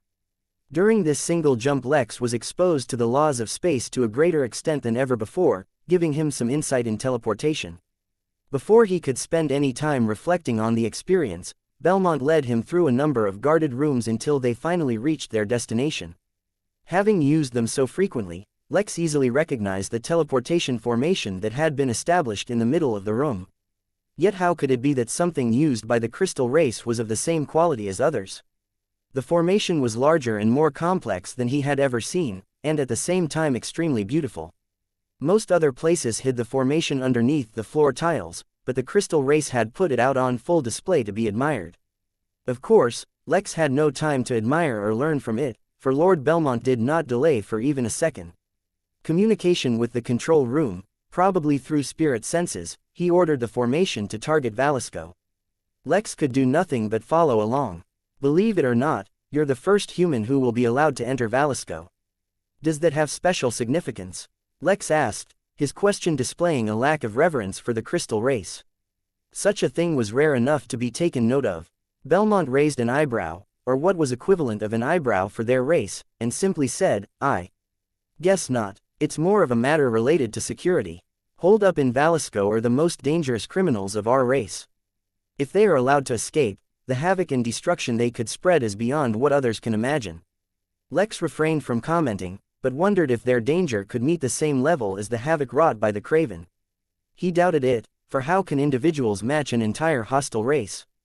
The formation activated, and Lex once again found himself in the familiar folds of space through which they traveled while teleporting. But what was unique though was that Lex was not being oppressed by the force of space, and being forced to remain in a fixed position. He could walk around and even talk so long as he stood on the platform underneath them that seemed to be teleporting as well. How dangerous is Ezio? Lex couldn't help but ask. When I met him, he did not seem like a criminal. Ezio's crimes are of a different sort. Instead of harming people, he is responsible for the destruction of the history of the realm. Single-handedly he has destroyed the history and heritage, not only of the crystal race, but of countless other races. I realize that such a crime may not seem so serious to others, but to the immortal crystal race, the destruction of history is one of the most serious crimes.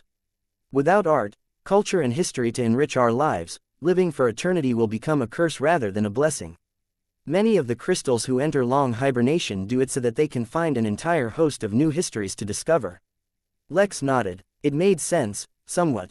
Moreover, when he met Ezio, he seemed to be destroying any ruins that may depict any information about the arrival of the Craven. It seemed even his reasoning might not be so simple.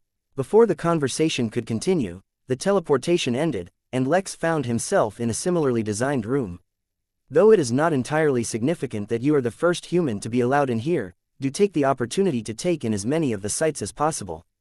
We crystals take great pride in our arts, and architecture is one of the ways we bring life to art in this world. Lex chuckled internally. It seemed to be bothering Belmont that Lex was not worshipping him as others usually do. He's taking this opportunity to show off. Following Belmont, Lex exited the building, curious as to what he would find. He was not expecting to be impressed, but the moment he stepped out, he had to admit that he was wrong. The teleportation building seemed to be built on a hill, so the view upon exiting encompassed the entirety of the Velasco complex. A massive, inverted pyramid that seemed to be descending into the ground rather than rising up came into view. The pyramid seemed to have countless levels as it neared the center, and each level was a massive open space filled with exquisite smaller structures that looked akin to chapels and theaters. The use of mosaics could be seen all around, accompanied by endless legends depicted in murals painted on the building walls. It was not just the view of Velasco that was impressive, but the aura it radiated as well. Through clever use of spirit stones as tiles and marble, a massive formation was hidden that elevated the building to seem like the palace of a deity, not a prison for dangerous criminals. Thousands of soldiers were patrolling each level, moving in synchronization that made the palace seem like it was alive, and the moving soldiers were the pulse of the place. The splendid use of colors, from subtle ones like beige and off-white, to vibrant colors like red and orange, brought another layer of life to the place, making it shine with remarkable splendor. He had to admit, even at the Midnight Inn they had no buildings like this. That meant only one thing to Lex: he had to get himself a crystal race architect. Chapter 682, Prison Cell. Belmont did not say much, but a subtle smirk grew on his face as he watched mesmerization in Lex's eyes. Sure, his reaction was still tame and not nearly on the level he expected, but no one could deny the greatness of the crystal race. Indeed, Lex really could not come up with a single flaw in the exquisite structure. Despite all the ease the system afforded him in designing buildings, there was no replacement for meticulous and detailed planning. This was a step beyond anything he or even the planning division had designed. What's more, he was 100% sure that there were many details of this place that he was overlooking or simply unable to detect, for the fundamental purpose of this place was a prison, so how could there be no security measures? Sure, he saw the endless number of guards, but he was sure that the security measures were greater than just that. Sure, the majestic pressure the structure radiated was impressive, but he was sure that it had other more practical reasons as well. Instead of directly taking Lex and himself to their next destination, as Belmont had been doing previously, he decided to walk and allow Lex to take more of the structure in. Unfortunately, walking through the structure did not elicit any more reactions from Lex as his expression had long since returned to normal. Sure, he was studying the structure, but his motive was to absorb ideas to implement at the inn rather than to appreciate its beauty. The one thing he noticed only once he reached the structure was that the pattern made using spirit stones as tiles was identical to one of the characters he had studied for arrays. The meaning of the character could not be expressed in a single word, and the nearest English translation of its meaning, or the way it expressed its power, meant strong earth. The addition of a character into the structure's design is ingenious, Lex said lightly. Of course, now that he had seen the idea, he could mimic it at the inn, but something told him his implementation would still fall short of the original architect that designed this place. Returning to nature is a strong theme within the crystal lifestyle, Belmont said with pride. Biomimicry goes beyond just basic shapes and structures. True biomimicry is when one is able to recreate the laws of the universe within one's own design. Lex nodded very seriously. This was already a very enlightening experience for him. If he could recreate what he learned here, and implement it across the inn, he felt he would reach a whole new level. But he still needed to study more. He had only seen things at a surface level. The most ideal situation would be if he hired a crystal race architect for the inn, and then thoroughly studied his process and learned it himself. Though they were walking, it was not as if they were out for a casual stroll. Their speed was still incredibly fast, and in mere minutes they reached the center point of the pyramid, which was the entrance to a massive and elaborate underground structure. Once inside, they took a spiral staircase that seemed like it was carved right out of the ground and seemed to go down forever. Since there were walls on both sides, there was no way of seeing how far deep the staircase went, but every so often they would encounter a door to a certain floor. Even with their impressive speed, they had to descend for at least 20 minutes before they reached not the bottom but the door they had to use. If Lex had to guess, he would say they were around 60 miles, 100 kilometers, deep underground, which was an inconceivable concept to him. Across the various floors he felt differing auras, meaning that different restrictions were applied to each floor. Although he did not know what the effects of those auras were, his instincts told him plainly that if he were to get trapped here, there would be no chance of escape. Teleporting to the inn would be his only option. Suddenly it occurred to Lex that there was probably some kind of formation deployed here to prevent teleportation as well. That was probably the first and most important part of a prison holding cultivators. But since he could still feel his connection to the inn, he was sure he could still teleport out. At most, his teleportation would be delayed, like it had been on Earth when the AI locked space somehow. Lex continued to study the elaborate complex and took down notes as they went along. Luther had long been asking for a prison, and Lex was considering taking inspiration from here and making one for him to manage when he returned from the war. After going through various twists and turns, and descending several more floors as well as traveling through short-distance teleportation formations which could not be accessed from outside the structure, they finally arrived at what was supposed to be a prison cell. To Lex, however, it seemed like an underground mansion furnished luxuriously. Was this really the crystal race's concept of a prison? He was dumbfounded. This made even Swedish prisons look drab. The duo did not knock or announce their presence, and simply walked through the force field that was shielding the prison cell. They entered the building and made their way through, as if Belmont knew exactly where Ezio would be, and indeed he was correct. They found their target meditating inside what looked like a Zen garden, a small bird resting on his shoulder. Small yet colorful insects flew around him, reminiscent of butterflies and ladybugs. The scene was very beautiful and peaceful to watch. Lex decided that in the prison that he made, he might not add this feature. Or maybe he would. Who knows what kind of requirements he might have in the future. Lex studied Ezio and tried to determine if he was the same crystal elder he saw. As far as appearances went, he looked more or less the same, but Lex had very limited experience with crystals, so he was not sure if that was enough to identify him. When I gave you the letter, I expected it would be at least a century or two before you arrived, Ezio suddenly said, opening his eyes and focusing on Lex. As soon as Lex felt Ezio's gaze on him, he was sure of one thing: this was actually not the same crystal he saw earlier. Although back then Lex was comparatively much weaker than he was now, he still had a very good idea of the power level and aura of the crystal he met.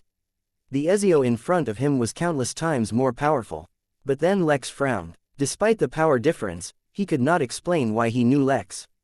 Unsure of the correct answer, Lex could only share his findings with Belmont and leave it up to him to judge. This crystal is a lot stronger than the one I met in the minor realm. They cannot be the same. Both Ezio and Belmont were surprised by the certainty in Lex's voice. How can you be sure? Asked Ezio, studying Lex thoroughly. About these things, I've never been wrong yet. You're definitely a lot stronger than the crystal I met before. Ezio shook his head in disappointment. There's a reason for that. If you had arrived in a couple of centuries as I expected, it wouldn't have mattered. But now that you've arrived so early, my plan is completely ruined. They'll find out sooner or later anyway, so I'll just tell you. The person you met earlier was still me, but that was just a clone of me that I've left in the outside world. That's why I appear more powerful in person. Both Lex and Belmont were startled. Lex had been searching for a good cloning technique for so long. If he was able to discover one now, then Ezio really would be his lucky star. Not only had Lex received his thinking hat from him last time, but had learned incredible things just on the way to meet him. Should he hire him at the inn? Ezio, do you know what you've done? Belmont asked gravely, his body emitting a dangerous and furious aura. Your sentence will only be increased further if what you've said is proven true. You know we'll track the activities of your clone now that we know about it. How many more crimes will we uncover? Ezio shook his head, as if he was uninterested in conversing with Belmont. Instead, his attention remained on Lex. I told you to find me when you've discovered enough secrets, and for every secret you share with me, I'll share one with you. The fact that you've come so quickly must mean you've learned something important, or you wouldn't be confident enough to find me. So, tell me what you've learned. Chapter 683. Flaws. Lex really wanted to get into this, but he did not want to start the conversation while Belmont was still distracted. After all, as things stood now, Belmont was a more reliable person to get what he wanted. At the same time, he had already started making plans for how to proceed if neither of them decided to help. The situation had already deviated from what Lex originally would have expected, and although the situation was not completely out of control, it was best to be prepared for the worst. Although common sense dictated that faced with the destruction of this realm that they lived in itself they would definitely want to resolve the problem, he wanted to be prepared for the worst in any case. I have, indeed, learned a few things that I want to discuss with you. But before I get into that, Lex did not really continue, but he looked towards Belmont who still looked furious. Ezio sighed, as if he had been asked to take care of an extremely tedious matter. Eventually though, he turned to look at Belmont. What is it that you are surprised about exactly? That in this instance of forceful imprisonment, I did not cooperate with you wholeheartedly. Are you familiar with the concept of prisons and prisoners? What part is surprising for you exactly? Allow me to educate you on the matter. Despite the blatant condescension, Belmont was not provoked. Though he allowed a bit of his pride to get to him when it concerned Lex's reaction to the Crystal Race's achievements, in professional matters he maintained his calm always. The only thing I am curious about is how you managed to hide the existence of the clone. Our methods are supposed to be thorough, so before anyone is admitted we test for clones among other things.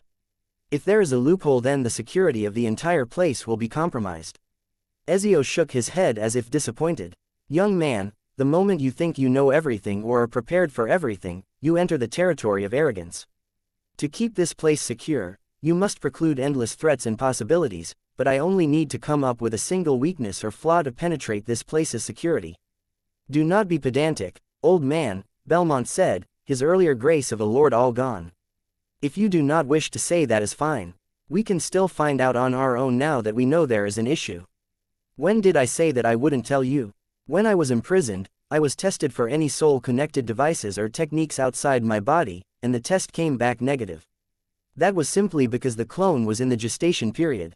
The connection with my main soul had not been formed yet, but within the clone I had left a small piece of my soul as well, which was absorbed. Thus, as a result, at the time of my capture there was no response to your tests. But you have been under lockdown. There is no way your clone should have been able to connect to your soul. It was not needed. Since the clone already absorbed a part of my soul, it already became destined to become an extension of me the moment it was born. It's just that during your testing, it had not been born and so was not picked up. Belmont did not immediately reply, for he could not confirm the authenticity of his claim. According to his own understanding, such a thing still should not have been able to circumvent their investigations. After all, Valisco was not a project undertaken by the young and inexperienced crystals. Some of the crystals involved in establishing it were even older and stronger than Ezio, and so should have enough experience to account for such things. Still, since Ezio had given his explanation, he would be sure to report it. They would, of course, still go through with their own investigations. But none of that was actually Belmont's domain. After all, his responsibility was the border. The only reason he had conducted the investigation himself was because he felt if he went through the proper protocol, things would have taken much longer, and this was not a matter on which they could afford to lose time. As if Ezio had read his mind, he smiled and turned to Lex. Now then, shall we discuss? I am quite eager to see what you have learned. I'll have you know, quite a bit of effort was put into erasing records of events from back then. Even many of the people who lived through the time remain ignorant of what actually happened. But do not be too worried. Even if what you have learned falls short of my expectations, you can always visit me again later. After all, like I said, I was not expecting you for another century or so. Lex did not hesitate to smile as he heard Ezio. Clearly the crystal did not want to raise its hopes too high for whatever Lex had managed to learn, and was trying to leave an opportunity for him to return in the future. He had no idea why he would be allowed to visit Ezio again in the future after his misconduct had already been discovered. Perhaps he was expecting some leniency for unknown reasons. But that did not matter, for Lex could not even determine if the realm had a few centuries left to exist. What if the realm was destroyed long before then? What would be the point in keeping all these secrets by then?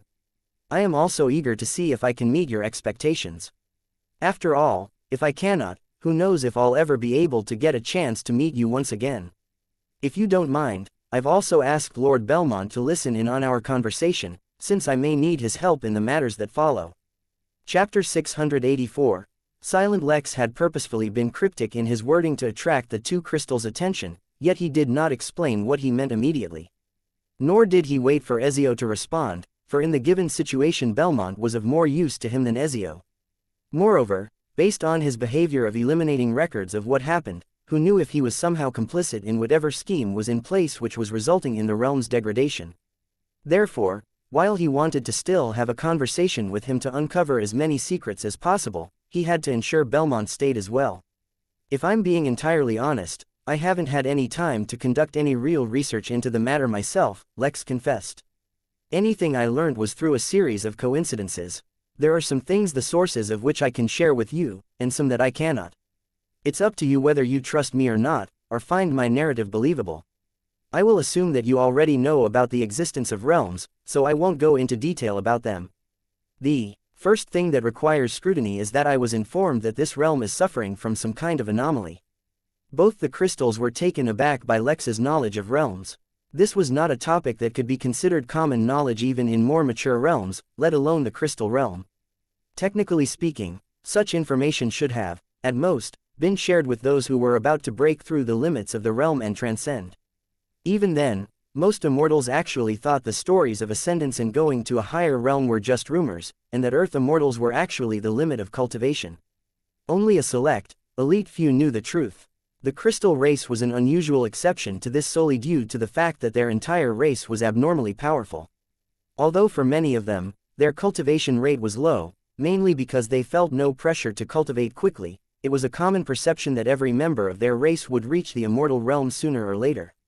After all, the entire race was immortal. Even if they cultivated at the slowest pace possible, sooner or later they were bound to make enough progress to reach a higher realm. While other races had to speed up so that they do not become victims of declining vitality and their bodies failing them, the crystal race had no such concerns. As a result of this, they were a lot more liberal with sharing sensitive information as well. After all, to them it was only a matter of time till they became eligible to learn this information. It was only learning a little earlier than later. Using his sixth sense, Lex knew that his words had an impact on the two crystals, but he did not pause for emphasis. There was too much to cover. I repeat, I was informed that the realm itself is suffering from some kind of anomaly, not that there is an anomaly inside the realm. Out of curiosity, I began to conduct some research on the matter. Due to my limited power, I obviously could not begin searching the entire realm, so then I began studying the history of the realm. The thing that stood out to me the most in the recent past is the abrupt hegemony of the Craven. I tried to look into the Craven a little more. Were they some suppressed race, hidden off somewhere in the realm? Were they a race that was born from mutation? Or, perhaps, were they invaders from another realm? Lex paused for a moment, to allow the two crystals to absorb what he was saying. The most unfortunate thing was that if Lex had been able to converse with Luther and the others, and talk to them about it, the Craven would have been extremely familiar to them. It was not like they had run into the Craven anywhere. Instead, they had already faced biological creatures who had been designed explicitly to fight against the inhabitants of a certain planet. If they had heard Lex's explanation, their first thought would have been that the Craven sound like they were designed explicitly to take over the crystal realm. These were, again, things I could not verify on my own, but I continued to pay attention to them and how the various nations reacted to them. Although I cannot begin to guess the rationale of the crystal race, the reactions of the other races confused me as well. Of the original 7 great nations of the crystal realm, an entire nation had been wiped out by the Craven, yet still the remaining nations never sought to retaliate against them, and were forever satisfied to continuously lose land to their invasion, one county at a time. At first, these were only my suspicions. But then, I met someone from the royal family of the Hum nation. Although he himself did not understand the reason, I learned from him that the human race had purposefully been avoiding retaliating with full force. They had artificially engineered a situation where the Craven were putting immense pressure on the entire nation, chipping away at it bit by bit, and somehow they were content with it. In fact, if someone were to take independent measures to retaliate against the Craven, and achieved a certain level of success, they would be stopped from continuing to do so. The fact that the royal family itself is preventing retaliation against their sworn enemy is just too suspicious. Lex was about to continue extrapolating, but Belmont interrupted him. The matter with the Craven really is too confusing, he said, admitting to lacking certain knowledge himself. According to latest reports, an unprecedented army consisting solely of immortal Craven has laid siege all across the realm, save for the territories of the Crystal race. Yet when our allies solicited the Crystal Nation for help due to the extenuating circumstances, our leadership remained suspiciously silent. Chapter 685. Secrets. Lex was shocked to hear the scope of the war taking place. An entire army formed only of immortals. Especially an army large enough to face the entire realm. How many immortals would that even be? Hundreds of thousands no doubt, maybe even millions. Was it even possible for the Crystal Realm to produce such a massive army?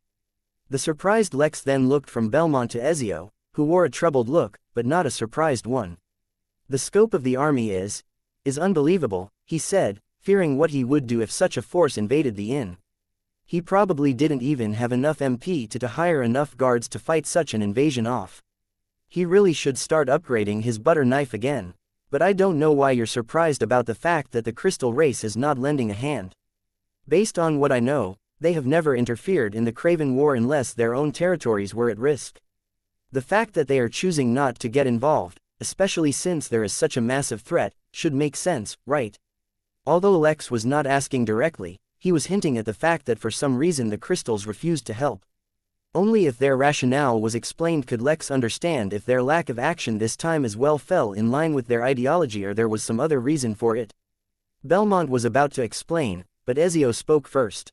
Well, you have not discovered any exemplary secrets, but a thorough investigation and your deductive reasoning are good, so I will reward you with similar information. Ezio slowly stood up from his meditation position and beckoned them to follow him as he exited the meditation garden and entered a salon.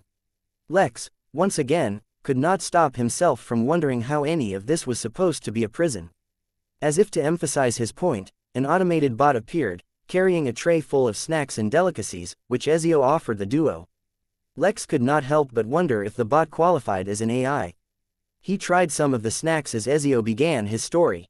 Back when the Craven invasion began at first, no one took them too seriously. After all, such minor wars happened all the time.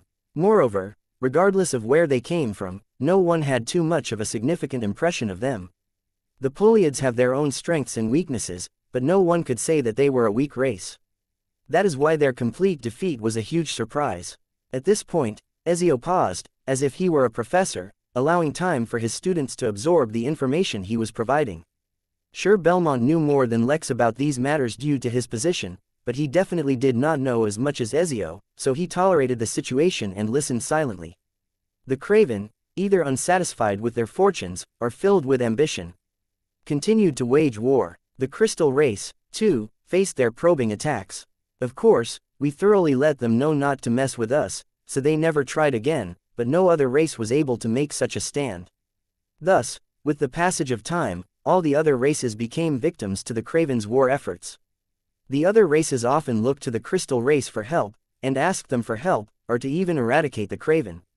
But for the Crystal race, the question remained, why should we intervene to begin with?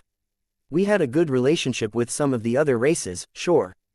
But the races themselves have long since forgotten that once they too carved out a place for themselves through blood and fire, replacing others who were there before them. Back then, if we did not help their predecessors against them, why should we help anyone against the Craven? Suddenly, it dawned on Lex that he had not thought of things from such a point of view. He had been influenced by the knowledge that there were 7 dominant races in the Crystal Realm, but that did not necessarily mean that it was always as such. In the beginning, to expand their lands and gather more resources, surely each race would have had to fight and conquer territory. In fact, the 7 races may not have even become dominant at the same time. One may have come to power before the rest, and witnessed history unfold as 7 races became dominant over the realm. In this case, it need not be guessed that it was the crystal race who was the oldest, and this had witnessed the rise of all the subsequent races. Thus, from the point of view of the leader of the crystal race, the activities of the Craven might just seem like that of one race replacing another. But wait, although Lex's train of thoughts had been led in this direction by Ezio's explanation, a sign of anyone with basic extrapolation skills, he was not someone who would be blindly influenced by others. Though it seemed reasonable when Ezio said it, he could quickly and easily pick out the flaw in this. Although the Craven could be like the other races, carving out a space for themselves, they were also fundamentally different. The other races built up their civilizations, and grew alongside nature, even if some were more wasteful than others. They farmed, tended the land and incorporated various beasts and races into their way of life. But the Craven were not as such. He had flashbacks to the strangely desolate area in the minor realm near the Craven. Wherever they went, they would mindlessly kill and destroy all living things. Their spread was directly harming nature, and they had purposefully made themselves out to be as enemies of all sentient beings. Such a distinct contrast should have still elicited a sense of disgust in the crystal race. It should have been easy for them to determine that even if the Craven were not a threat to them, their spread across the realm would directly harm the environment of the realm, and ultimately led even the crystals to suffer some loss. If things went to an extreme, the Crystal Nation might eventually become the last habitable place in the realm if the Craven continued to spread the way they had been for so long. It seems you have noticed the flaw already, Ezio said, with a chuckle. Yes, what you have heard right now is only the nominal explanation given out to the public. The real reason is a lot more straightforward, and at the same time, a lot more shocking. Since you know about realms, you must also know that upon surpassing the Earth Immortal Realm, they ascend from the Crystal Realm and go to another. They do not head towards a random realm, but one called Primordial Garden. As one can reasonably expect, the crystal race also has a presence there, though admittedly we are nowhere nearly as indomitable there as we are here. When the Craven invasion began, even before the Poliads were defeated, the Crystal Nation detected the true threat that such a race faced. Just as we were getting ready to lend a hand, we were contacted by one of the elders who had transcended the Crystal Realm. Contact through the realms is not easy, and so is reserved for only the most important news. The details of that message, I will keep to myself for now. All I will tell you is that afterwards, all plans to actively act against the Craven were abolished. Lex was shocked, but at the same time he already expected some kind of conspiracy, so this was an acceptable outcome for him. It was instead Belmont who was shaken the most. Lies. You have to be lying. I have never heard of such an absurd thing. He roared furiously, the crystal that made up his face taking on a red hue. Why are you reacting like a spoiled child? Ezio asked, almost annoyed at Belmont. It's easy to confirm. Now that you know, you can consult the permanent members of the Crystal Parliament. They will only ask you how you find out, and then fill you in on the details. The more confident Ezio sounded, the more shaken Belmont became. If he were not already sitting, he might have stumbled. Lex did not understand the relevance, as to him it made perfect sense. If orders or instructions came from a more senior person within the same race, it made sense that they followed it.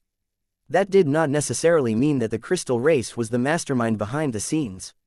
Maybe they were just avoiding some hidden, unknown danger under the guidance of their race members from a higher realm.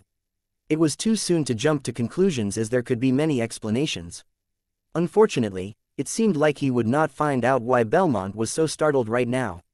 Do you have more? Ezio asked Lex. From the way you spoke, I'm sure you've learned more important things. Chapter 686. Unexpected response. The way Ezio continuously dismissed Belmont was more than a little insulting. Perhaps there was some history there, or maybe Belmont had some kind of negative reputation amongst the crystal race. Outsiders, such as Sylvia, would still worship him, but within his own race perhaps he was looked down on by a certain class. That would also explain his need to boast in front of Lex and feel superior. That was not necessarily a bad thing, for Lex at least. Equipped with this knowledge, he could think of more ways to get what he wanted. After all, he was nearing the end of what he knew. Although the accumulated evidence kept on pointing towards the anomaly being something to do with the Craven, what if that was not it at all? Sure, the Craven could still be a part of some scheme or conspiracy, while the anomaly could be caused by something else entirely. What if the anomaly was actually related to the mysterious birth of monsters in the darkness? Sure, that had a much longer history in the crystal realm, but whoever said the anomaly was new and not old?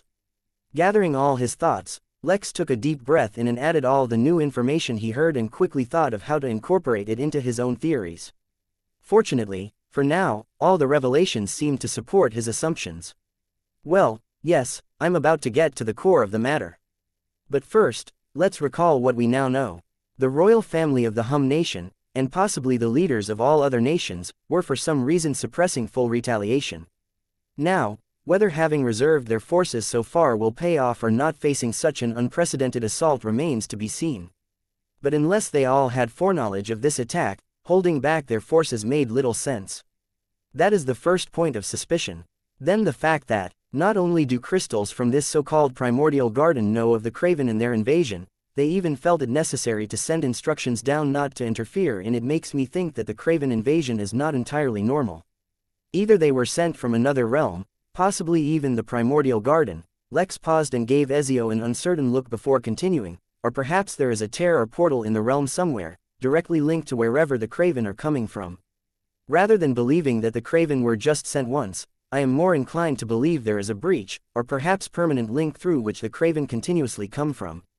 The appearance of an army consisting of hundreds of thousands, or perhaps millions of immortals would also make sense then, because I find it hard to believe that they were able to nurture so many immortals in just a few hundred years. Moreover, if they had such a massive army from the get-go, then based on their nature they would not have kept it in reserve. But, most importantly, the presence of a tear of some sort in the fabric of the realm itself would explain my most recent discovery, which led me to come to you so quickly. Lex did not bother pausing for suspense, though he knew it might have been a good tactic. In this situation where too much was unknown and Lex was not aware of how much information the duo actually had, he could not accurately gauge how to build the necessary environment for suspense. In this case, it was the actual revelation itself that would have to suffice as the ultimate shock. So that you can corroborate this information if needed, I will share with you in detail the sequence of events. In the unowned lands, in the territory of the Noel family, in a small port town called Babylon, I have a tavern called Midnight Tavern. From there I noticed an abnormality in the sea, and ventured forth to investigate. There I encountered the territory of a peculiar Trollope named Toro. There I learned that an unusual liquid had appeared in his territory which appeared enticing to all living beings, but would actually end up severely harming any who came in contact with it.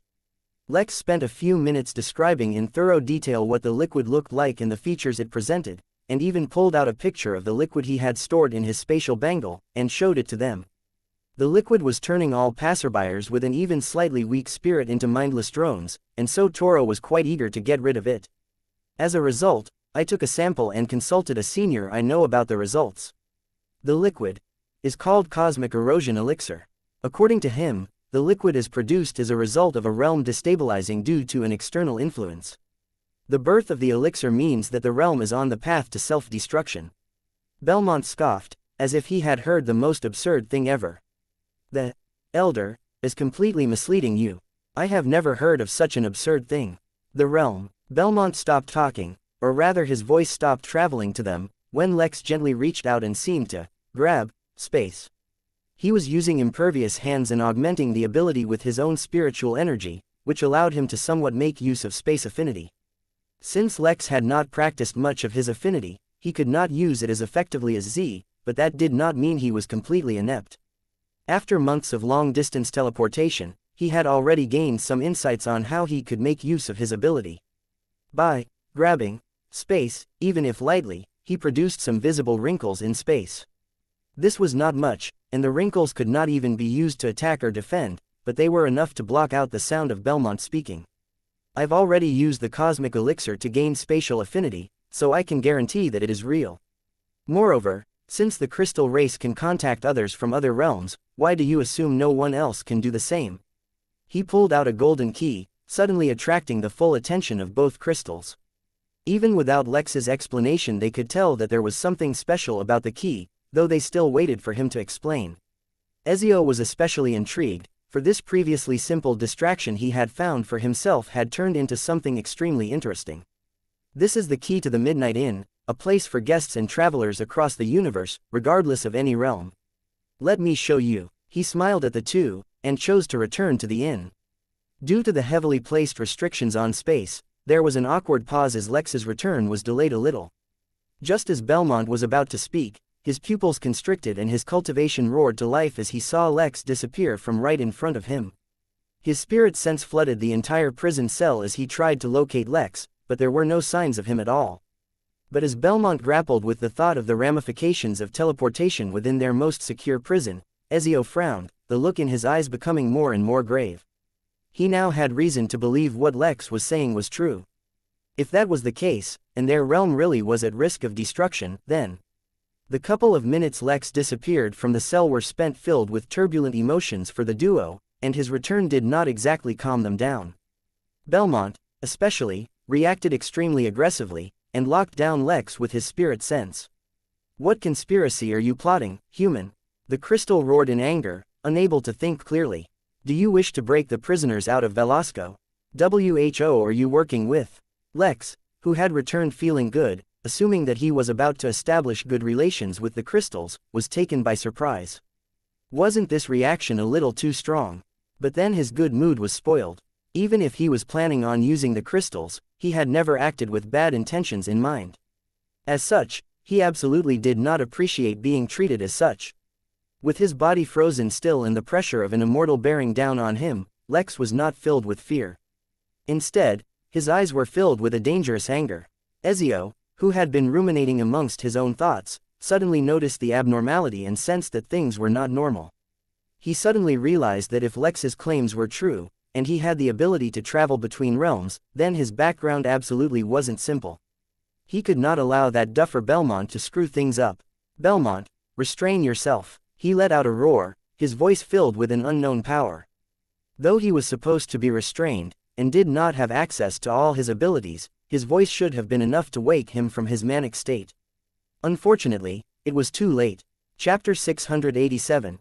Contract. Although Lex had an impressive defense, he was nowhere near strong enough to cause immortals any harm.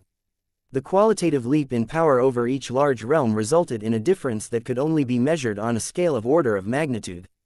Basically, Lex could do nothing to harm them.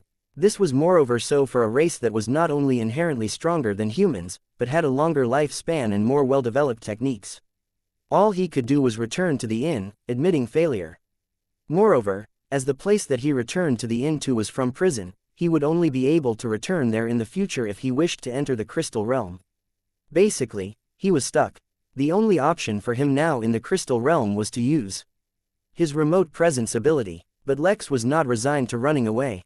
Although, yes, if he kept a cool head and behaved logically, he could endure the suppression of Belmont until Ezio knocked some sense into him. The situation was, after all, not yet resolved. There was room for it to progress in any direction, and he could salvage things. But Lex had long shed his training to cooperate with the authority which living in the legal system on Earth had embedded in him. Yes, he had been pinning his hopes on the Crystal Nation. But that did not mean he was helpless without them.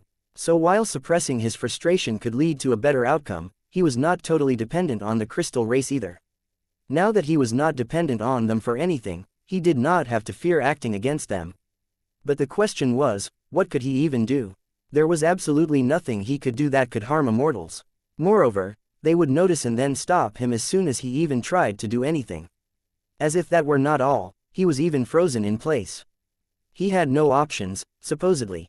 Although the pressure of the immortal held him in place, it did not extend to the depths of his body, or else even his blood would be frozen in place, and he would die. If his internals were not frozen, then he could manipulate his spiritual energy. Of course, using any technique right now would be futile, but he still had a raise, did he not? "Belmont, restrain yourself." The voice thundered in the small room, waking the Lord from his manic episode, and restraining his aura. But in Lex's eyes, the duo did not see the relief of someone who escaped the wrath of an immortal. Instead, in his eyes they saw the scorn of someone even more prideful than an immortal. The duo was once again surprised, but before they could react, Lex once again disappeared, for good this time perhaps. But he did not leave without a departing gift. 2 arrays hung in the air where he had been. The first was a simple array that left behind a voice message. I came to the Crystal Nation with good intentions, to warn of an impending doom. Yet all I found were conspiracies and hostility. Perhaps the reason they do not fight against the Craven is because they already know this realm is bound to be destroyed, and have already secured their own escape to the Primordial Garden. Why should they waste their time and effort protecting the poor vermin they know will die sooner or later anyway?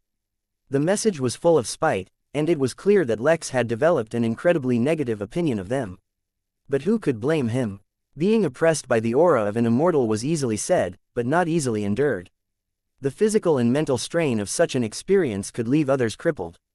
In fact, the first time Lex had been exposed to the aura of an immortal was also during the Crystal Realm, and had left him unconscious for a long time. Though he was much stronger now, and would not be rendered unconscious just from being exposed to aura, it was still an unpleasant experience. He also did not like the notion that others felt that he could be manhandled. Just as the duo was absorbing the words from the first array, Belmont even feeling a dash of guilt for overreacting, the second array triggered.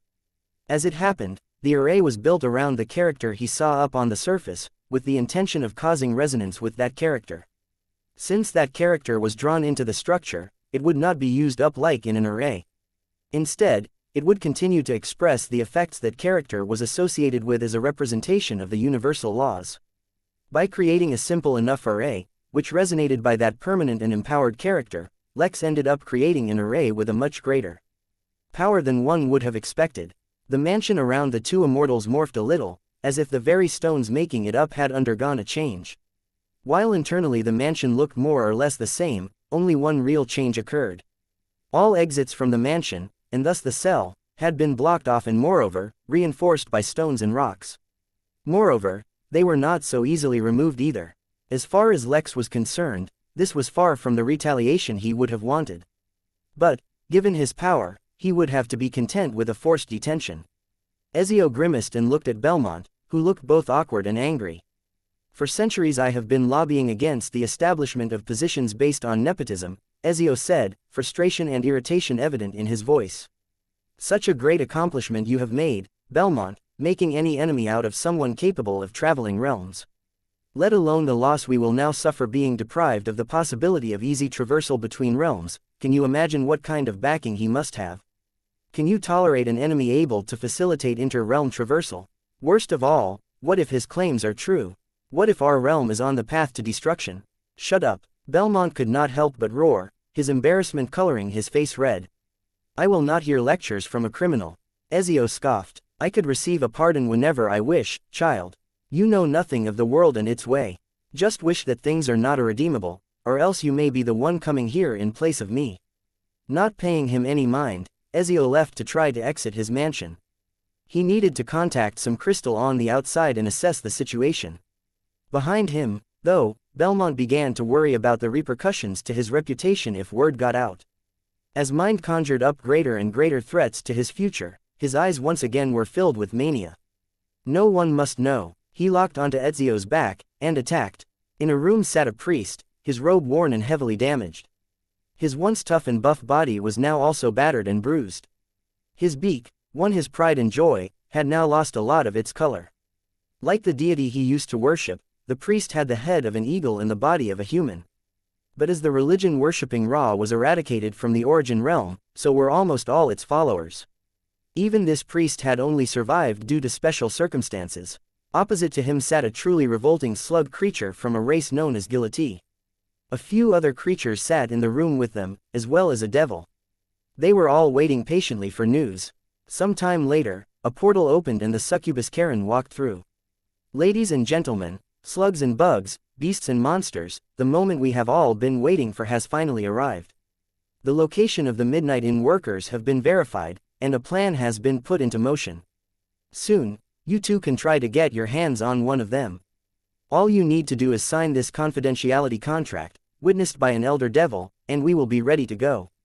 Whatever your reasons are, so long you deliver on our agreement, we will not care at all. There was no clapping or celebrating, as everyone in that room was in a sour mood. They were all gathered here as enemies of the Midnight Inn. Some of them just wanted to hurt the inn somehow, while others wanted to blackmail them, while others still wanted to dissect and study those workers. Their personal reasons varied, but they were unified in their goal. One by one, They got up and signed the contract. In the corner of the room, a devil watched with eager eyes and a massive grins as he rubbed his hands together.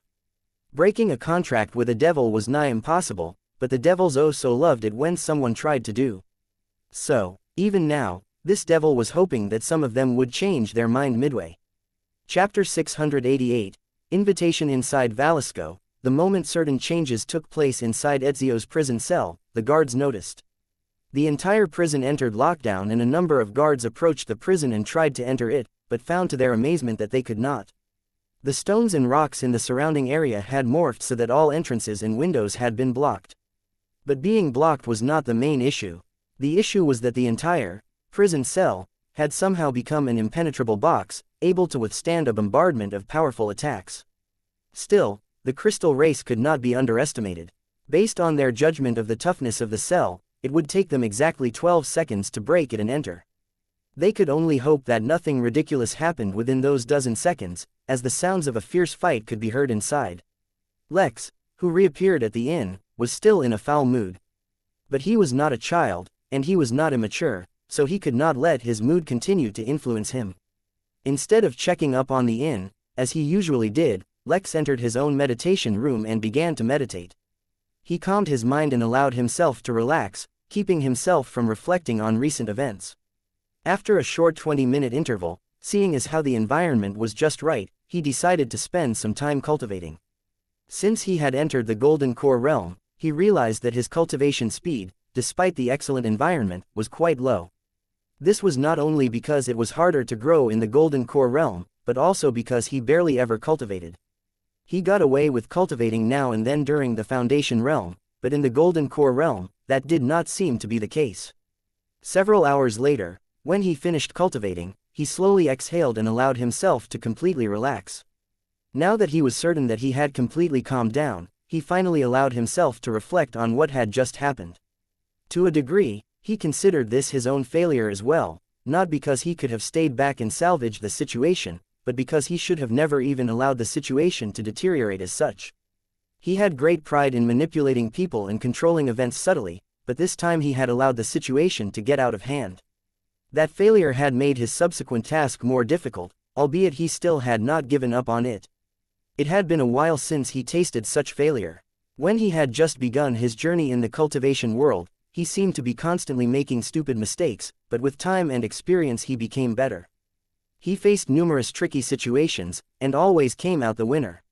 Now, after a long time, he came out as a loser once again. Instead of cribbing or complaining about it, it was better if he learned from it. For example, there had been subtle signs of Belmont's character from as early as he met him, yet Lex had become so used to dealing with capable and intellectual people that he overlooked all his faults. Moreover, he had been so determined that once he met the elder from the crystal race, Ezio, that his problems would be solved, that when he finally encountered the situation, his anticipation had put him in a psychologically inferior position. Although it was not obvious based on Lex's behavior, the fact that he felt like he could not have manipulated them was a sign of such a mentality. Of course, it was always easier to pick out mistakes and problems in hindsight, so Lex was not too hard on himself. Once he was done contemplating on how he could have done better, he began planning out what he could do now. He still had not learned the secret of the Crystal Realm, and he needed to use some way of gathering as many dignitaries at the wedding to raise the quest performance value. What resources did he have available? How could he entice people to visit? How could he take advantage of the current situation in the Crystal Realm to his benefit? Gathering people at the inn would have been easier, but that did not in any way benefit his quest. He had not yet moved from his meditation position as all these thoughts crossed his mind, and he did not intend to relocate either until he was done. Nor did he plan to use his state of flow to help him with his planning. Almost instinctively, without even thinking about it, Lex felt like this would be the best way for him to recover from his setback. Soon, an outline of a plan formed in his mind. Some parts were still not certain, and would depend on how things played out in the real world. Now that he had a plan, a smile returned to his lips. The greatest mistake he made, in his estimate, was relying on the crystal race to fix all his problems. Since when had he needed others' help? In fact, others should come to him in search of aid. He teleported to the innkeeper's office, and grabbed the innkeeper's pen, dipped it in the inkwell. He lamented for a moment that there was no Innkeeper's memo card, or Innkeeper's notepad, upon which he could write for even further enhanced effect, but he would make do without it. A square, white paper was summoned in front of him, and he finally put pen to paper. Although Lex had not specifically practiced calligraphy, he had enough control and sufficient imagination to allow him to write beautiful characters on the page. As for the language he wrote in, it did not matter at all, so even the characters he wrote were completely made up. No matter what he wrote, even if it was a scribble, so long as he used the ink from the inkwell, anyone who gazed upon his writing would perfectly understand exactly what he meant to convey. Moreover, since he was writing with the Innkeeper's pen, his writing also benefited from the fact that the words were imbued with the aura of the Innkeeper. Of course, since he did not intend to sign his name as the Innkeeper, his identity would remain unknown to the reader. Once he was done writing, he put the card aside and began writing on another one, resulting in 2 identical cards. But he was not done, and continued to create a few more cards. Once he was done, he smiled mischievously as he read the contents of his cards. You are cordially invited to the wedding of Pivarti Noel and Jasmine Phillips to celebrate their union. As their houses unite in matrimony, so too should the nations unite to discuss the darkness that ripples through the lands. Although the Crystal Nation has forsaken action, and tacitly allowed the growing conspiracy, no other can afford to. Besides those words, there was only the venue, which was the Midnight Tavern, and the time of the wedding. If the address was explained in too much detail, it would take away from the mystique of the invitation, so he left it up to the recipients to conduct their own investigation on where the tavern was. He was confident that they would manage. These words seemed simple, and perhaps even underwhelming as the prologue of his plan, but that is only when one failed to consider the immensity of the aura radiating from those words. For a realm that was limited to Earth immortals, the full dignity and immensity of the Innkeeper's aura was not something they had ever witnessed or could even conceive. This was an aura that even Tao Lords did not belittle and allowed them to assume the Innkeeper should be of rank with them. So how then could a measly Earth immortal compare? When seen from that lens, this entire invitation took an entirely new meaning. Although Lex had not said outright what the invitation was for, anyone would be able to conclude that the only darkness rippling through the lands at the moment was the Craven. Moreover, there was even a jab at the inaction of the Crystal race in the letter, as well as the insinuation that they were somehow involved in some conspiracy. Even if the recipients actually knew the truth behind the Craven and the Crystal race turned out not to be involved, just the fact that these words had been written by someone of such immense aura, they would begin to doubt if what they knew was the truth to begin with. Truthfully, Lex was not so petty that he would malign the whole race just because one member earned his ire. No, he would first create that misunderstanding, and then later pin the entire blame on Belmont. He would pretend as if his entire purpose in going to the Crystal Realm was to personally deliver one of these letters to them. As for the consequences of his actions, well, who asked Belmont to mess with him? Sure, Lex wasn't so petty, but he was still a little petty. He wouldn't ignore being bullied due to a higher cultivation realm. Chapter 689, The 7th Race. With a number of letters now in hand, the next step was to deliver them. That part, unfortunately, was easier said than done. He no longer had months to travel, as the wedding would take place in less than 2 months. He would need to recruit some aid, but at the same time finding people with the necessary connections to deliver the letters to the heads of the various nations was not easy. Frankly speaking, he barely had a way to deliver the letter to King Cornelius. Although, admittedly, he was looking forward to seeing the king's reaction when he found Lex at the inn. He had sent his son looking for him, but now Lex was openly inviting the king to his own tavern, and with some kind of mysterious and unknown backing. It would be a good show. He could ask the Phillips family to have the letters delivered. The letters may reach or they might not, as the connection of that family to other nations was of questionable value. He had a better idea, though admittedly it was a little crazy. First, though, he scanned the inn. It would be a test of his luck if it turned out. He smiled, and teleported away, reappearing at the bar inside Midnight Manor. A sulking crown prince by the name of Aegis was futilely attempting to intoxicate himself with the selection available at the bar. Unfortunately, Lex had nothing that would work on immortals, and so he was failing miserably at his objective. Defeated, for now, he was resting his forehead on the bar as he pondered on the future. I take it you've had a bad weekend, Lex said extremely casually as he sat beside him. Bad weekend, that's one way of putting it, he replied without lifting his head from where it rested on the bar. I had to run with my tail tucked between my cheeks. I ran into an army made entirely of immortals. Even I'm not stupid enough to think I could take that on. I've been hiding here ever since. Yeah, I can see how that would bring the mood down, Lex said as he ordered himself a piña colada. Why was that drink just so good? A part of him wondered, though mostly he was still just focused on Aegis. It's unfortunate, then, that I have some more bad news for you. Aegis finally looked up, his eyes filled with fatigue. He had recently mustered up a lot of courage and determination as he had once again decided to face his undefeatable father. Turning over a new leaf was a lot of work, both literally and mentally. As a recently recovered alcoholic, he was not used to it and was having a tough time, so when he was faced with the tidal wave of immortal craven, his newfound resolution immediately crumbled. Given enough time, he would probably be alright. He only needed to recover mentally before he could once again take up the challenging task of uncovering his father's secrets regarding the craven with newfound vigor. After all, the craven just became a much bigger threat. Unfortunately for his natural development, Lex could not wait so long. Moreover, despite any rebellion he may have shown against his father, Lex now needed him to return to him, so an intervention was absolutely necessary. He put an invitation on the counter and slid it across the counter till it stopped in front of Aegis.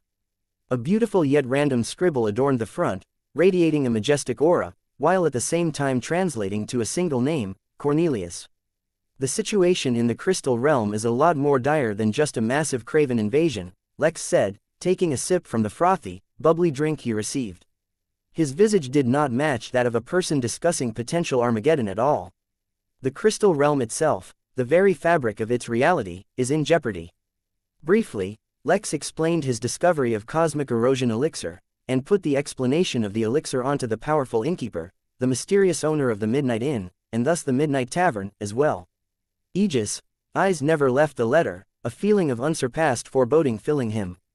If the realm itself was at risk, he had to put aside his grievances and ensure that his own father received this invitation. The upcoming meeting held unprecedented significance and could forever alter the history of the realm. Moreover, this was far more serious than any other conspiracy he could even conceive. He needed to confront his father and discover if he had foreknowledge of this threat. If he did, Aegis could not even imagine what he would do if his father already knew of this. As it happens, Lex continued, waking Aegis from his reverie, I need to send invitations to the leaders of the other nations as well. Do you have any idea how I can do so? Delivering the letters to the capital of the nations of Varns, as well as the Sentinels, is not an issue at all. With our long history of cooperation with the Varns, and the frequent necessity for diplomatic missions to the Sentinels, we have teleportation formations already set that can reach their leadership. For the Crystal race, it is not so easy, but there is a process through which we can go. The new country formed by the Poliids is completely out of our reach, and we have no ties with them, so I cannot help you there. The Trollops don't really let outsiders into the sacred lands, so delivering a message to them is difficult. Lex nodded, as if that was already a great help, but then suddenly paused. He counted in his head, and suddenly realized that the number didn't add up. The crystals, humans, Trollops, Sentinels, Varns and Poliids together formed 6 of the 7 races that occupied the Crystal Realm, but the 7th wasn't even mentioned. Although Aegis did not know he did not need to deliver a letter to the crystals, he at least mentioned them. But he had completely ignored the 7th race, and not mentioned it at all. In fact, it was now occurring to him that he had never even heard mention of the 7th major race in the Crystal Realm. Not in the academy when he was learning the history and geography of the realm, nor anywhere else had there ever been mention of a 7th race, except in mention of the fact that there were 7 main races. Suddenly, all of Lex's attention was focused on this issue. Why had he never noticed this small oversight before? This was abnormal. For the Crystal race, the Trollops and Poliids, I'll think of another way. You know, it occurs to me, that you did not mention the 7th race. Nor have I ever heard mention of them. Lex focused all his attention on Aegis, completely mentally prepared for some unexpected revelation. Could this unknown 7th race be behind the anomaly at the Crystal Realm? Could there be some secret behind this matter? Was this unknown race perhaps so enigmatic that people would subconsciously ignore them unless there was a matter that specifically concerned them? Aegis, who was up until now struggling to deal with shock, gave Lex a peculiar look as if he had heard a most unexpected question. Wasn't this common knowledge? Unfortunately, for Lex, who was not a native of the Crystal Realm, it was not common knowledge. The seventh main race of the Crystal Realm doesn't really have a nation. That's because that race consists of Sol and Frio birds. The entire Crystal Realm is their territory. There is nowhere they are not welcome, and nowhere they cannot accept the worship of all living things. Lex's extremely serious look morphed just a bit as he suppressed his lips from twitching, but ultimately failed. Do they have some kind of leader, or do they just live freely? There is a primogenitor Sol bird, and a primogenitor Frio bird, so I suppose they could be called leaders. They live in the territory of the Crystal race. But I've never really heard of the Sol birds acting in unison as a race before. The largest their groups go to is a single flock. In fact, even when their flocks began to grow too big, they split and formed two smaller ones. Lex nodded. He would skip the invitation for the birds as well then, since he had no way of reaching the Crystal race territory. He put down two more invitations on the counter, and requested Aegis deliver them to the Sentinels and Varn capitals to their respective leaders. As for the rest, Lex sighed, and turned his attention to Zagan, the latest inn worker who had yet to perform a single task. The moment he had arrived at the inn, he underwent a breakthrough to a higher realm, and had since then been in retreat. It was time for him to contribute a little. Chapter 690. Work ethic. A dozen seconds was an inconsequential amount of time for most mortals. Unless one was performing some excruciatingly difficult task, such as performing a plank or counting down the timer on a microwaves for food when starving, it would pass without even giving enough time for significant thought.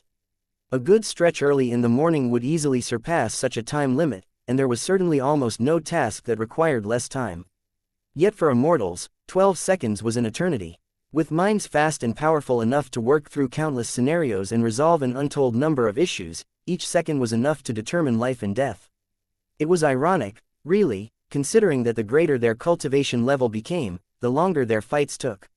So for 12 seconds, the guards who stood outside the sealed prison lived through 12 lifetimes as they waited for an opening. Meanwhile, sounds of a bitter struggle could be heard from within.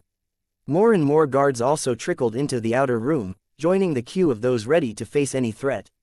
Finally, when they were able to puncture a hole into the perimeter of the cell, dozens of spirit senses flooded in to investigate. The sight that awaited them was both extremely shocking, but also blatantly predictable. Ezio and Belmont were fighting. But, with all his powers and cultivation sealed, Ezio was not fighting so much as he was struggling to survive. His entire body was covered in cracks, both big and small, indicating the bitter beating he had just suffered. Yet he was not dead yet.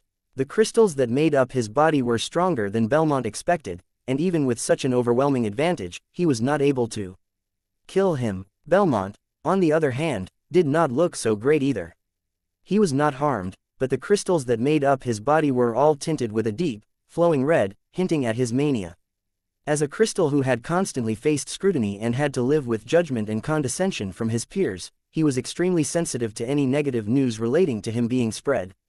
Although not a shred of him believed Lex's claims, facing the possibility where it might be even 1% true and he had driven Lex away, he could not imagine the reproach he would face.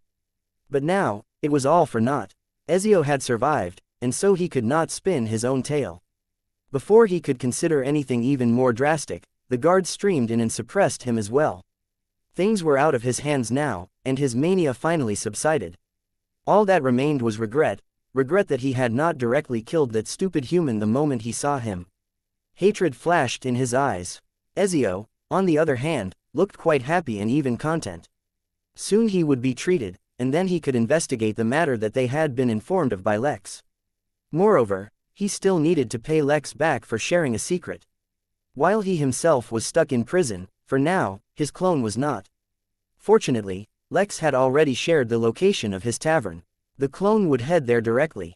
While Aegis waited for the Craven army to pass so he could return to the Crystal Realm, Lex teleported away. In a distant corner of the inn sat Zagan, currently in a human form. He looked incredibly pale, almost as if he was sick, and had straight black hair. At a glance, he looked like a high school kid from Japan. But of course he was not. He was an immortal monster which had gained sufficient sentience, and a lazy loafer besides. He had spent a ridiculously long time to pass the test, and since passing he had only been cultivating. He had been no help at all. Though, to be fair, from Zagan's point of view, he was the pinnacle of haste. The monster had lived for millions of years, so its concept of time was very different. Any ordinary task it performed would be stretched over a few years at least. In contrast, it did not even take a single year to finish the test. Moreover, it was currently undergoing a tribulation. If it succeeded, then it would undergo a period of rapid growth during which time it could only cultivate. In his modest expectations, it would be another 6,000 or 7,000 years before his current cultivation cycle ended. It did not know much about the Midnight Inn, to be honest, but when it became a worker, it felt the bond created within its soul, linking it to the inn. To be able to do that, the owner of the inn definitely had to be much more powerful than it. In that case, he had probably lived much longer than Zagan, right? If that was the case, a few thousand years to get accustomed to its current level should be completely understandable. In fact, he would not be surprised if he was commended for his speedy resolution of his personal affairs to show up to work. As his first ever job, he was looking forward to seeing what it would entail. These were only some of the passing thoughts Zagan had while it underwent its latest tribulation. After the more commonly known tribulations, such as fire and lightning, ones it had already experienced before, it was now undergoing an entirely new form of tribulation. An entity presented itself to Zagan in his mind in the form of an ancient, extinct race known as Farham. The Farham, for crimes unknown, were excluded from the cycle of life and death, and were sentenced to the bidding of heaven, or the universe until they can atone for their sins. In this case, that atonement was in the form of testing Zagan's mentality through a series of illusions. It suffered in its mind. But as a monster that had lived for millions of years, this was perhaps the easiest tribulation it had ever faced. It was others, with far less life experience than it, who would really struggle with this tribulation. Just as it was focused on its illusion, it felt a physical stimulus attracting its attention. Was this also a part of the tribulation? He felt the stimulus again, and opened its eyes to find a human standing in front of it, poking him. Zagan immediately shut his eyes again. Although the tribulation it was suffering was easy, it could not afford to be distracted. Opening his eyes activated all kinds of techniques and abilities which subtracted from his main energy reserve. Too much of such stimulation would be dangerous, for he currently did not have the ability to control his cultivation. "What do you want, human?" he asked, his tone filled with arrogance and condescension. Excluding Alyssa, who had treated his wounds continuously, Zagan still saw humans as inferior beings. It was too used to it, after living an entire lifetime of only seeing them cower and fear before they died. Unfortunately, Lex could not care less about his superiority complex. "You're from the Crystal Realm, right? You've lived there a long time. You probably have a lot of contacts and know a lot of secrets. I need your help. Now is not the time, human. Come back in 10,000 years and I will consider sparing you for your transgression." Uncaring, Lex poked him in the face again. "Listen here, buddy, you've been freeloading off the inn from the moment you came. I don't really mind, since the innkeeper doesn't mind, but you better pay your dues. Are you going to help me, or should I have you sent back to the Crystal Realm? I'm sure absolutely no one will come and bother you once they find out you're undergoing a tribulation." Zagan panicked. What was going on? It had not even been a century yet and people were complaining that he wasn't working. What kind of job was this? He should have at least a 100,000-year notice before he is required to do any task so that he could rouse himself and adjust his mentality. This was employee suppression. This was slavery. This was animal cruelty. Wait, did it count as an animal? Wait till I am done cultivating. It will only take a few years. It's now or never, buddy. You don't need to do much. Since you can talk, then just talk. I need to deliver a letter to the sacred lands of the Trollops and need to reach the Poloid's new country. I don't have a lot of time either, maybe a few days to a couple of weeks maximum. I cannot be distracted, Zagan said in a weak, pleading voice. But little did he know, his boss had his work ethics trained in the capitalistic center of the world. Humanity, workers' rights, decent working hours, such concepts were for hippies. Here, they got the job done. Chapter 691, Fishrider. Truth be told, Lex felt some pity for Zagan. Obviously he was in a precarious situation, and Lex was here bothering and distracting him. But at the same time, if instead of arguing and fighting back he had simply given the answers he required, he would be halfway done by now. Look, I understand you don't want interruptions. I also don't want to bother you, nor do I want to continuously bicker. Just give me the answers I want and I will leave you alone. Zagan did not immediately reply, and showed a disgruntled face. The Farham-inducing illusions could sense his distraction, and so immediately increased the potency of the illusion. For a split second, Zagan almost genuinely believed that the illusion he was living was real. Cold sweat appeared on his brow, and this seemingly easy tribulation was made immeasurably more difficult, all with the addition of a simple single human, or perhaps this was also a part of the tribulation. Of course, it suddenly made so much sense. He was a noble and dignified immortal, working for the mysterious and powerful Midnight Inn. How could his training be casually interrupted? How could some human just waltz up to him? Moreover, how could a weakling utterly ignore his impressive and dangerous aura while he underwent a tribulation? Little did he know, it was impossible for anyone to be harmed by passive aura inside the inn, for the system neutralized all such auras. It was one of the inn's original features, which is why Lex and so many others were able to tolerate the aura of Dao Lords without losing complete control. So this was a part of the tribulation too. More than an illusion tribulation, this should be called a heart tribulation, for only with simple tricks his heart and faith in the noble Midnight Inn was almost shaken. It all made so much sense.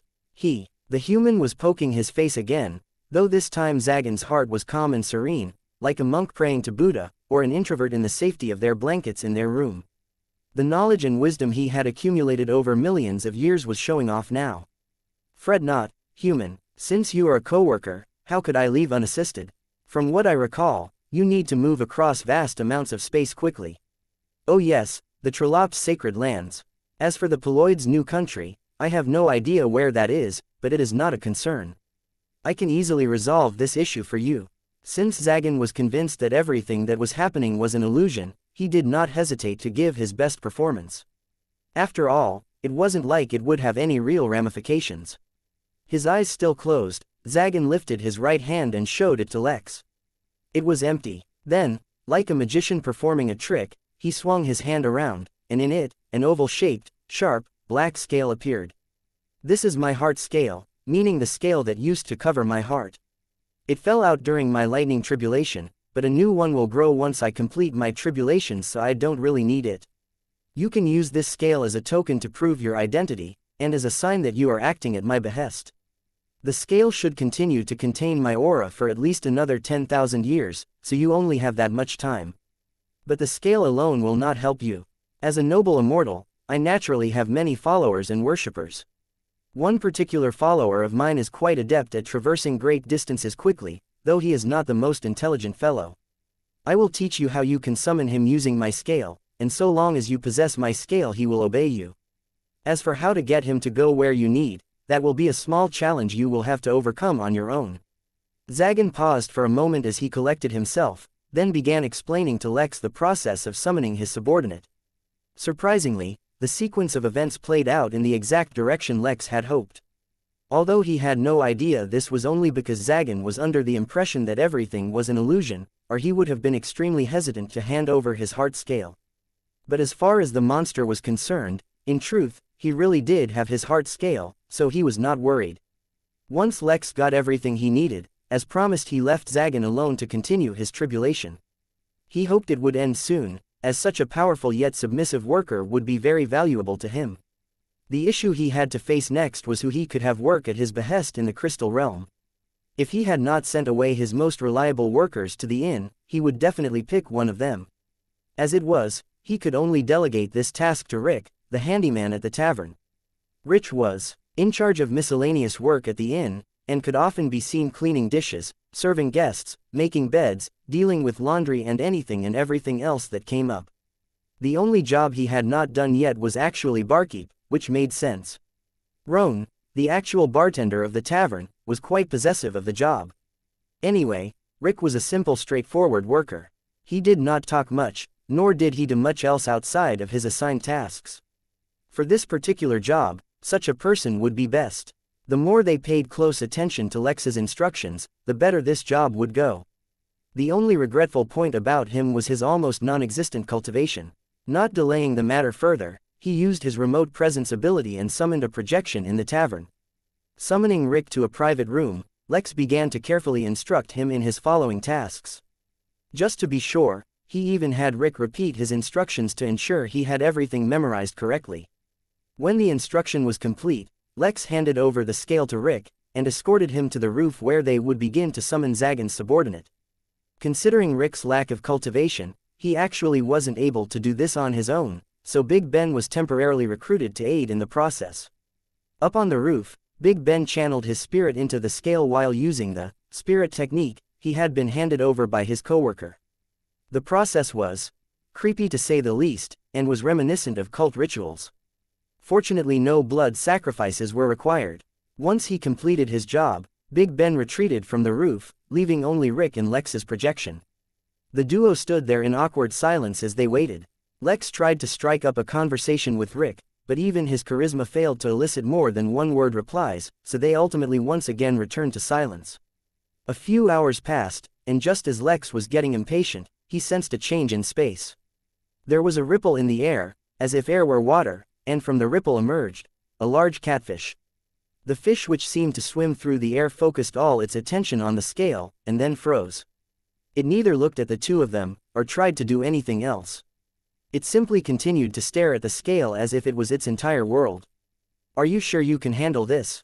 Lex asked hesitantly as he looked at the simple-minded fish, and straightforward Rick. "Yes," he replied, nodding, before he walked to the fish, before discovering it was too high. He lowered the scale to the ground, and the fish similarly descended, its eyes still locked on. Then, without warning, Rick jumped up to try and climb the fish. Unfortunate, as the scale also rose higher when Rick jumped, so too did the fish rise, resulting in an awkward failure. Completely unperturbed, as if he had not just done something silly, Rick paused for a moment to think. Eventually, he slowly grabbed onto one of the fish's whiskers and pulled it down. The fish complied. Finally, he was able to climb aboard. So concerned was Lex that he did not even make any cowboy comparisons as Rick rode off into the sky on his catfish steed. His first destination would be to Toro, to whom he would show the invitation. That was because Toro was the closest Trolop around.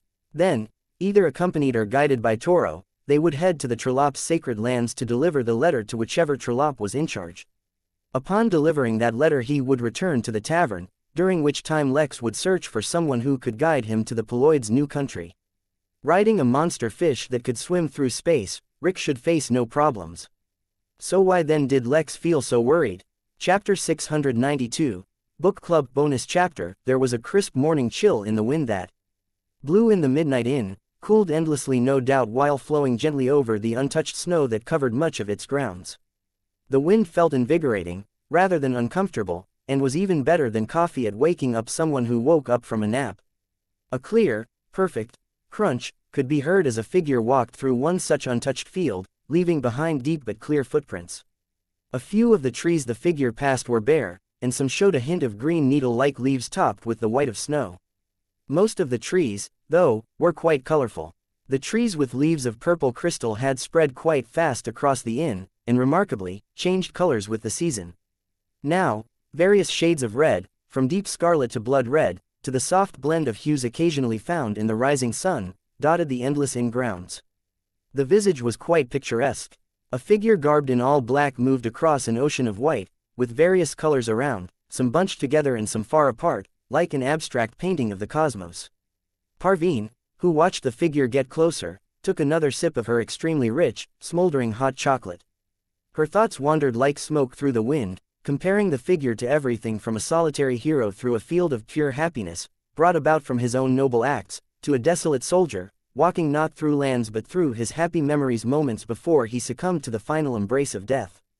As an avid reader and perpetual bookworm, she had an overactive imagination, and most of her social interactions usually involved her imagining her compatriots in various interesting scenarios. "Am I late?" the dark figure asked in a gruff voice, unwrapping the gray scarf around his neck. He hated the cold, yet always found himself attracted to it for the pure bliss it delivered in terms of excellent naps. "A little," Parveen replied. "But don't worry, everyone is already used to it." The dark figure made a sound to acknowledge the statement as he finally finished unwrapping the scarf. The dark, furry face of a Neko, or commonly known as a cat-human, was revealed. As it turned out, the figure was dark not only because of the dark clothes he had worn, but also all the black-colored hair his stocky build was covered in. There are some new members though.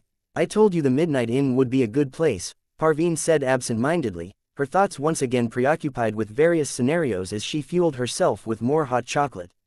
I will be the one to judge if there are any new members, Gladius, the Nako, said harshly. He was strangely strict in admitting new members, as he should be. After all, joining his book club was no simple matter. Silently, the duo retreated into a small clearing in the middle of a few dozen trees. It seemed as if the trees had protected this place from the snow, and somehow the chilly winds did not enter past the furthest tree, forming a safe haven from the elements. In the middle, there were a number of small huts, some simple log stools and a burning campfire. Alongside the few dozen members of the book club, parrots and peacocks rested there, as if completely unafraid of the nearby gathering. "You've finally arrived," said a monkey who was seated nearby, a pair of hipster glasses resting on its nose as it read an incredibly thick book. Even as the monkey talked, he could not look away, as if the story he was reading had gripped his very soul.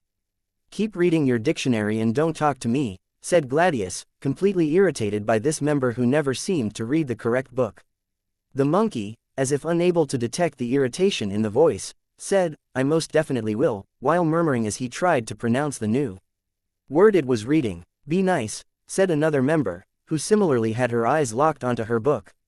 She was a demon, a zombie to be exact, who had somehow retained the consciousness of her body before she became a zombie.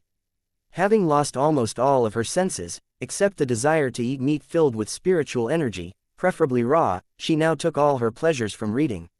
"I don't want instructions from someone reading the manual for a squatting toilet," murmured Gladius, but not too loudly.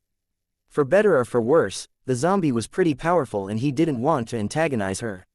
"Are you the leader?" asked another new potential member, excitement bubbling out from every corner of his being. "How did you discover such excellent books? We must talk after the meeting, you have to give me more recommendations." This member was one of the spirits who had survived death by giving up his entire wealth, and now lived permanently at the inn. It was only in death did he have the time to discover the wonder of books, and he did not want to miss out on a single one.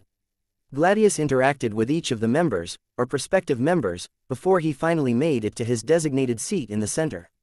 All the others also found their seats, and a hush fell over the area as eager eyes all focused on Gladius. For many here, the book club was the main source of social interaction, but even for the rest it was the one they looked forward to most. After all, it was so hard to find like-minded people, let alone an entire club full of various races all dedicated to, and in love with the same thing. Gladius cleared his throat loudly, as if attracting everyone's attention, though that was unnecessary. "We have some prospective members here, so let me go over the rules of the Catnip Book Club (CBC). We meet once a week, though attendance every week is not exactly necessary. However, if someone misses 4 consecutive meetings, they will be considered removed from the club until further notice. Each week, I provide a list of reading materials. There is one main focus, which we will discuss the following week, and several suggestions that members can discuss amongst themselves." Gladius spent a good amount of time explaining the rules, his posture perfect and his voice loud and clear, as if declaring that he was the one in charge. No one really contested his position, because not only did he recommend excellent books, everyone loved to play with his incredibly silky and soft hair. He was the perfect reading companion. Once he was done explaining the rules, he opened his satchel and from within removed a massive book with an extremely colorful cover, depicting a magnificent hero wielding his sword, ready to take on the universe, and behind him his endless wives. The title of the book, Ultimate King Emperor, All the Gods Call Me Daddy. This book, he said, his voice trembling, though no one could tell if it was from excitement or some other emotion, was selected last week through popular demand. Gladius paused for a moment to glare at Parveen, the oldest member of his book club, before he continued, and it was definitely a unique read. As much as I pride myself as a quick reader, I was only able to read the first 31,000 chapters during this past week. His voice trembled again. Before we begin to discuss the book, let's ask everyone how far they've reached, and limit our discussion till the earliest point a member has reached to avoid spoilers. One by one, the members only said what chapter they had reached, though at some point Gladius became distracted. A notification grabbed his attention. New notification. Congratulations on gathering 50 members for the Catnip Book Club, and unlocking the achievement, the Budding Book Club. Reward. The haunted bookmark excited, Gladius began investigating his new reward, and began checking out the new features of his Book Readers Club system. At the same time, he received a new quest as well. New quest. As a budding book club, you should also begin to develop a collection of rare and valuable books to show off your achievements. Find a signed copy of the comic, The Innkeeper Volume 3 Love is an Ocean of Fire and I Am the Lifeguard, by author, Rachel. Gladius could not keep himself from grinning, though his members mistook his actions as a reaction to the amount of progress they had made in their reading, and felt highly motivated. The reason he was smiling was because he had heard a rumor that a signed copy of that exact comic would secretly be auctioned deep underground in the reading circles of the Midnight Inn. The one who told him this rumor was his good friend Velma, and she always had good information, so he trusted her deeply. Soon, he could see his book club growing even further. Without realizing it, Gladius began to purr. Chapter 693, Time skip. Despite Lex's concerns, Rick ended up performing his job well. It helped tremendously that accompanying him was an incredibly strong monster with almost no intelligence at all. The reason why it was almost no intelligence instead of actually none was because he was smart enough to suppress his base instincts to attack mindlessly while in the presence of the aura of its leader. Moreover, with Toro as a guide, and the awesome might radiating from the invitation, an exception was made and Rick was allowed to enter the Trolop sacred lands. Moreover, they even promised to help out in delivering the letter to the Poloids. With his major troubles taken care of, Lex slowly took a backseat and allowed things to progress naturally. With Ash coordinating well with the Phillips family, let alone the tavern, all of Babylon was getting ready for the wedding. The resources of the Midnight Inn also came into play. Spending a mere 100,000 megapixels was not an issue for the Noel family or the Phillips family, so both the bride and groom soon reached prestige level 3, which allowed them to avail the services of Gives, the tailor. The guild was, of course, also made use of, and various items that were not easily available in the Crystal Realm were being exchanged non-stop. Due to the sudden increase in wedding-related activity, word finally spread at the inn that some of the guests coming were from a different realm entirely. When that news spread, there were mixed reactions. Most people did not care. A majority of them would never even leave their home planets, let alone things such as star systems, galaxies or even realms. Why then should such a thing matter to them? Someone from another realm was just as much out of reach for them, as someone from another planet. Others, however, did not react so simply. Since this time the Henley were already keeping an eye on the inn, they noticed immediately, and yet another emergency meeting was held about how to react. Bringing in citizens from another realm, while bypassing the Henley protocols, was a severe transgression. Of course, Lex did not know about that, and there wasn't much he could do about it either. Lately, he had been spending all his time in the library or inside the Henley portal, studying. He was looking up anything and everything, so as to increase his general knowledge. Of course, if certain things caught his eye, he would pause his general study and focus solely on that topic. For example, he found the similarity between talismans, formations, arrays and techniques, spiritual or otherwise, quite interesting. While arrays solely relied on the characters and energy to bring about various effects, formations, talismans and techniques all could reproduce the same effects.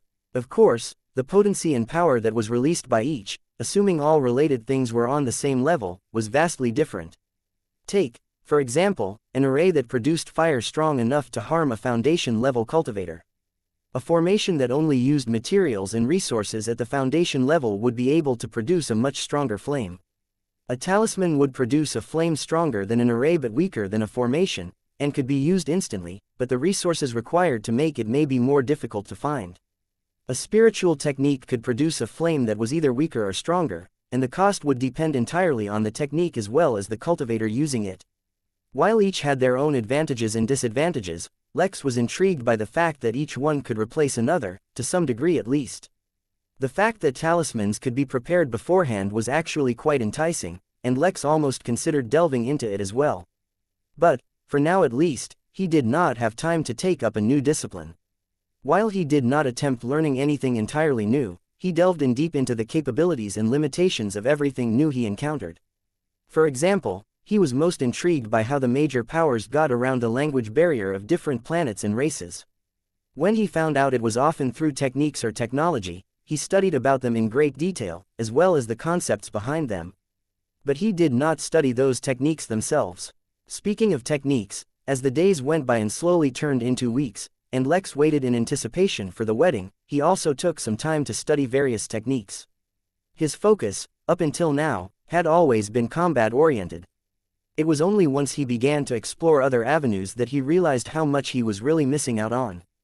There were techniques to help in singing, there were techniques for skin care, there were techniques for art, for calligraphy, for better sleep, for body odor, and so much more. There was a technique that allowed Lex to copy every video game character in history, and double jump, meaning he could jump once more while already in the air. There were extremely intriguing illusion techniques that attracted his interest for the endless applications that they had. There were techniques that could be used in aid in farming and cattle raising. Fishing, incidentally, was also an area which seemed to have an endless number of techniques. Since Lex was looking at relatively low-level techniques, such as the Foundation realm and below, it was easy for him to quickly master the techniques if he really wished. The area that Lex had been neglecting most, but should have been an obvious first choice of techniques, or at least second, was healing and medicinal techniques. While most techniques that he encountered were focused on simple ailments and diseases, there were some that could be used to heal others. For himself, Lex already had the most ideal techniques which boosted his healing while he slept.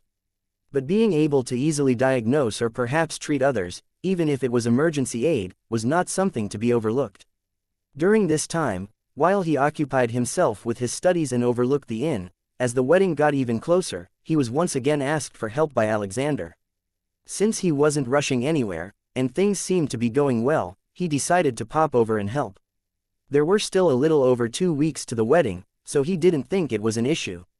He was also determined to continue thinking this way until one day he proved that death flags weren't a thing, and he wasn't inviting trouble for himself just by thinking about it. It just didn't make sense. He had to be right. He had to be. When he teleported over to Polbitvi, he was greeted with the sight of an extremely worn-out Alexander. He did not look weak or injured, but just extremely sleep-deprived, which was not an easy state to achieve at his cultivation level. "You look horrible," Lex said, not bothering to feign courtesy. "All-out war has broken out on the planet," Alexander answered. "Only areas protected directly by Jotun are safe. We are almost 100% certain that the war is being instigated by the organization backing Jeffrey. There are already over 300,000 casualties, and we are expecting a lot worse yet to come." Lex's smile faded as he looked at Alexander seriously. He once again reminded himself that he could not be the hero to every suffering person in the universe. He knew this the day he inherited the inn. But it wasn't as if he would ignore a friend in need. "What do you need from me?" he asked seriously. Alexander rubbed his forehead as he suppressed a headache and motioned Lex to follow him as he walked into a briefing room. "The crown you gave me has really helped out," Alexander stated. "I've been studying all the data we have, and all our leads, and I believe I've discovered something. The reason Jeffrey is on this planet is because he wants to target some VIP, that much we've been able to confirm. But I'm having some disagreements with my team over who the VIP might be." "What do you mean? What is a VIP?" "To a villager, the village head is a VIP. To the village head, the mayor of a city is a VIP.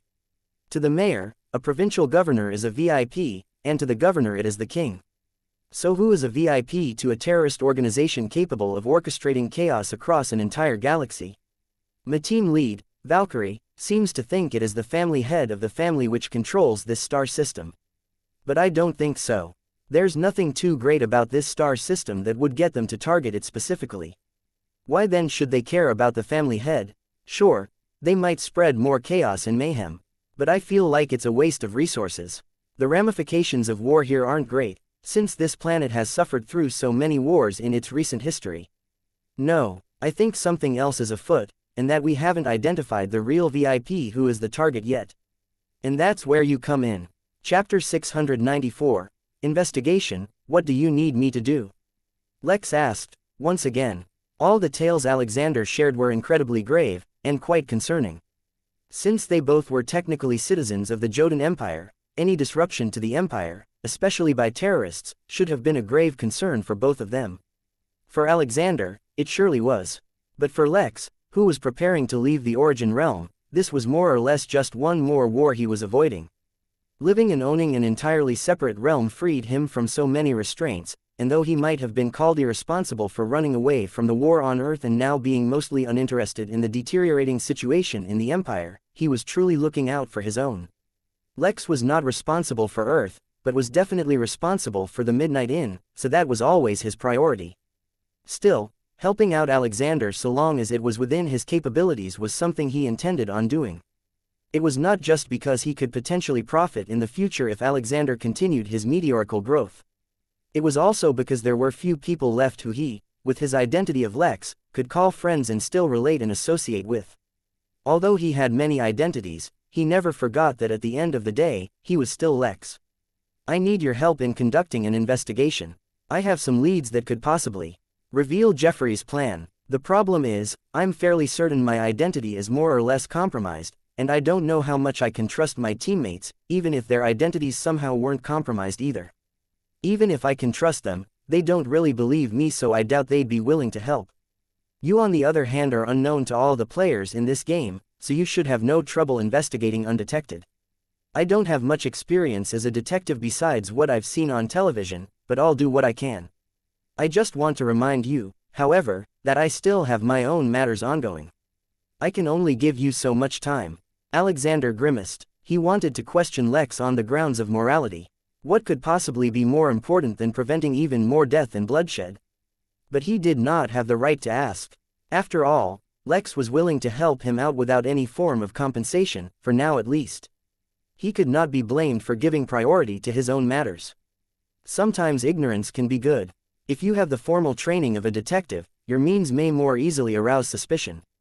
Instead, if you snoop around like an amateur, no one will take you seriously even if you are discovered. In this case, being underestimated means that the targets are less likely to hide or erase their tracks. Moving on as if he had not just called Lex an amateur, Alexander turned on a screen which showed an extensively detailed map of their surroundings. The center of the map showed the area governed by the Jotun Empire, which was shaded in green. The rest of the map was divided in two, either shaded blue or red. The blue areas are occupied by the official owners of this star system, while the red ones indicate areas where the rebels have managed to capture. Don't let the colors or titles fool you. Both sides in this conflict are equally cruel and merciless, but that is not our concern for now. The terrorists don't seem to be supporting any one side in particular, and act independently where they can spread the most chaos. But I don't believe they can achieve all this without any ground support either. Your first target is here, in the refugee camp set up by the rebels. One of the leaders of the camp, which also doubles as a siege fortress, is someone who is highly suspicious. He has, coincidentally, benefited greatly from multiple terrorist attacks which, in one way or another, greatly aided covert operations he happened to be conducting at the time. I'll pass all the relevant information to you, about the rebels as well as the nominal owners of this star system, so you get a better understanding of the conflict. What you're looking out for. The two spent many hours in the room as Alexander thoroughly briefed Lex on the situation. If anything unexpected were to happen while he was investigating, he would need a comprehensive understanding of things if he was to make the best decision. In an ominously dark yet bare room sat 5 figures on the floor, hunched over a mound of glowing embers. The room was not cold, and the embers did not radiate heat, so the sight was unusual. The silence in the room was deafening and was filled with an aura of oppression.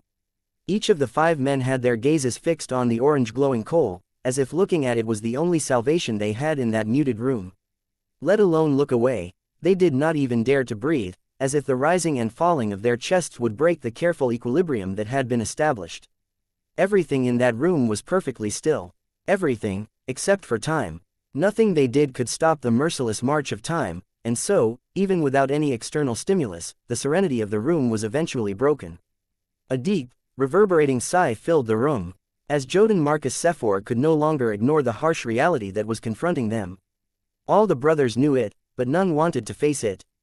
The true severity of the chaos spreading through their empire was something only they, from the very top, could see. One simple metric through which the severity of the situation could be determined was the economic output of their empire. Overall, the empire's ability to generate wealth from its vast resources had diminished by 1%. This 1% could not be underestimated, for it encapsulated the resources of over 20 galaxies. Jotun himself could not cover the area covered by so many galaxies, let alone the distance between each galaxy itself, even if he lived for 1,000,000 more years. It was only through the use of techniques and technology that such a thing was possible. More importantly, as one of the most favored agents of the Henley, they had relied heavily on the help of the Henley in establishing and running the empire. While they never acted themselves in the matter, the resources they had could manage the entire realm, let alone a few galaxies, so it should not have been a problem. Now that there was a problem, it was an indication of a much larger issue. While Jotun was not qualified to comment on the activities of the Henley, as a human and as an emperor, he had to consider all possibilities and look out for the best interest of his people. An issue with the governance of the empire, which relied heavily on the logistical and technological aid of the Henley, most likely meant that there was an issue with the Henley themselves. Whether they were aware of it or not, and whether they were doing something about it or not, were all things they were not in a position to guess. Since no one wants to say it, I will. Our family has survived the turbulence of one chaotic realm, so another is not a problem. What we need to do now is decide on how to move should the situation deteriorate in the future. William, I hate to put you in this position, but we'll be depending on you for this. William, who looked identical to Lex, could not help but sigh. In the end, he could not hide from his responsibilities. If you need me to use Gelid Anima to its full capacity, we will need to cure my disease first. It's already been so long, yet we have made no progress on that front. Make a list of the items you need. I will see if the Midnight Inn or the Infinity Emporium can help us find the items. If they can't, I'll have no choice but to redeem them from the Henley. Although redeeming such precious items will lock me into more tasks for the foreseeable future, it can't be helped. As if he was already prepared, William handed Jotun a long list filled with names of exceedingly rare items. Blood of a heavenly deity, petulant grass, which only grew on the surfaces of a few massive stars, and absolute crystal, a kind of ice that was colder than the supposed absolute zero, were just some of the items listed on the list. Until that is done, I'll at least start using a diminished version of my ability. William said, talking more to himself than the others. Instantly, he entered a state quite similar to Lex's flow state, yet somehow different, and began muttering. We need to cut ties with rebel forces, allow heavy casualties to those who don't align themselves properly, fan the flames for pirates in the territories we give up. Just like that, with every word he spoke, the lives of hundreds of billions of creatures were condemned. Chapter 695. Background. Dressed in the local attire of Polbitvi, which looked awfully similar to the Arabic thobe back from Earth, Lex was casually strolling through some hills. Since he was supposed to be conducting an investigation, it was obvious that he needed a local identity and cover. Fortunately, the rebels did not have a comprehensive list of the citizens in the areas under their control, so making up an identity was not really much of an issue. All Lex needed to do was memorize some information about his place of origin and pick up some general information about the planet. Then he just needed a good explanation for his whereabouts during the most recent conflicts. Alexander had already taken care of all of that and just provided Lex with a dossier that he had just memorized. Moreover, he had been smuggled into the rebel territory, and then dropped off. Now, all he needed to do was make his way to the refugee camp, and then he could slowly begin his investigation. Despite the utter seriousness of the matter at hand, Lex was actually having a lot of fun. Dressed in a foreign and exotic way, he was undertaking a covert mission with a secret identity.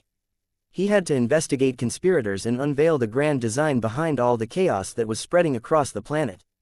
He felt like he was in a detective show. Or, if he went by the standards of the books he read, he was acting as a member of Zhonghu. Out in the wilderness, with nothing to rely on but his own strength and abilities, he sought to bring change through the consequences of his actions. It felt like an adventure. Sure, there had been no shortage of adventures in his life before this either, but back then, he was always too weak to focus on enjoyment. Now, at least, he knew it wasn't so easy for him to die. That self-confidence allowed him to take pleasure in even the simple things during this adventure. He walked through changing sceneries, taking in the beauty and harmony of nature. The landscape, even here far from habitation, showed signs of war and combat. Long and deep ugly scars marred the topographies he crossed, though admittedly the wounds to the lands were healing. Grasses and various trees had begun to grow in them, or natural lakes had formed filling them. Soon, it would be forgotten that a brutal war had been fought here, only if the actual war eventually finished. After traveling as such for nearly a day, Lex eventually reached his destination, a massive fort built directly into the side of a particularly large hill. All the greenery from that particular hill had been removed, as anyone approaching the hill would be easily identified from far away. This, for Lex, was not an issue, as there were lines of people coming in and going out. As if it was something he did all the time, Lex joined the line to enter the fort quite casually. There was a noticeable difference in the demeanor of the locals and of Lex. More specifically, all the people around him seemed worn and beaten, or as if they were undergoing some incredible trial that put an immense amount of mental strain on them. Lex, on the other hand, looked like he was having a great day, and was out for a stroll in the lovely weather. Not only were his clothes noticeably cleaner and newer, but even the aura near his person was fresh and invigorating. Standing out like this might not have been the best idea, as it would prompt an investigation, but that was something Lex had opted for, and specifically told Alexander to tailor his cover story accordingly. The cover he had was of someone who had just come out of a cultivation retreat. He would claim to be cultivating in a secret location for his breakthrough into the Golden Core realm. His realm was new enough for that to be a convincing ploy. The sense of energy and his good mood could also be explained from his recent breakthrough, not to mention that he would have missed out on all the fighting due to the fact that he was in retreat. By having himself investigated beforehand, he was creating a psychological barrier where anyone who would be curious about him would directly turn to the most recent report on him. Since he had already been investigated once, no one would think to look into his past again and more deeply. Of course, if Lex did something too suspicious, someone might want a more thorough report. This was where Lex's own planning fell short, mostly because the time he spent in the cultivation world was still too short. Even though he had been increasing his general knowledge, it was not as if he had a specific curriculum to follow, so he could only grope about randomly. At higher levels, which he was now reaching, background search and investigations were not limited to the simple clue and hint hunting followed by reasonable and logical deduction. More mystical aspects came into play, such as divination, auguring, and the use of various other investigative techniques. For the most part, Alexander took care of such things as the Jotun Empire already had many mechanisms in place to counter such methods. But the tools at their disposal were ultimately limited. He was warned that a more thorough or skilled search would overcome their means. He especially told Lex never to let anyone get a hold of his blood, and in fact hinted that Lex should learn a technique that would automatically destroy any blood that fell out of his body. This was because if someone had his blood, it would make Lex vulnerable, and not just to simple investigation. But regardless, for now, Lex had his identity in place and was not concerned about a simple search. As predicted, when he reached the gate, the guard singled him out and called him aside for further questioning. At the same time, countless machines and formations scanned him. Alexander had already briefed him on the use of these procedures. He was mainly being checked for dangerous weapons, or any connection to the tyrant rulers, and the rebels labeled them. Though his smiling face drew a lot of suspicion, he ultimately passed all the tests and was allowed to proceed. He knew that he would probably be followed for a while, and that his previous claims were probably being investigated. That is why he would not begin his own search immediately, either. His objective was not one that could be rushed, and first Lex had to immerse himself in the local environment. If he had been a true refugee, he would have headed towards the free housing, thus effectively turning himself over to the rebels' disposal. But he was not one, nor did his cover claim him as one. Thus, he made his way to a local inn and got himself a room, paying for his stay in advance. He ordered himself some food, and in the meantime, made small talk with some locals as he understood the situation in the area. His questions weren't targeting anyone specifically, and seemed perfectly in line with the curiosity of someone who had moved to the fortress for the foreseeable future. Questions like how safe the fortress really was, and what were the chances of being pulled into a draft if he stayed in the camp.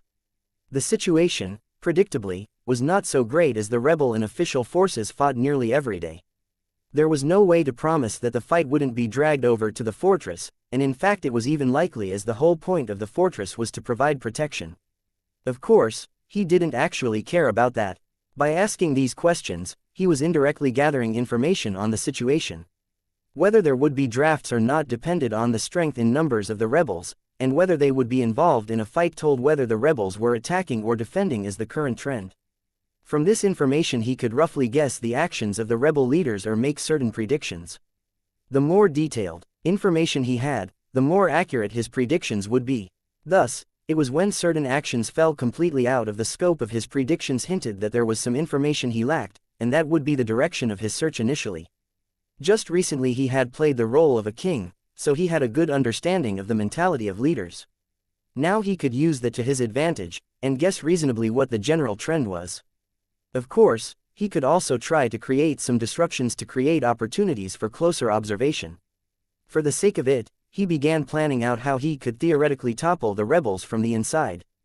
But when his plan started to take shape, and it began feeling like it was entirely plausible, he had to suddenly stop himself. I am not some secret villain, he reminded himself as he wiped the imaginary sweat off his brow. He really believed he was the good guy, so why then did the prospect of playing with the rebels to death excite him so much? Chapter 696, Anomalies and Oddities. Lex quickly realigned his mentality with his normal thoughts and vanquished any lingering impulses to manipulate everyone into self-destruction.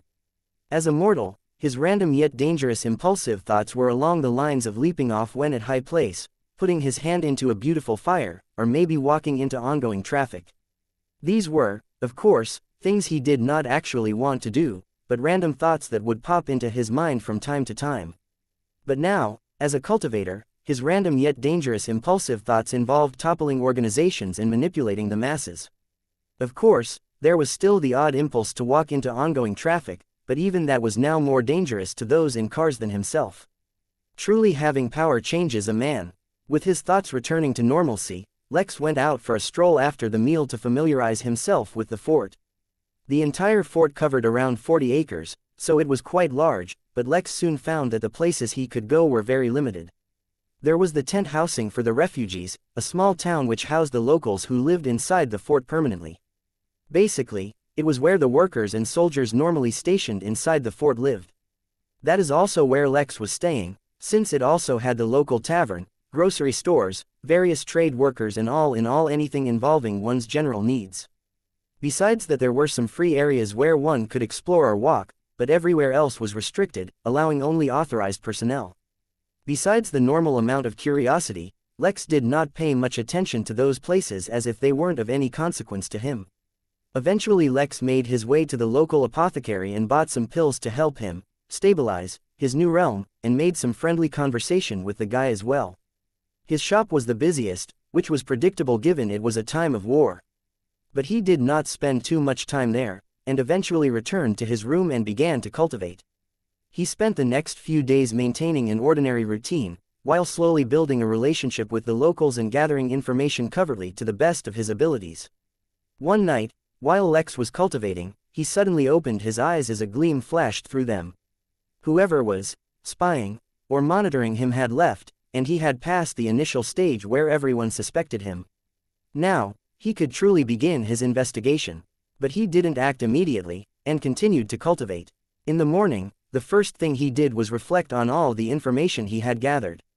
The target Alexander wanted him to investigate was called Fernando, and while he was not the highest authority in the fort, he was up there. As such, learning his whereabouts from the common folk was nigh impossible.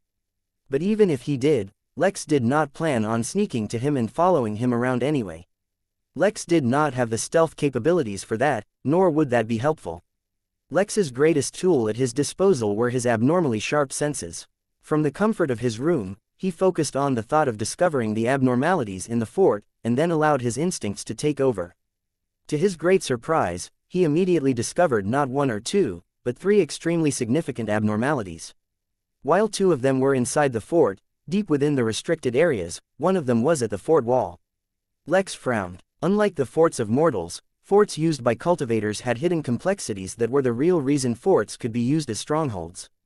The walls would not only be much stronger than that of normal forts, but would also mark the edges of the protective formation in place, and protect its vulnerable parts. As such, not only were walls kept well repaired, they were frequently monitored and checked in case an issue with the formation should appear. This was what he had recently learned. So how could an abnormality appear on the wall? It was unlikely that this had anything to do with the motives of the terrorists, but it could still be a lead of some kind. Who knew if the terrorists weren't pretending to support Fernando, only to fatten him up and then reap the rewards when they were ready? The foundations of the rebels' hold on this entire territory rest in the steadiness of the fort.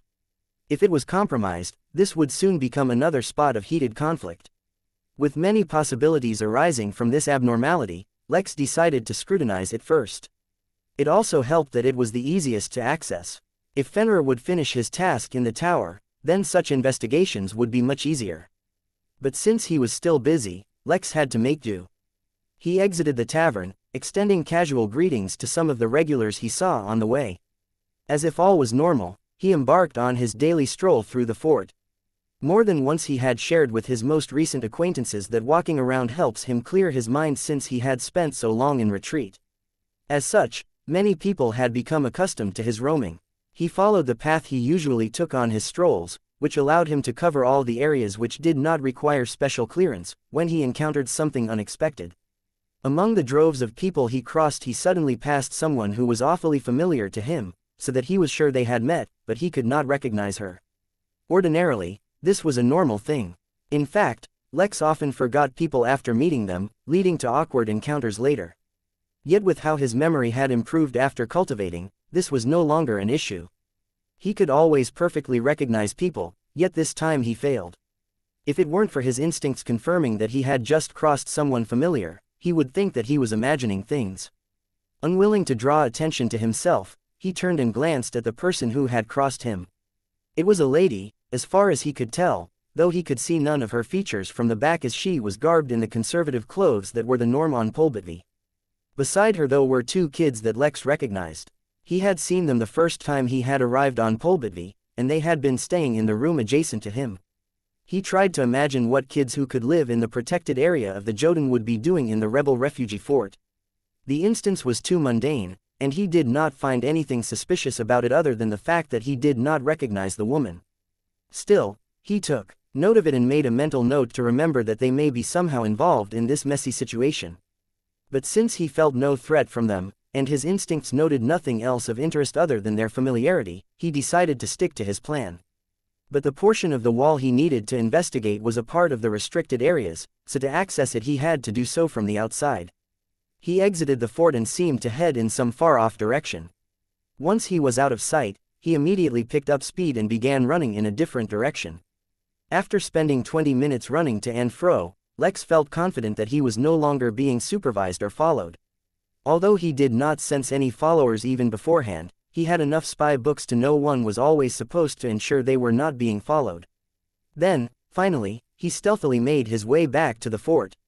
Although Lex was not adept in stealth, he still tried his best as he approached the wall.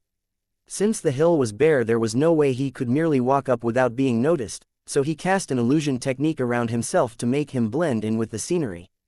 Such a technique would not survive close scrutiny, but fortunately Lex did not plan on coming too close to the wall. Once he was halfway up the wall, he used the in-law effect to directly teleport to the place he felt an anomaly. Aware of his own shortcomings in this field, he did not try to devise an unnecessarily complex plan. Instead, he relied completely on his instincts to guide him, and let him know where and when to teleport. Although he felt relying solely on his instincts was not the best practice, sometimes he would have to make do. When he reappeared, he was inside a dark and narrow tunnel directly below the wall. Unlike what one would expect, this was not a service tunnel used to maintain the formations. Instead, it was a tunnel dug right through the dirt and stone below the wall, and it was filled with unmarked wooden barrels. Sensing extreme danger, Lex froze. Chapter 697. Injured. The extreme and sharp sensation of mortal peril gripped Lex's heart, causing him to freeze lest a single movement provoke an irredeemable accident. Let alone move, he even halted his breathing and subdued his own heartbeat so that his presence would cause menial changes to the environment. For the first time in a long time Lex felt the scent of death surrounding him. Whatever was in those barrels was exceedingly dangerous, and even the slightest exposure would outright kill him. There would be no steady decline, no time for retreat and treatment. It would be instant death. At least, that is what his instincts were telling him. In fact, even sealed in those unassuming wooden barrels, whatever was inside seemed to be affecting Lex's health already. He felt his stomach lurch and grumble and an unbearable pain began to develop in his lungs. But while the situation had suddenly turned extreme, Lex did not allow his thoughts to fall into disarray, nor did he panic. Calmly, as if he was in no jeopardy at all, he assessed the situation. Other than the overseer from the Jotun Empire and the head of the family controlling Polbitvi, there should be no Earth immortals on the planet at all. Even then, both those immortals were restricted from freely displaying their power. As such, the general peak of this planet was considered the nascent realm. The fort, correspondingly, should also be of the nascent realm, with formations, spirit tech and other treasures to ensure security. If that was the case, Lex was absolutely sure that whatever was in these barrels was overkill. If the purpose of whoever prepared this trap was merely to destroy the fortress walls, he need not prepare such a deadly weapon. If this was meant to destroy the whole fortress, and not just the wall, Lex still felt like it was too much. There had to be some other purpose behind this tunnel. Unable to gain any significant information, Lex used his spatial bangle and put on his fancy contact lenses in hopes that its database had some information. To his pleasant surprise, it was able to reveal something to him, though it was not as much information as he had hoped. It had identified the wood used to make the barrels as void wood. Void wood, according to the lens's elaboration, was a generic term used for any kind of wood gained from trees that grew in the vacuum of space. The most common kind of void wood was from a species of trees that flew on comets and meteors and was resistant to high temperatures and radiation. This kind of wood was extremely resilient, and was often used to store extremely hazardous materials, as it could even prevent the permeation of higher forms of spiritual energy. Which specific kind of tree this void wood was from was not mentioned, as the lenses could not detect it. If the specific tree was determined, then Lex could accurately gauge the danger level of this substance contained in the barrels, as the wood from different trees had differing resilience. For a moment, he considered daring to take one of the barrels with him. If he stored it in his spatial bangle, it should stay safe, right? That way he could transport it to be identified later. But he ultimately decided against it. Spatial equipment all contained a small, relatively stable space in which items could be stored. But relatively stable was not the same as completely stable, or else even living beings would be able to enter spatial equipment. Endless thoughts were running through his mind as he considered and discarded one plan after another, when he realized something. His left eye's ability, which he had gotten so used to ignoring, picked up on something. Yet as exactly 1 second passed, Lex felt the urge to cough. He suppressed it to the best of his abilities, but he could feel the sensation building up like a volcano. With his health deteriorating fast, Lex decided to withdraw as quickly as possible. Once again he used the in-law effect and teleported away. Since he no longer needed precision in his teleportation, he teleported far away from the hill so he no longer needed to concern himself with hiding. Finally he allowed himself to cough, but that brought only pain instead of relief. He merely coughed out some blood at first, but then the situation only got worse until he felt something rip inside his chest, and he coughed out a piece of his lung. For a moment the gruesome sight of his innards haunted him, until the sigh became even more horrific. All the blood he had coughed out turned green, and the piece of his lung began to rot right before his eyes. In seconds, nothing was left except for ash. Fortunately, the feeling of illness faded, and Lex no longer needed to cough. He felt weak, as if all the energy in his body had been drained in the fight against some disease. Whatever was going on, it was a lot more dangerous than Lex had assumed. Only a few days ago he was walking freely and confidently, thinking that he would not be hurt so easily, and yet today he nearly died inexplicably. He recalled what he had seen from his left eye. Some green particles were escaping from the barrels, yet neither his normal eyesight, his spirit sense or the contact lenses had been able to detect them. But the source of his sickness made sense at least. He looked down once more at the place he had coughed out his lung. There was nothing left, or he might have tried to bring it with him so that the cause could be diagnosed. Lex checked his surroundings and made his way to a relatively hidden place in the wilderness before teleporting back to the Midnight Inn. While he had promised to help Alexander, he also needed to ensure he was in good health for the upcoming wedding. If all went well, he would once again resume his investigation after the wedding was over. Moreover, he and Alexander had an agreement. Alexander would check in at the inn every 20 hours in case Lex needed to make an emergency report. This way they could easily communicate without carrying any communication talismans or devices, which if discovered could cause problems. As soon as he arrived at the inn, Lex informed Mary to deliver his message to Alexander while he himself teleported to a recovery pod. To Alexander he had not mentioned much, and instead asked him to find Lex in the pod so they could talk face to face. His investigation had been short-lived, and not so exciting, but at least he discovered something that might be useful. He also checked his own status to see if the inn could provide some information on his condition. Unfortunately, other than mentioning that he had an injured lung, it mentioned nothing else. With not much else to do, he lay down in the pod and went to sleep. Since he had a technique that would boost his recovery while he slept, this would be the best way to spend his time. Sleep came to him instantly. It felt as if only a bare moment had passed, and Lex had only just closed his eyes, when he was roused to the sight of an anxious Alexander standing above him. "What happened?" Alexander asked, imagining the worst. "Were you discovered? Did they attack you?" "Nothing of the sort, though I don't know if that's good or bad," he said weakly. He was not sure how long he slept, but his recovery had barely begun. He still felt weak and exhausted, and in fact his body felt almost frail now. Perhaps earlier it was the adrenaline from the situation that kept Lex from feeling the full extent of his injuries. Lex explained exactly what had happened, giving special emphasis to the only two matters worth regaling. The first was the mysterious woman, and the second was the incredibly dangerous and hazardous material stored under the wall. If Lex had to venture a guess, he would say that those materials were prepared to target an immortal, at the very least. Since his condition was so serious even without any actual exposure, he couldn't even begin to guess how deadly the actual stuff was. Alexander frowned. This was not exactly what he hoped Lex would find, but at least it was a start. "While keeping your identity a secret, I'll share your report of the hazardous materials under the wall. If they truly are dangerous even to immortals, then we have to approach without arousing any attention. We cannot just go ahead and start digging, lest the culprit detonated beforehand. I'll update you on any progress we make. Are you able to return once you've healed?" "It'll have to wait a bit," informed Lex. "My own task is at hand." With the wedding so close now, guests had already started to arrive in Babylon, and pre-wedding events had already begun. It was time he turned his attention to his most important quest yet. Chapter 698. Rousing from slumber 5 days before the wedding, Lex was woken up from his slumber by Mary, who had been instructed by Lex to do so. To his dismay, upon waking, he did not feel reinvigorated and refreshed. Instead, the dull pain in his chest indicated his injury to his lung was still persistent. While the feeling of exhaustion was greatly relieved, it was not at the level he had hoped. Was it too much to ask for to heal completely to full health and strength after an encounter in a quick and concise manner? After all, video game characters did it so often. Why couldn't reality be as convenient? Shaking his head, Lex slowly got out of his recovery pod. In truth, he knew his thoughts were a tad unreasonable. This was a flaw of his spirit being merged with his body.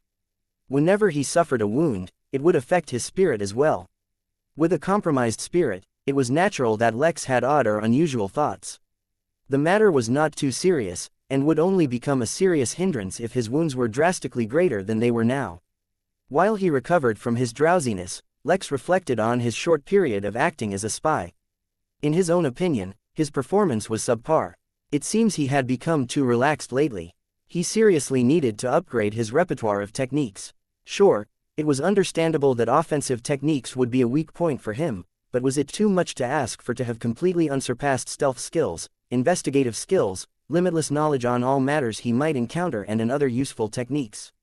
It seemed that Lex was suddenly feeling dissatisfied with evisceration, his remarkable versatility due to his mastery of arrays, his unsurpassed defenses and potentially limitless options to accumulate various techniques. Or perhaps it was the knowledge that the pup Fenrir surpassed him in stealth that was truly irritating him in his mentally vulnerable state. Stifling a yawn, Lex got up and stretched his arms far apart as he loosened his body up.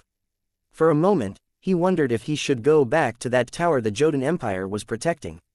Passing a few more levels should help him grow, right? Ultimately, he decided to do so later. No matter how random his thoughts were, he knew that he had to prioritize the wedding. "Anything I need to pay attention to at the inn?" he asked, even as he teleported to his office. Alexander delivered a message. "Initially there were some issues convincing his team to get involved in the matter you discovered. No one wanted to get their hands dirty with the war. Eventually, though, they relented and investigated. So far there has been no concrete discovery, for anyone who has entered the chamber under the wall has lost contact, without exception. Even nascent realm cultivators were no different." Lex frowned, but did not comment. "Besides that, for now, there is nothing too major. There are a few applications from several guests who wish to hold some events at the inn that you need to review. The most significant one, at least from what I can tell, is the one being hosted by Vera Joel. She's using almost all the MP she got from you to host a profits convention. Lex raised an eyebrow out of curiosity and looked at the application. The event was planned for a couple of months later. The curious thing was that to attend the event, an attendee would need to first deliver the correct password. Yet the marketing for the event, as well as the password, were only to be published a day after the event was already over. He supposed only those who were able to divine out the event beforehand could attend, thereby automatically proving their abilities. There were a few more events that guests had applied to host at the inn, but none were as interesting. They mostly included birthday parties, weddings and the like. He approved them and forwarded the details to the relevant departments to begin planning. He scanned the inn once just to ensure that all was well, before diverting all his attention to the crystal realm. Using his remote presence ability, a projection of him appeared at the tavern. The mood in the main hall was drastically different from what it normally was, and there were no sailors for traders occupying the tables today. Instead, a host of refined ladies and gentlemen sat comfortably in their seats and talked in soft voices. On the small stage in the corner, a number of tiny fairies played soothing and relaxing music. It felt more like he had entered the parlor for an exclusive country club rather than a local tavern, but it only made sense. The richest and most prestigious people from across the Hum nation were to arrive in Babylon, and the tavern was the central location where they would gather. Of course, due to the small size of the tavern, only the most essential parts of the wedding would take place here, which would be limited to the most important guests. That meant the less important guests would have to use the few days prior to take in the prestigious yet rustic aura of the tavern. Surprisingly, even the most particular and spoiled of these nobles did not make a fuss, for the tavern had truly seen numerous upgrades after the star rank upgrade. It was not just the dribble oak wood, which kept the air in the tavern fresh and filled the air with a reinvigorating scent, that kept these nobles humble. Each nail holding down the floor planks, each window, each utensil and everything else imaginable used in this tavern absolutely screamed opulence, while retaining a humble and simple aesthetic. The grandeur was overwhelming, yet the blatant indifference to cosmetics and extravagance was a new experience for them, allowing them to enjoy it even further. In fact, the more astute guests at the tavern could already predict that a new trend of extremely valuable items disguised as everyday, mundane items was about to sweep the empire. By being at the source of this new trend, they could gain ideas and inspiration, and be first to profit from it. Others simply took this as a novel experience, and allowed themselves to live out their fantasies of traveling the lands and rubbing shoulders with the common folk. Of course, there were always troublemakers.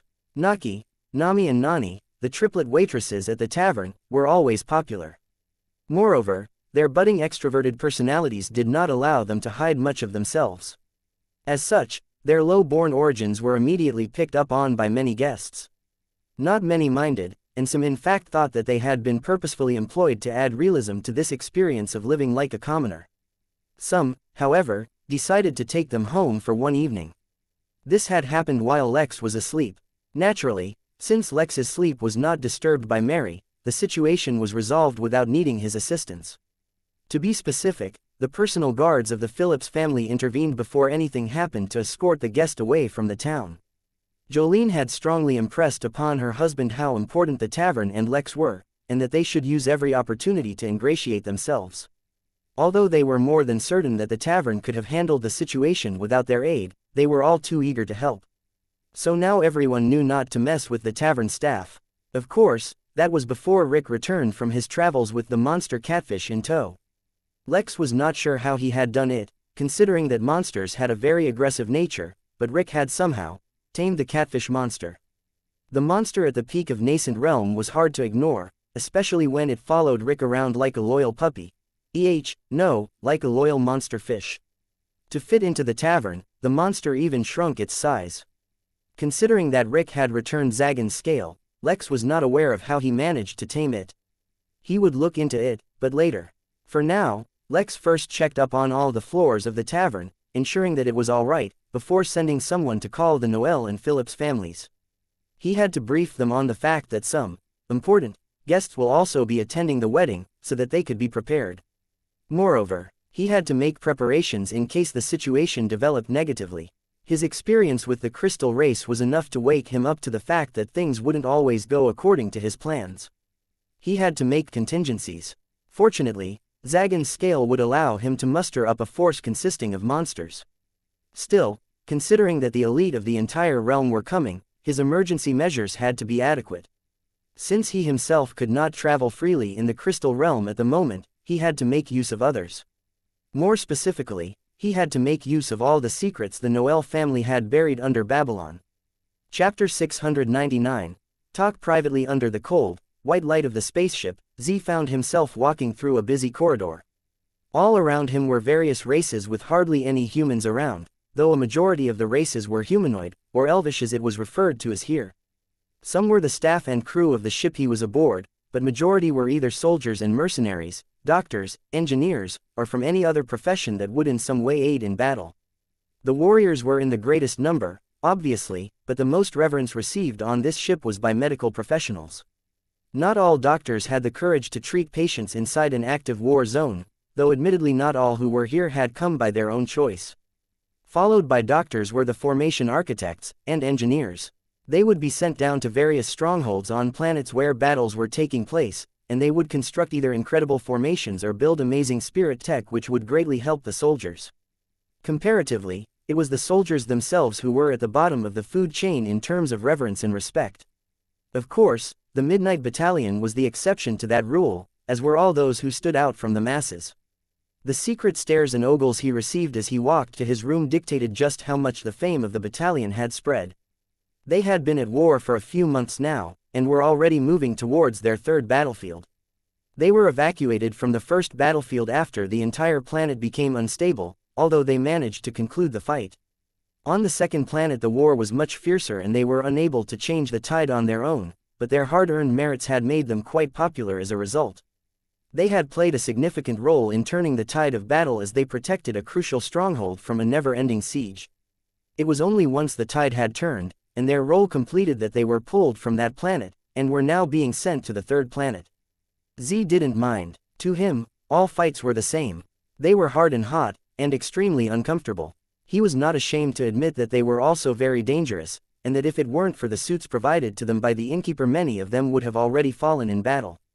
But in life, there was no such thing as, what if, and only, what is. The Innkeeper had given them a formidable uniform, and through its assistance, not only had they all survived, many of them were growing stronger rapidly. Z himself was a prime example, as his lethality had shot through the roof, and now he no longer considered anyone in the Foundation realm his foe. Unless, of course, they were also members of the Midnight Inn. After all, Luther had also grown incredibly strong after gaining a mysterious ability to control fire, and his flames were not in the least normal. Many others had also grown much stronger under the trial of war, either unlocking latent abilities or encountering unusual treasures that gave them extraordinary powers. Suddenly Z was reminded of a particular Inn member who had recently begun to shine, and blushed. Her name was Sandra, and she was positively electric. Literally, during battle she encountered a strange enemy, and upon killing him she somehow absorbed a mysterious stone from within his body. Since then, she had unlocked the ability to control electricity, or lightning. Moreover, because she had spent so much time observing the lightning tribulations at the inn, her compatibility with the ability was phenomenal, and she was quickly becoming incredibly strong. She also had pretty eyes. Lost in his own thoughts, Z eventually made it to his own room and lay in bed, looking out at the cosmic cloud they were traveling in. When they had started out, they were still at the periphery of the cosmic cloud, but as their battlefields changed, incidentally, they were moving deeper and deeper within. The deeper within the cloud they progressed, the more dangerous it became to traverse, so it would take a while before they reached their destination. Somehow, they had gotten a break from all the fighting, and everyone was taking their time to rest. Z was still lost in his thoughts, still playing with the space bubbles above his fingers as had become a habit. But because he was doing it absent-mindedly, he failed to notice that the bubble sometimes failed to form a perfect sphere, and became slightly deformed. The occurrence was only 1 out of 100 though. A few days later, when they reached their third battlefield, and had progressed deeper in the cloud, the rate of the sphere deforming became 1 out of 99. Pivarti Noel, Joseph Noel Pivarti's father, Jess Phillips and Jolene Phillips all sat in a private room with Lex, who wore a warm and cordial smile. Yet he was the only one smiling. This was the first time they were meeting in a group like this, and they came with the intention of sharing some last-minute details with Lex. Due to the increased intensity of the Craven War, the scale of the wedding had been drastically reduced. Moreover, many of the initially planned VIP guests would no longer be able to make it, as almost all of the immortals in the Empire were being summoned. The previously festive mood had been killed thoroughly, for all except Jess, who was still madly pining over Pivarti.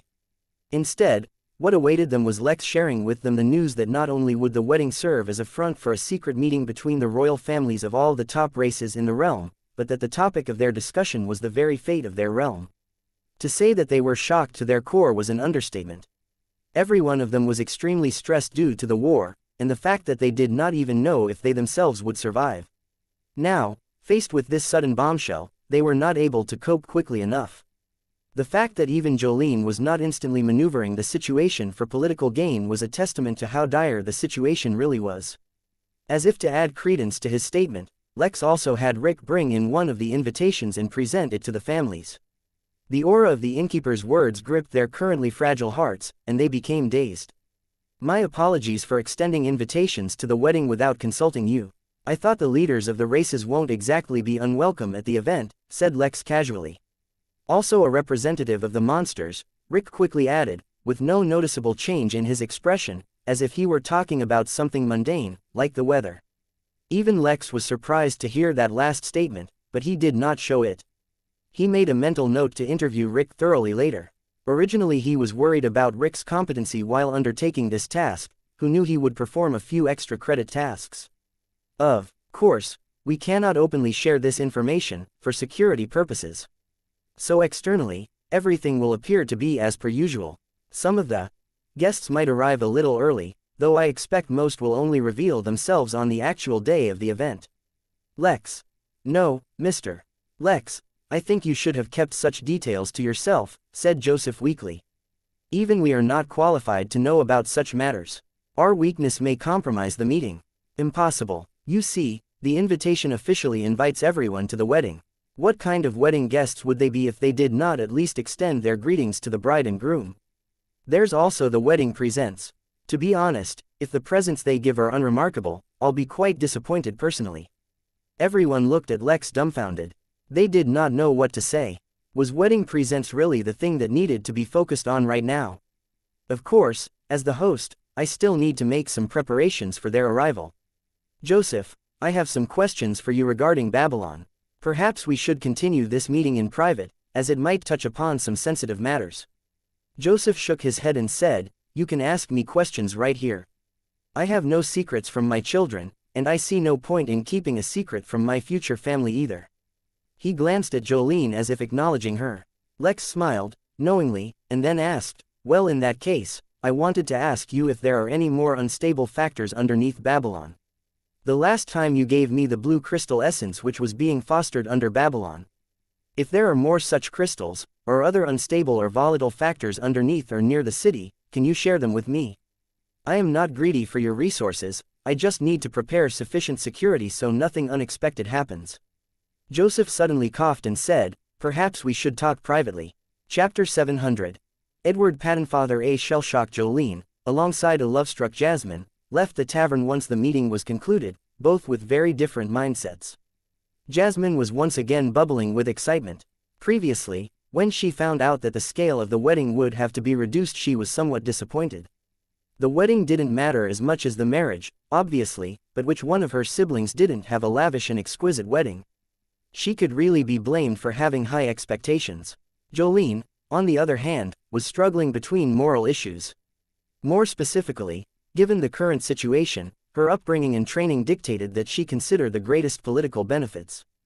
Given the current global climate, the greatest benefit they could receive was to not be involved in the war efforts against the immortal Craven army. Her entire family could be destroyed if they partook in that, yet at the same time, she could not bring herself to completely remove her family from the war either. Centuries of brainwashing by King Cornelius made it so that every citizen saw it as their most basic duty as humans to fight for the survival of their race against the Craven. Caught between the selfish desire for survival and the duty to her race, she could not think too clearly. Ultimately, she decided to consult her husband and defer to his decision. Jess, Jolene's daughter who had been coordinating between the tavern and their family, was also accompanying them back. Although it was unlikely that she knew anything, Jolene decided it was best to interview her thoroughly as well. Inside the tavern, Joseph and Pivarti were left with Lex as they continued their discussion.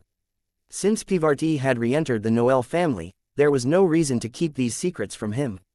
Normally, Joseph would not communicate these secrets with anyone, for his family was acting on behalf of the royal family by mining and harvesting these resources. But as someone backed by the Midnight Inn, Lex was least likely to be interested in their resources.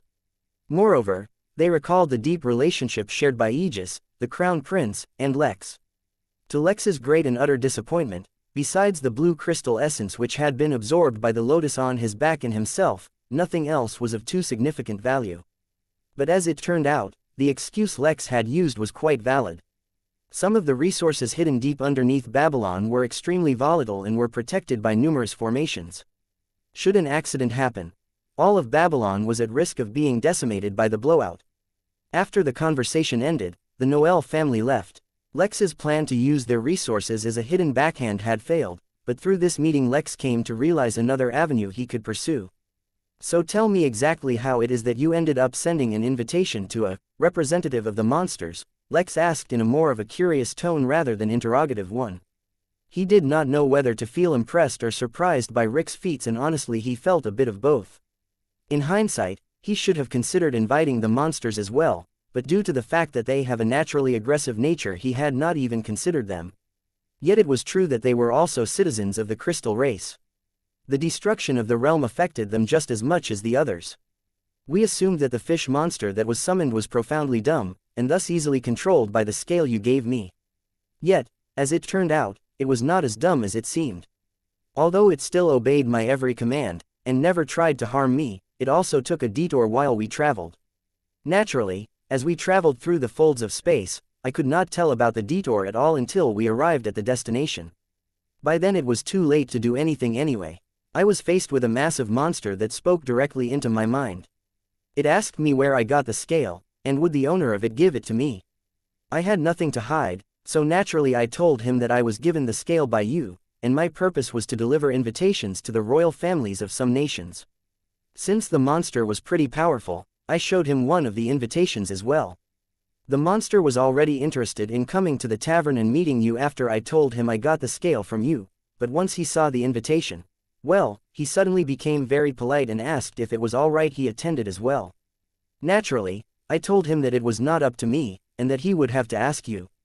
Afterwards, we spent some time talking, and as it turns out, we share many of the same interests.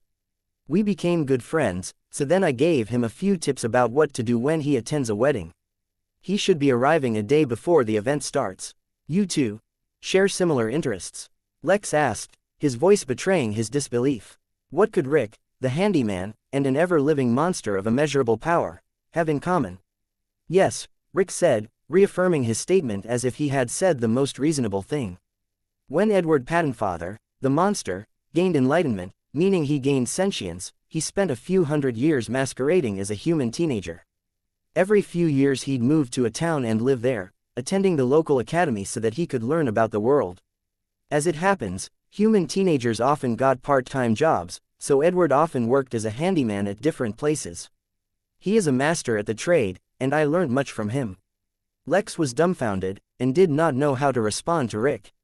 Rick, however, took Lex's silence as an indication that he should elaborate more on the topic. While Edward masqueraded as a human teenager, he formed many friends and often got involved in unreal adventures. One time he took part in a tribal war between two of the tribes living in a local Trollops territory.